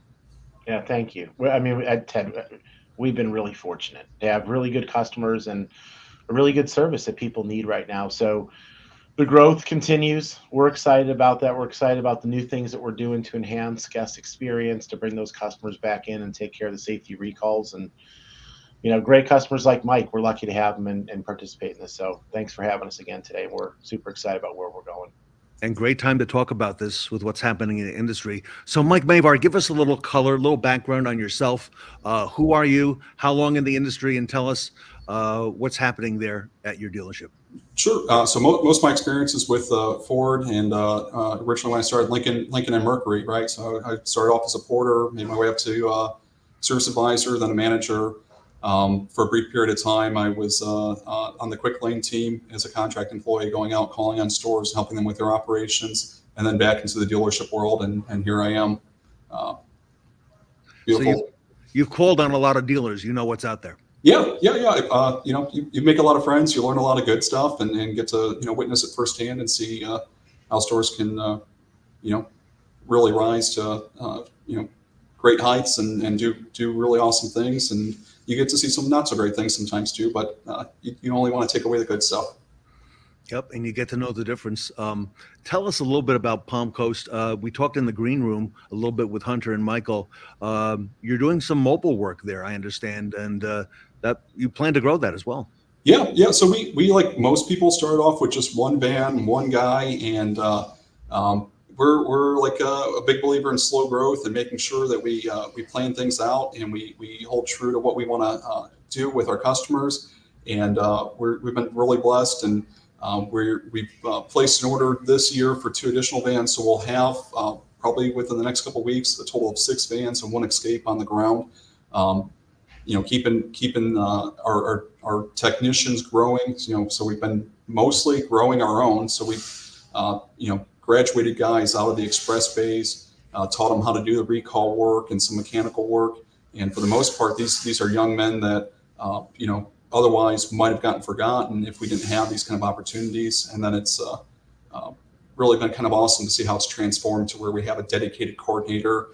We have our whole BDC team that, is constantly reminding our customers of our mobile service. And even 2+ years into it, our customers, the awareness is still kind of amazing when you see the first time that we've gone out with mobile service to them, especially when they don't have a Ford in their driveway, as an alternative vehicle. And we're offering this service where we're making it so easy for them to get work done. And Mike, I hear from your fellow Ford dealers, there's a big one in Mobile just north of you there in Florida. I hear the customer satisfaction, the reports, the guest satisfaction is really off the charts. It's really high once they get a mobile service. In fact, they will probably come back to you again and again for that mobile work. Yeah, you see the frequency of those customers that you're servicing mobile. They come into the stores more frequently. Their likelihood to buy a product from you is much higher, and the spend per customer, which is always a great thing. The spend per customer is a lot more, and that goes with customer satisfaction. If they're happy, they usually do end up spending more, and we're seeing that firsthand too. So Speaking of mobile, I understand it's also been about 2 years that you've been on the BizzyCar platform. You were approached with that with Ford, okay, initially. Tell us a little bit about what was your recall process like before BizzyCar, and what's it like today? So I was probably naive, where I thought that the manufacturer does a pretty good job advertising recall work, right? Because they send out tons of postcards and letters, and certainly they market it more than any other service that we do internally. It felt like at that point in time, and Ford had a pilot program where they offered this service to us for a limited amount of time on a limited amount of recalls that they were very focused on taking care of. And at the end of it, we ended up signing up for it because we saw just such good positivity. Like the way BizzyCar goes to business, attracting customers, it's far more successful than what we're even able to do in-house. We would have a recall come out and we might, grab the sheet and call one by one. And then, within a couple of weeks, that sheet becomes outdated and you're reprinting it, and then you're starting over from scratch, and you're using a lot of resources. But you can sit there on the phone and dial 30 or 50 customers, and you might get one or two. Where BizzyCar, it works in the background, and they're working all the time, and it works seamlessly. It goes right into our DMS. They book the appointments, so we still have oversight where we can see if there's any kind of conflicts and make those alterations. But it's certainly, if you're big in an organization, it brings that to the level, and it attracts customers in a way that we're just not able to do, not at that level. Michael Murray, I'm hearing the word efficiency now brought up by a lot of dealers. It seems that the process that a lot of dealers had before BizzyCar, like you just heard from Mike, was not that efficient, okay? But you've really helped in a big way make it much more efficient. Yeah, I mean, it really has. It's been a game changer. I mean, as everyone knows, we're dealers, and we had the inefficiencies in our stores, which is one of the reasons why we did it. As dealers, you've got, Mike had mentioned, they have BDCs and lists and cleaning the list, and I think that it just becomes cumbersome. And oftentimes in the recall space, it's been an afterthought. If the BDC is calling on main shop, if they're calling on surveys, aftermarket parts, etc., where does recalls fit into that mix? And if you're calling dirty lists, as they say, or outdated lists, you get frustrated, you're going to give up pretty quick, and you're going to go back to what books appointments, which is main shop services and things. So this efficiency play of, I don't have to do anything, set it and forget it, as Mike mentioned, that's what BizzyCar specializes in, is running behind the scenes, finding these opportunities, scheduling directly into the store or for mobile, if you're doing mobile, and then letting the techs turn the wrenches like they would normally. But we eliminate all the other stuff behind the scenes, and it's just paying dividends for our customers left and right. So. And Hunter, one of the things I hear a lot of dealers say on the recall side, I know we had this conversation recently, is making sure the parts are there and in stock when the customer comes in now and that appointment is set. Hunter, that's part of what BizzyCar helps make sure. Absolutely. I mean, just this year, I think we're at 14 million new recalls have been issued. September, we're coming out with a new recall report. We're anticipating that to grow even more. So recalls is a growing problem.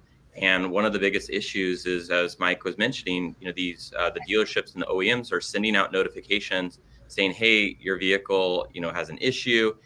Some of these issues and recalls are dangerous, right? They're, could cause crashes or fires or things like that. So the OEMs and the dealerships are doing their part of notifying these customers. The customer gets this, postcard on Friday and saying, oh, shoot, I shouldn't drive my vehicle. First thing on Monday, I'm coming into the store. And next, they get to their store, they rearrange their schedule, and then the service, director's like, sorry, we don't have the part in stock.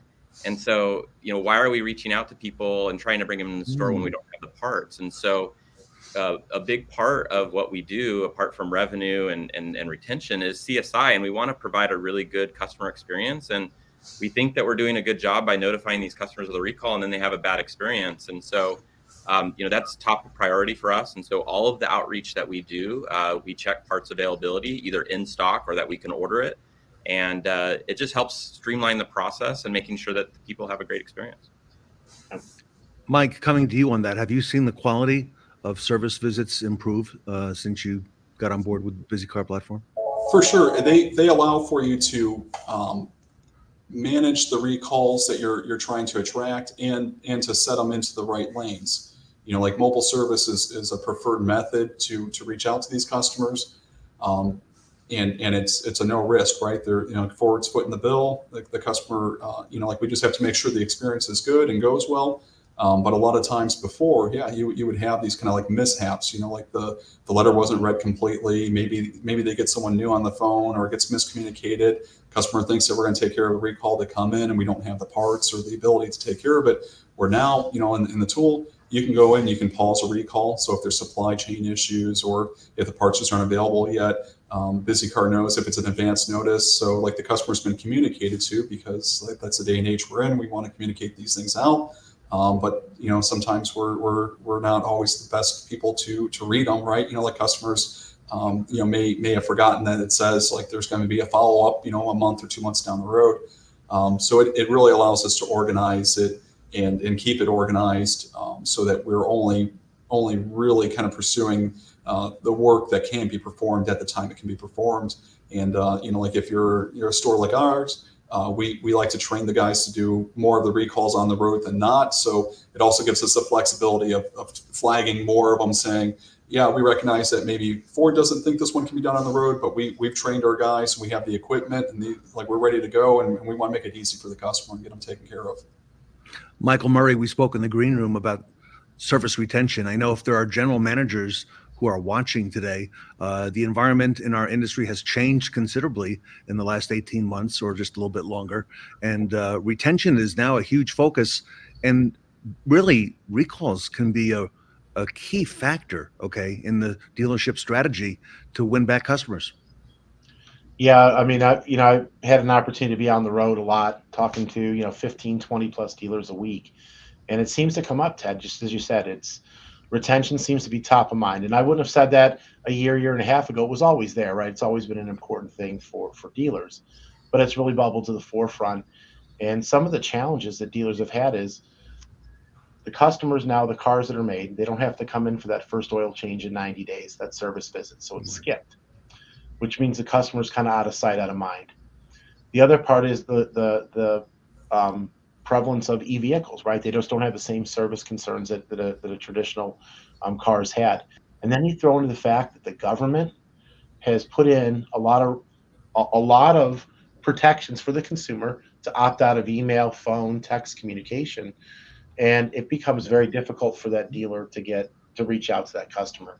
So when you use recalls, as you mentioned, recalls is a different animal. You can use recalls as your trigger or your hook, as we like to think about it, to reach out to these customers that have opted out of all this communication, to get them back in the store, because the government says safety trumps privacy. So we can reach out specifically on a recall and bring them back in the store. And Ted, what we've seen, this is going to blow your mind, the average customer that we're seeing right now hasn't been in the store in over 500 days. That's who we're bringing in. And when they come in, 35% of those customers add CP work to the warranty. So you're seeing the dollars per RO increase as well. So not only are we getting back those lost customers, they're actually adding additional CP work on top of it. So it's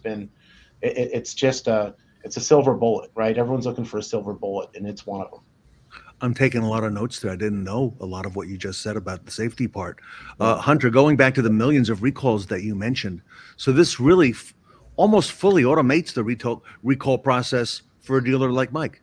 Oh, absolutely. The last thing that dealers want right now is another software, another login, another tool that their team has to use. And that's one of the luxuries of BizzyCar is we completely do it completely automated without really any involvement from the dealer.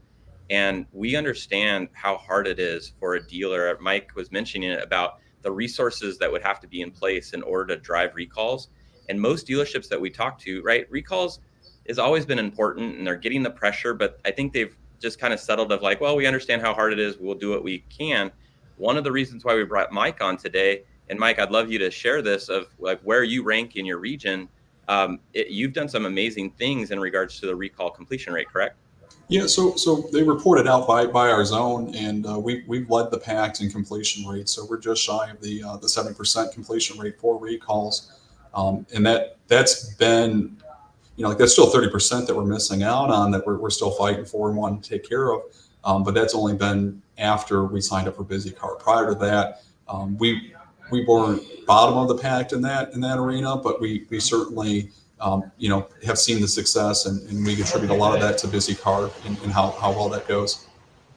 You got a busy shop. Give us a little background. How many technicians, and tell us a little bit about that. So we have 29 technicians. We break it apart with express service, with mobile service, and then traditional shop. It stays busy. We're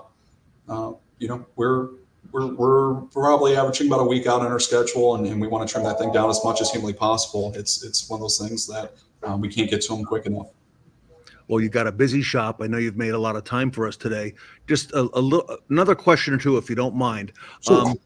For a dealer watching today, or a fixed ops parts and service director such as yourself, is it too late to get on board with this automated recall, or is the timing still good? Because I know a lot of dealers on the roundtable have gotten on board. I'm hearing BizzyCar left and right, but I know it's not quite everybody.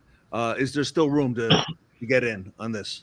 I would think everyone would have a need for it, whether you have mobile service or not, and especially if you have mobile service and your van's sitting more than it is driving. Like that's really the opportunity to make it work. I had a BDC, and like I said, I was skeptical. I called Ed Roberts because it was a free trial, and asked him, are you utilizing BizzyCar, and if so, would you recommend? And he endorsed it at that time and said, yeah, for sure. And we signed up for it. And like I said, I was naive. I thought Ford does a great job marketing this thing. I see it. It comes through on the app, and on Ford's app, you can go and schedule the appointment. Customers just weren't utilizing it, where the way BizzyCar goes through text message and has a real genuine conversation back and forth, they're able to get customers to commit, schedule the appointment. We go out and take care of it, and then afterwards, it's a complete wow. The customers are overwhelmed with how easy it was, and they're always asking. They're calling in looking for Molly, which is our dedicated name for our BizzyCar text person, our artificial employee. And Molly does a great job. She never calls out sick. She's always reaching out to the customers and always getting those appointments. So fully automated, it works, it's in place. It's got the good housekeeping seal of approval from Ed Roberts. That's enough for me. Last question, Mike, for you. If a dealer's thinking about putting in place a fully automated recall process like you are describing right now, what advice would you give them, those dealers watching here today and your peers? Yeah, you can't get to it soon enough. The quicker you get this thing organized and get the right information in place for your people, the easier it's going to go, and the better it's going to be for everybody. Most important, the customer, but then it's also going to make your processes go that much better. Hunter and Michael, I'll give you the last word. Yeah. We love customers like Mike. He started with a trial. We were doing one thing, saw the value, and then started, taking on our full product. And then as he ended up getting into mobile, he needed a solution that could help him with that. And the nice thing about our mobile app, we're helping not only with the appointments, but the route and trying to cut down drive time and making the mobile service technician's day smoother. But we're not stopping there. We're continuing to innovate and come out with new processes. And, we are constantly talking with our dealer body and trying to find areas and opportunities. And one of the things that we're super excited to talk about is a new product that we're launching called Recall Scout. One of the things that we noticed was when you have an online appointment, often in the online schedulers, there's not a way to add the recall to the appointment. And I know a lot of dealerships have process when the customers come in, they check for the recall. But what we've done is we've done a lot of research and realized that customers still say no to those recalls, primarily because they weren't expecting it when they were setting the appointment.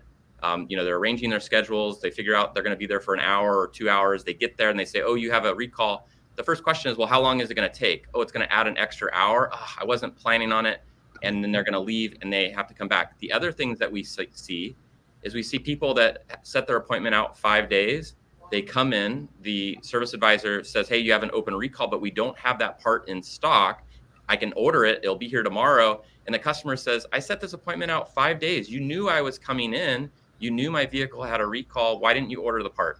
So we've noticed these issues and created a product to find missed opportunities to help schedule and add recalls to appointments that are already scheduled. And even if they don't add it to their RO prior to them coming in, they're more likely to say yes to the recall because we already preemptively told them about the recall and they can kind of plan for it. So expect some really big things probably on the next Okay. we do. We're going to have a lot more data in regards to this, but we've got some dealers that are using it right now with some great success. And so we're just really focused on retention, providing a good experience, and ultimately drive revenue and appointments into the dealer. I like that, Hunter. That is brilliant. Michael Murray. It's hard to top that. I mean, he stole all the thunder there, didn't he? You know what, though, but bringing it full circle on retention and CSI, that's the reason why we've continued to enhance what we're doing, whether it's the mobile app to make the mobile experience better and the dealers more efficient, to the recall scout that Hunter mentioned. I mean, listen, a lot of people don't want to come to the dealership to start with. Having to come in twice in 2 days to fix one problem is probably another story. So dealers are seeing, some pretty big hits on the NPS scores or however they're doing it in each brand. But having products like what we're launching, and that's direct feedback from customers and spending time in the lanes, we're just really trying to hit the mark and make dealers be more efficient and improve the experience for the customers. And it seems to be paying out. So it's great. Great things are on the horizon. And just something, Mike, if you could add, Ted, you mentioned about using recalls as the hook, and people are always like, "Oh, you're in the recall business." But Michael, can you explain a little bit like how we're really not like recalls is our main thing, but it's not the purpose? Yeah, I mean, the purpose is for us is to improve customer retention, right? Get those defectors back in the store, to improve the CSI, like Hunter just described, with making sure fix right first time, and making the dealerships money and doing it in a safe way. So recalls is just the trigger that allows us to do that, because of the unique opportunity that it provides with the ability to reach out for those customers that have opted out. And as you guys all know, if you're a branded Ford or General Motors or Stellantis store, the only place you can get a recall fix is a branded store. So having that ability to say, I've got a captive audience, I just can't get in touch with them, is pretty frustrating. We found a way to connect those two pieces together and really create a revolutionary experience for the guests and for the dealers. That describes it best, Michael. Hunter, thank you. What great information from everybody here today. Mike Mavar, thank you for being a part of our Fixed Ops Roundtable, Palm Coast Ford. First time in the Roundtable. Hope to have you back many times and learn more as this progresses. Hunter Swift and Michael Murray with the BizzyCar team, continuing to take the industry by storm. Everybody, if you'd like to learn more, you can visit them on the web, BizzyCar at BizzyCar.com, BizzyCar.com. You'll also find these gentlemen all over social media and on LinkedIn, and you'll see the success stories. And I am so proud, Michael Murray, of when you and Ryan first came aboard with the Roundtable with BizzyCar. This seemed like a real good idea. It seems like a great idea today. So congratulations to you and Hunter and Mike Mavar for implementing it and putting it in place and making it happen. Yeah, we appreciate it, Mike. We love everything you're doing for the customers and the way you go about doing your business. And Ted, you were an early believer in what we were doing and recognizing the opportunity this played for both the dealer and the customers to create this interaction in a unique way. And we're just going to continue plodding on, developing great things like Hunter said, to make people like Mike more efficient, more effective, and continue to grow their businesses. So it's great to be here again. Everybody, BizzyCar.com. Visit them on the web at BizzyCar.com. Get started. It's time. The team from BizzyCar here with us today at the Fixed Ops Roundtable.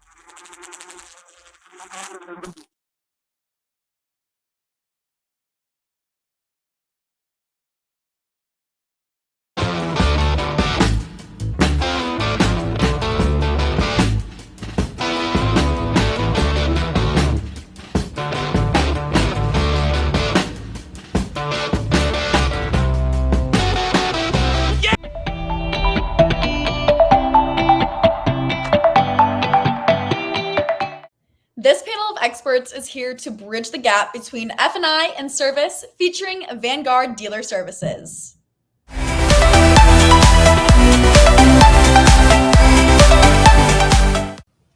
Welcome back to the Fixed Ops Roundtable. I'm Sarah Van Tyne, and here with Ted Ings and we have an esteemed panel of guests today. We're going to be talking about effective strategies to present vehicle service contracts. Ted, what can we look forward to today? Well, we're very honored to have our friends, Sarah, from Vanguard Dealer Services, big part of the Fixed Ops Roundtable and retail community. Want to welcome Kristin and Steve from Vanguard be here today. We've got two as well, highly esteemed retailers, Jim Sabino, All-American Ford in Paramus, New Jersey, and Tully Williams out on the West Coast, representing the Nilo Group. So everybody, welcome to the Roundtable. This is a very timely topic. I want to start on the West Coast. Tully, I'll come to you first, and Kristin second, and we'll take it back to the East. Tully, talk to us a little bit about the opportunity of effectively presenting vehicle service contracts just after the purchase as part of that customer experience. I believe service contracts are key to our business because the business we're in is repeat and referral business. And what does F&I do? Drives repeat and referral. And I'm telling you, when you look at service advisors, one of their prime candidates is they build relationships with customers. And customers then will get recommendations from their service advisors to buy what? Their next car and their next F&I products. It starts with service advisors believing in service contracts. And think about this. Does the service contract say no to a covered item? No, they do not. Does warranty say no to an item they cover? No, they do not. The best sale for a service advisor is, do you have a service contract? Yes, I do. Well, that will be a yes answer. The goal is to drive repeat, drive service advisors to believe in service contracts and how important they are to be in the repeat and referral business. Now, the customer now buys cars from us because we're in the repeat, and guess what happens? They tell their friends and family. So buying service contracts now becomes standard in buying their next car. It starts with service advisors preaching the preach on service contracts. And Tully, I've been on a number of panels with Nilo leadership, and it seems that the vehicle service contract is really an integral part of your strategy as well, and making sure the customer gets that best coverage and is offered that as well. So we only offer the supreme coverage. There is no pretend coverage, and that I call it pretend coverage, right? We sell the best package, or we don't sell the package whatsoever. And if it's expensive, I'm sorry, because what happens is that if we sell a contract that is not up to par, who's on the line? Nilo Company is on the line. We've been in business for 102 years.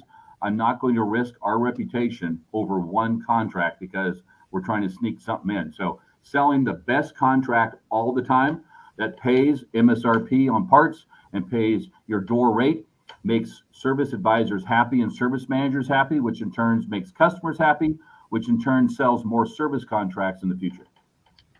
Kristin, it's very different selling that vehicle service contract up front at time of sale as opposed to doing it after. Give us some color on that, if you don't mind. Yeah, I mean, I think what Tully said is 100% on point. Selling a service contract at any point, whether when they purchase the car and the service drive, is the most important thing we can do for the dealership and for the customer. If we sell a floor mat, for example, does it bring the customer back? No. If we sell a service contract, that customer is going to have a better customer experience. They're going to come back. They're going to have repeat and referral business. The service advisor is going to have an easier time selling their products because it's covered. The finance manager makes money. The dealer makes money. It is a gift that keeps on giving. Everyone has a better experience when a services contract. It's the wheel that keeps it going. Then they come back to our service drive, and at that point, the advisor says, hey, while you're waiting, do you want to come look at another car? They're buying another car. We take in a great trade. We sell the service contract on that car. They buy a service contract on the next car. It's the most important product we sell at a dealership to get our customers back in the door, but most importantly, to have happy customers and have a great experience. And everyone's going to be happy at the end of the day and make a little money doing it. So as far as whether it's sold when they purchase a car or in the service drive, everyone that you encounter at a dealership needs to endorse the service contract and what a great thing it is to have. It's never been more important than today. And Kristin, we had a brief conversation in the green room before we got started today. You know, at this particular time in history, you know, we've gone through a tremendous amount of inflation the last couple of years. That's affected dealership costs, and that in turn has affected labor rates, which have changed dramatically in the last couple of years. You made a good point to bring that up early, and really, this is a wise thing for the customer to take a look at. Oh, it's so important. We go to dealerships and they say 5 years ago we were $120 now we're $200. I went to another one that said last year we were $200 an hour and this year we're $250. Another store said I raised it $5 last month. I'm going to raise it again because they need to get technicians. Tully, you probably know you're paying more and more to your technicians every day. That raises the prices. So if someone buys a service contract today and it covers them for the next 3 years, 5 years, or 7 years, yes, they are absolutely locking in at today's prices. And those people who bought their service contract in 2019 are in a really, really great position because parts are more expensive today. Labor is more expensive today. Everything is more expensive, and it's just going to continue. I don't know what the labor rate's going to be in 7 years, but it's not going to be what it is today. Jim, things are more expensive in New Jersey as well. Talk to us about this. Yeah, they sure are. And again, listen, just to follow up on what Kristin said and what Tully said is just they are both directly spot on to the effects of the increase of pricing of parts and labor costs. And, you know, Tully just kind of covered it all A to Z. And you know, it's what Kristin said also, the gift that keeps on giving, which is so true. So it's not only, you can't just measure a vehicle service contract on the profit that you sell on the, you know, for the contract. It's the gift that keeps on giving, because every time that vehicle returns to your service drive, there becomes another profit there from parts and service for the covered components and covered work that is performed under that contract. So to say what Kristin said, you know, it couldn't be more accurate. The gift keeps on giving. It is such an invaluable tool for us to offer our customers, and it's transparent. It's peace of mind when they come in. Their cost is gonna, if it's a covered component, and most of the time it is. It's going to be a deductible, and sometimes there's even a zero deductible. So it's a really good peace of mind. People come in, they feel good when they leave because they got value. They spent money up front on their contract, and they came into the service department, and they're leaving with either no expense or a very minimal expense to a deductible. So they're going to want to keep returning to that dealership. And again, to Tully, repeat and referral becomes a very high priority and a talking point because customers had a great experience. It didn't kill their wallet. They weren't in any type of a hardship in case if it was an engine or a transmission on a major powertrain component, which again, we spoke in the green room and talked about that, where, you know, some of these repairs are in excess of $10,000. So think about that some people don't have that, and it could create a hardship. So to leave knowing that their vehicle service contract covered that transmission repair is just golden. They feel very happy about doing business at your dealership. So it's a great tool, a retention tool and a customer satisfaction tool, all wrapped up in one. It really is.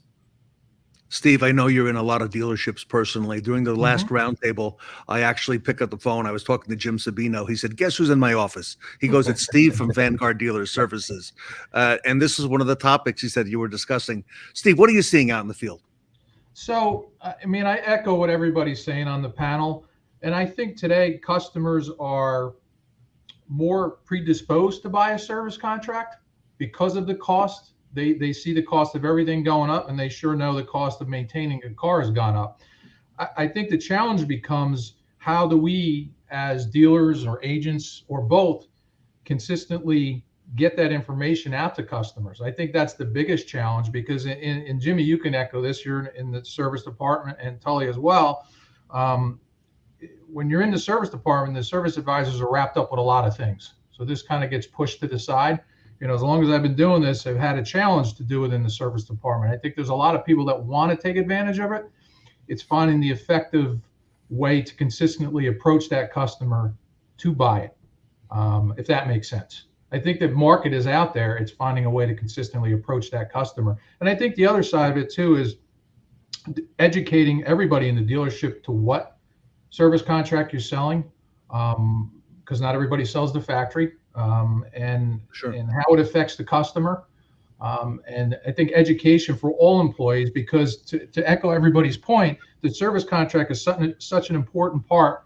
There's only two things that really tie a customer to the dealership. Obviously it's the reputation, but it's the car and the service contract that brings them back in spending money. And I think sometimes it's overlooked how important that product is to the health of a dealership today. And I think we need to educate people in the dealership to that. I'm not sure everybody knows that. Now, some dealers may do it better than others, but I think it gets lost in translation, because when we talk about service contracts from a standpoint, we focus more on the sales side, obviously selling it, but on the service side is the claims part of it, where really it should be both in both departments, if you guys agree with that. Sarah, let me pivot and come over to you a little bit. What have you seen throughout your retail career in terms of vehicle service contracts, even in the BDC? Well, Ted, I'm glad you mentioned that, because, we all see we've been trying to reach you about your car's extended warranty, the funny memes and things that people put out there, but there's some truth to it. Customers don't necessarily understand, to Steve's point, exactly what all is covered in the extended warranties or the vehicle service contracts that they buy. And so one of the things that I experienced a lot of in the BDC was customers were very unsure about, let's say a year later, maybe sometimes even longer than that, what exactly they purchased and what all it was covering. And so we would get questions all the time, which were things like, hey, is my headlight covered under this contract? And, that could be a question that maybe it came in on the finance line and the finance manager got that phone call. Well, if the finance manager got that phone call, oftentimes what would happen is the finance manager would redirect them and be like, I don't know, ask service. And service might say, you know what, you have to call the 800 number to find out, or there could be a variety of different responses that the customer could get that were inconsistent. And so one of the things that we saw a lot of success with was, well, what is the question ultimately rooted in? That customer needs a service appointment. They've got an issue with their headlight, or they wouldn't be picking up the phone and calling.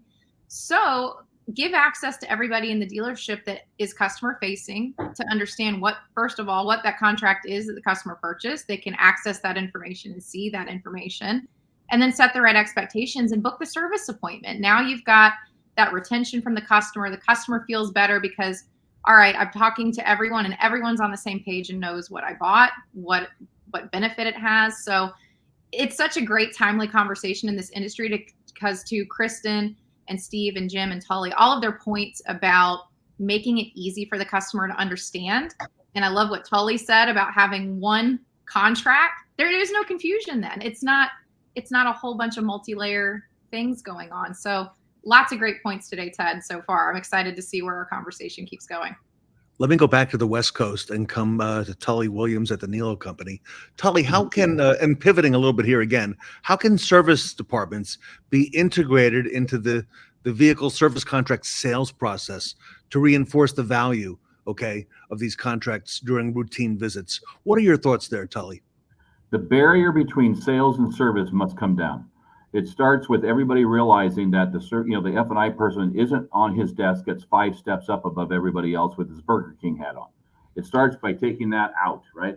The goal is that we're all here to make the customer happy and make sure they're repeat referral business. So the goal is that service advisors can help F&I managers sell better. F&I managers can ensure that we have customers in the service drive. When we talk about that together, it wins. We are educating our service advisors. Service advisors want service contracts. If we were 100% penetration, our lives would be so much easier in the service drive because everything would be a yes answer, right? But that is not the case. We're selling at 60% or plus, right? That's pretty darn good. But the goal is that your service advisors believe in it. Our service writers believe in our contracts. We know we sell one contract. It's the dealer contract. That's it. So guess what? We're pretty darn good at what it's covered and not covered. We know if there's an issue, we're going to get some help. We know how to do that. We know how to ask questions. We know what's covered, and like for rental cars or not, we know what's happening, which means that the next service contract is a yes answer. We will ensure that the first one went through smoothly. What happens when you buy a service card? Well, that's not covered. Well, you didn't bring the card in when you're supposed to bring it in. Not covered. Guess what happens? You're not selling more service contracts. It won't happen. But if you have service contracts that work and make people happy, guess what? You'll sell a service contract from that point forward. Kristin, over to you, and utilizing the service drive as an opportunity.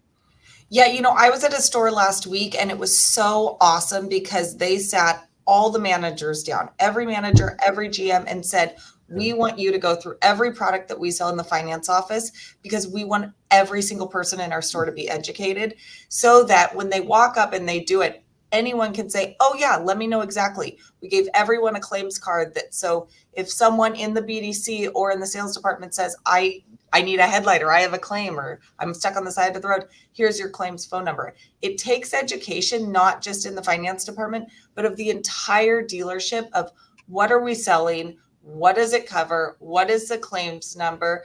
And if everyone's educated and has great training, then we're going to be able to endorse it better on as we go on, because what we don't want to happen is someone to walk into the service drive and say, I have it. And they say, oh, you do? Where is it? What do you have? We all have to be on the same playing field, on the same page, sell the best product, give the best experience. We are a for-profit business and we want to make profit. But if I need to sell a service contract for $1 above cost because that customer is going to be better off down the road, I will absolutely do that because I know that customer is going to have a better experience if they have that service contract. As we keep saying, it's a gift that keeps on giving. So we have to get above that 60%, that 80%, whatever we do to make it happen. And then we have to train everyone in the store to be educated. So if that call comes to BDC or sales or service, we all are playing from the same playbook. Can I follow up with Tully? Tully, Kristin mentioned training there a couple times. How important is training, and even to have outside training from a company such as Vanguard Dealer Services? How critical is that? Well, it starts with we're lucky that our variable director Dennis is also our F&I director, and he also runs our sidekick for selling contracts, right? So the goal is that he starts where he goes in and talks to our service advisors. When he visits a store, he always swings by to answer questions, right? Or any concerns, right? The goal is that the person that is selling the service contracts to the sales department needs to be also in the service drive to make sure the service advisors understand how the service contract works. And two, is there anything we can do to help you make the process better? Because if it's not better, just what Kristin says, oh, you bought that. Okay, that's the worst thing you can ever say.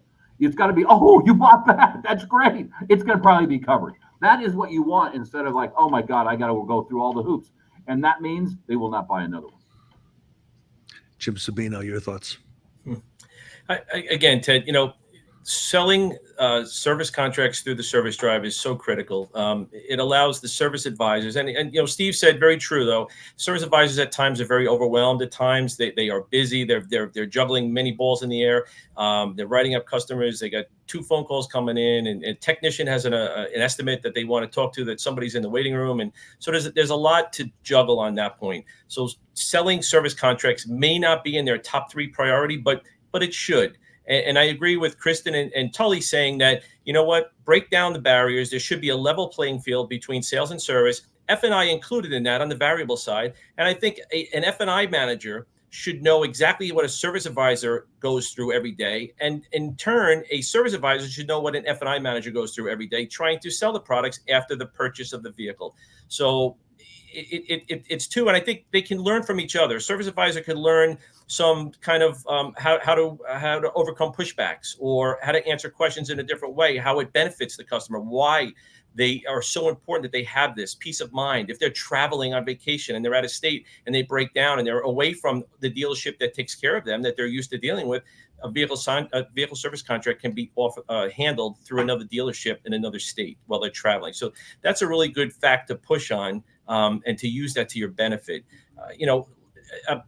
Again, the financial burden is probably one of the biggest takeaways that people can use to sell it, and why, how much it benefits them in the event of a powertrain failure, engine or transmission, where in excess of $10,000 the bill is. And this is just, it's a good way. So if sales and service come together for the good of the customer, and offering and providing all the value of a vehicle service contract. That's so important. And I really agree with Tully and Kristin really hitting on that, where break down the barriers. It's not you against them or them against us.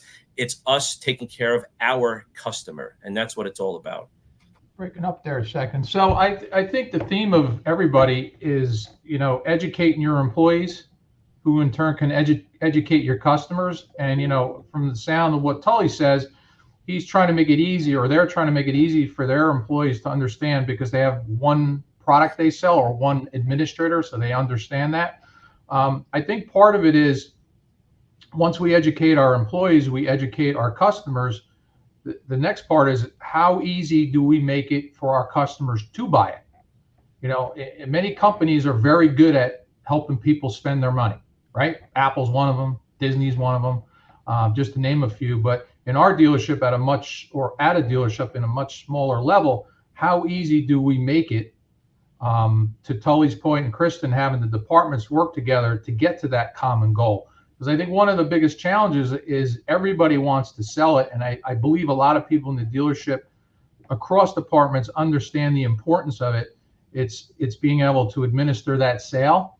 And the other part of it is, I think sometimes it gets lost. We need, as dealers or agents, to be able to quantify what those products mean to a dealership over a course of a month, a year, or anything, any time period, how valuable that product is. Listen to their own job, because service advisors, the more service they get, the more money they make, the more customers that come back, and things like that. And at the end of the day, a service contract, if the customer's educated, makes them a happy customer. That's why they come back. That's why they use it. But I think there's also a barrier sometimes of negative connotations against that type of product, because they just don't understand it. So again, back to the educating your employees who educate your customers. The next part is how easy we can make it for them to make that transaction. I don't know if everybody agrees with that. That's what I seem to run into. I'd love to ask a question to the whole group, because Steve, to your point, we're seeing a evolution in how vehicle service contracts are being sold and how they're being discussed in the dealership. I also see across dealerships that we interact with, there's an increase in some markets of customers that are buying vehicles, outside their market area. So they're, looking online and they're seeing all this new vehicle inventory that's, more present in the marketplace than it was several years ago. And so these customers have bought a vehicle from someplace else, and maybe they didn't buy a service contract at that time. And now here they are in Tully and Jim in their dealerships. And so I want to ask about the customer experience. And Tully, I'll come to you first. In the service drive, when there's a customer that maybe didn't buy the car from the dealership, but here they are in service, how and what role does transparency play in building that trust and boosting vehicle service contracts? Great question. So, a new customer that comes in is a huge deal, right? To me, that's a massive win. We have a great opportunity for that customer that moved into town or passing through. And the first thing happens is that you have to have them work out, did they buy a service contract? Besides asking for their cell phone, and it's okay to text you today, did you buy a service contract today, even though the car is covered under warranty? If they ask that question, then we can have that conversation. Would you like a price on a service contract today? That's all we need to ask, right? And if they have questions, guess what? Who can answer a question better than a service advisor on a service contract? We deal with them every day, right? We don't sell them, we deal with them. So we know all the ins and outs. And if we have a positive experience, we will be the best salesperson for an F&I product and a service contract. So when we have those out-of-town people come in, they say, yes, I noticed that my dealer didn't buy one, or I bought it online and there was an offer. We can say, we can have a person talk to you today to do it. To the point that we've had in the past, service advisors are busy. Yes, we are. I don't expect them to stop everything you're doing, opening up and bidding the price and printing a contract out. That's not going to happen. But you know what? We have great people that get paid to do that. The service writer gets a great healthy spiff to sell the contract, to say thank you. And the F&I person that's trained to sell the contract and make sure it's done properly also gets a commission on selling that. Who loses? Nobody loses at all. Kristin, I want to come to you with that same topic. So with dealerships that are seeing an influx of customers, or people that haven't necessarily done business on the sales side, but now they have the opportunity in service, What advice would you suggest for selling a vehicle service contract and that customer experience? Yeah, I think the two things that I think are most important are speed. Speed kills all deals, speed and spiffs. The two S's in this case. If a customer is sitting there and it's taking too long, or they have to call the finance manager and they're doing a deal to get a pricing, it's done. So that service advisor, they need access to pricing. They need to be able to do everything there at the exact same time, make it quick. Or do you want it? Do you not? Here's where the pricing is. Because if it's too slow, it's just not going to happen. And number two, we need to reward that service advisor for doing that. There needs to be a heavy spiff on it. I know when I was in the service drive, it was this kind of push and pull of, they have a $5,000 repair, but if I sell them a new car, then I don't get paid. And are we all on the same page? Are we trying to sell cars? Are we trying to sell service contracts? Are we trying to do the repair orders?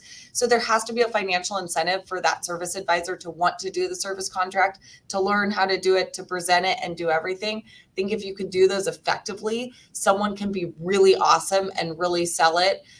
We have a maintenance program that a lot of our people use that it's, hey, you're buying one oil change. Do you just want to throw in the other two? And I give you a package deal on it, right? They trust their service advisor because they don't see them as a salesperson as much as a finance advisor or a sales manager. So let's parlay that same trust and honesty into a service contract, but we've got to give that person the tools to be able to do it quickly. And then we've got to incentivize them once it's done.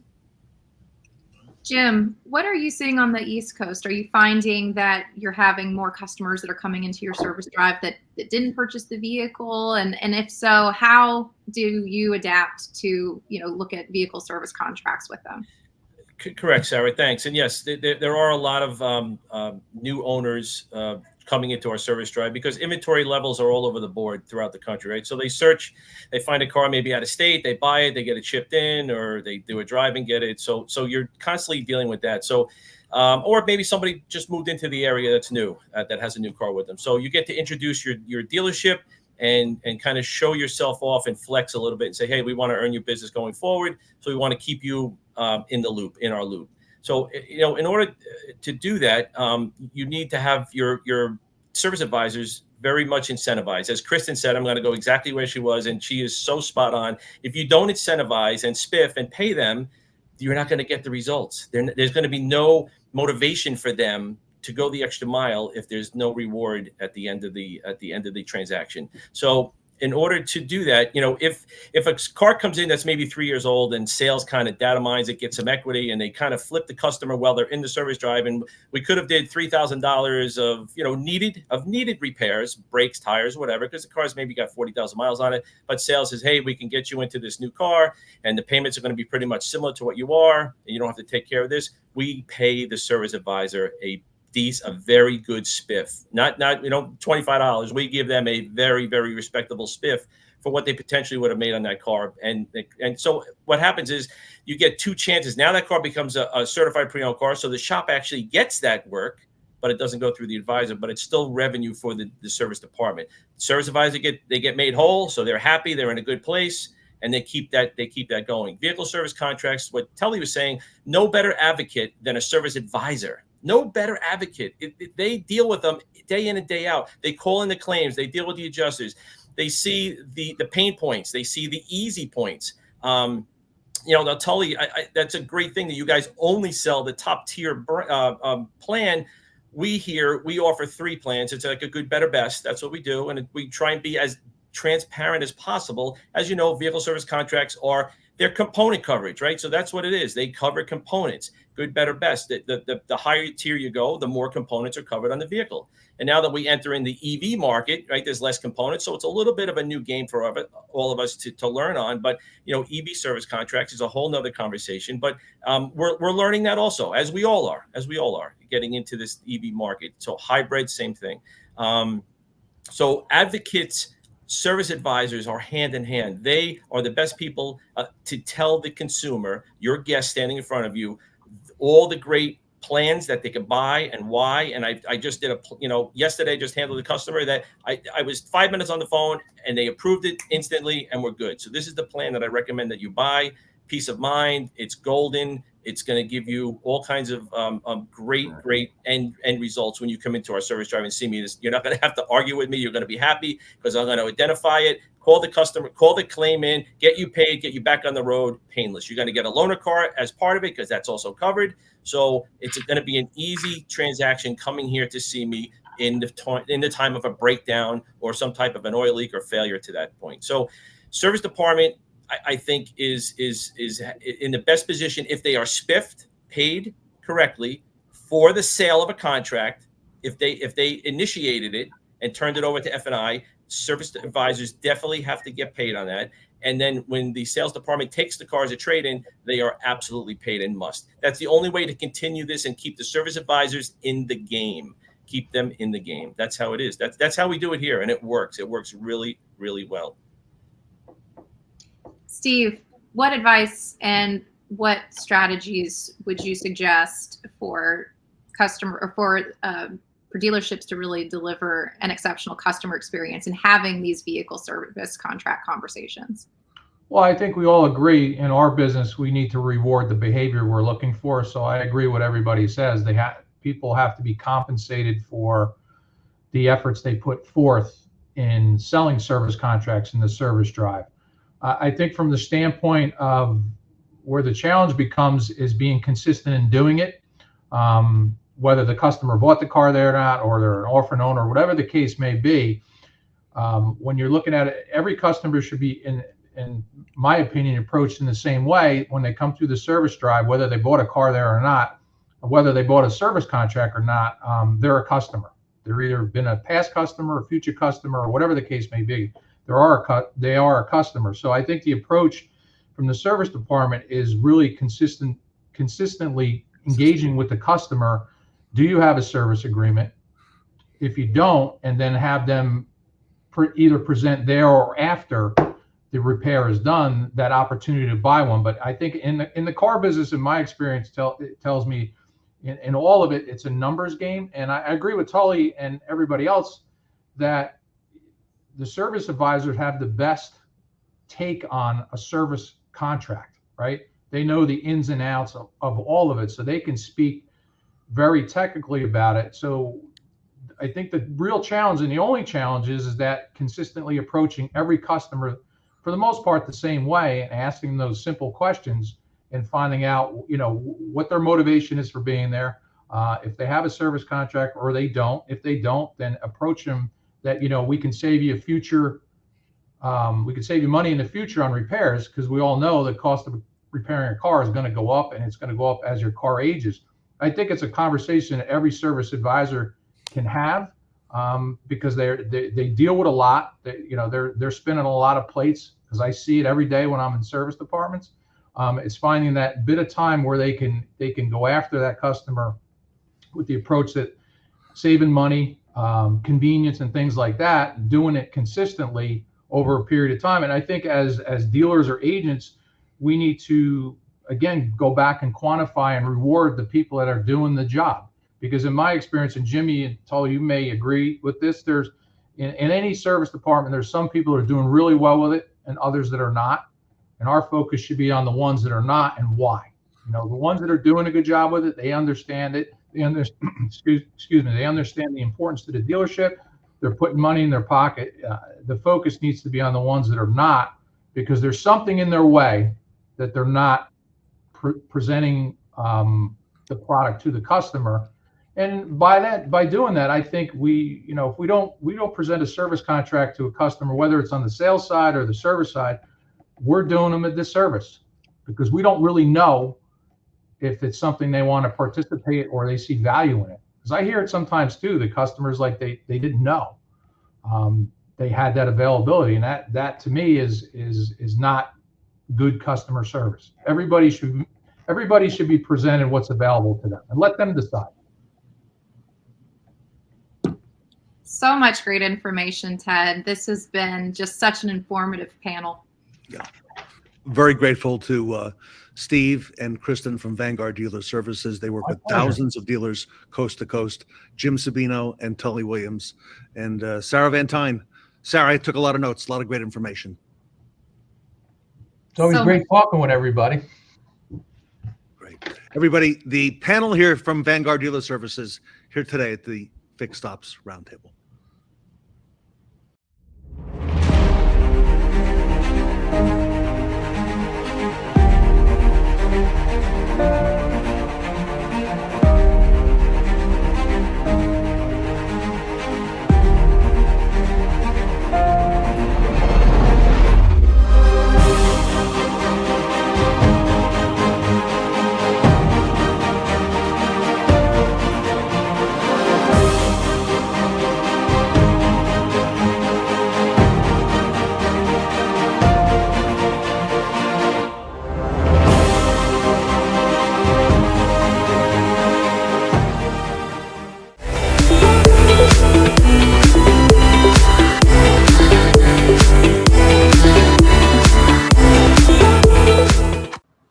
Today's event is definitely one for the memory books. Make sure to vote for our Shon Butler Best Practice Awards that will be announced at the end of the event. Keep your passports handy because we will see you tomorrow for day 3 of the Fixed Ops Roundtable's Summer Palooza event starting at 9 a.m. Eastern.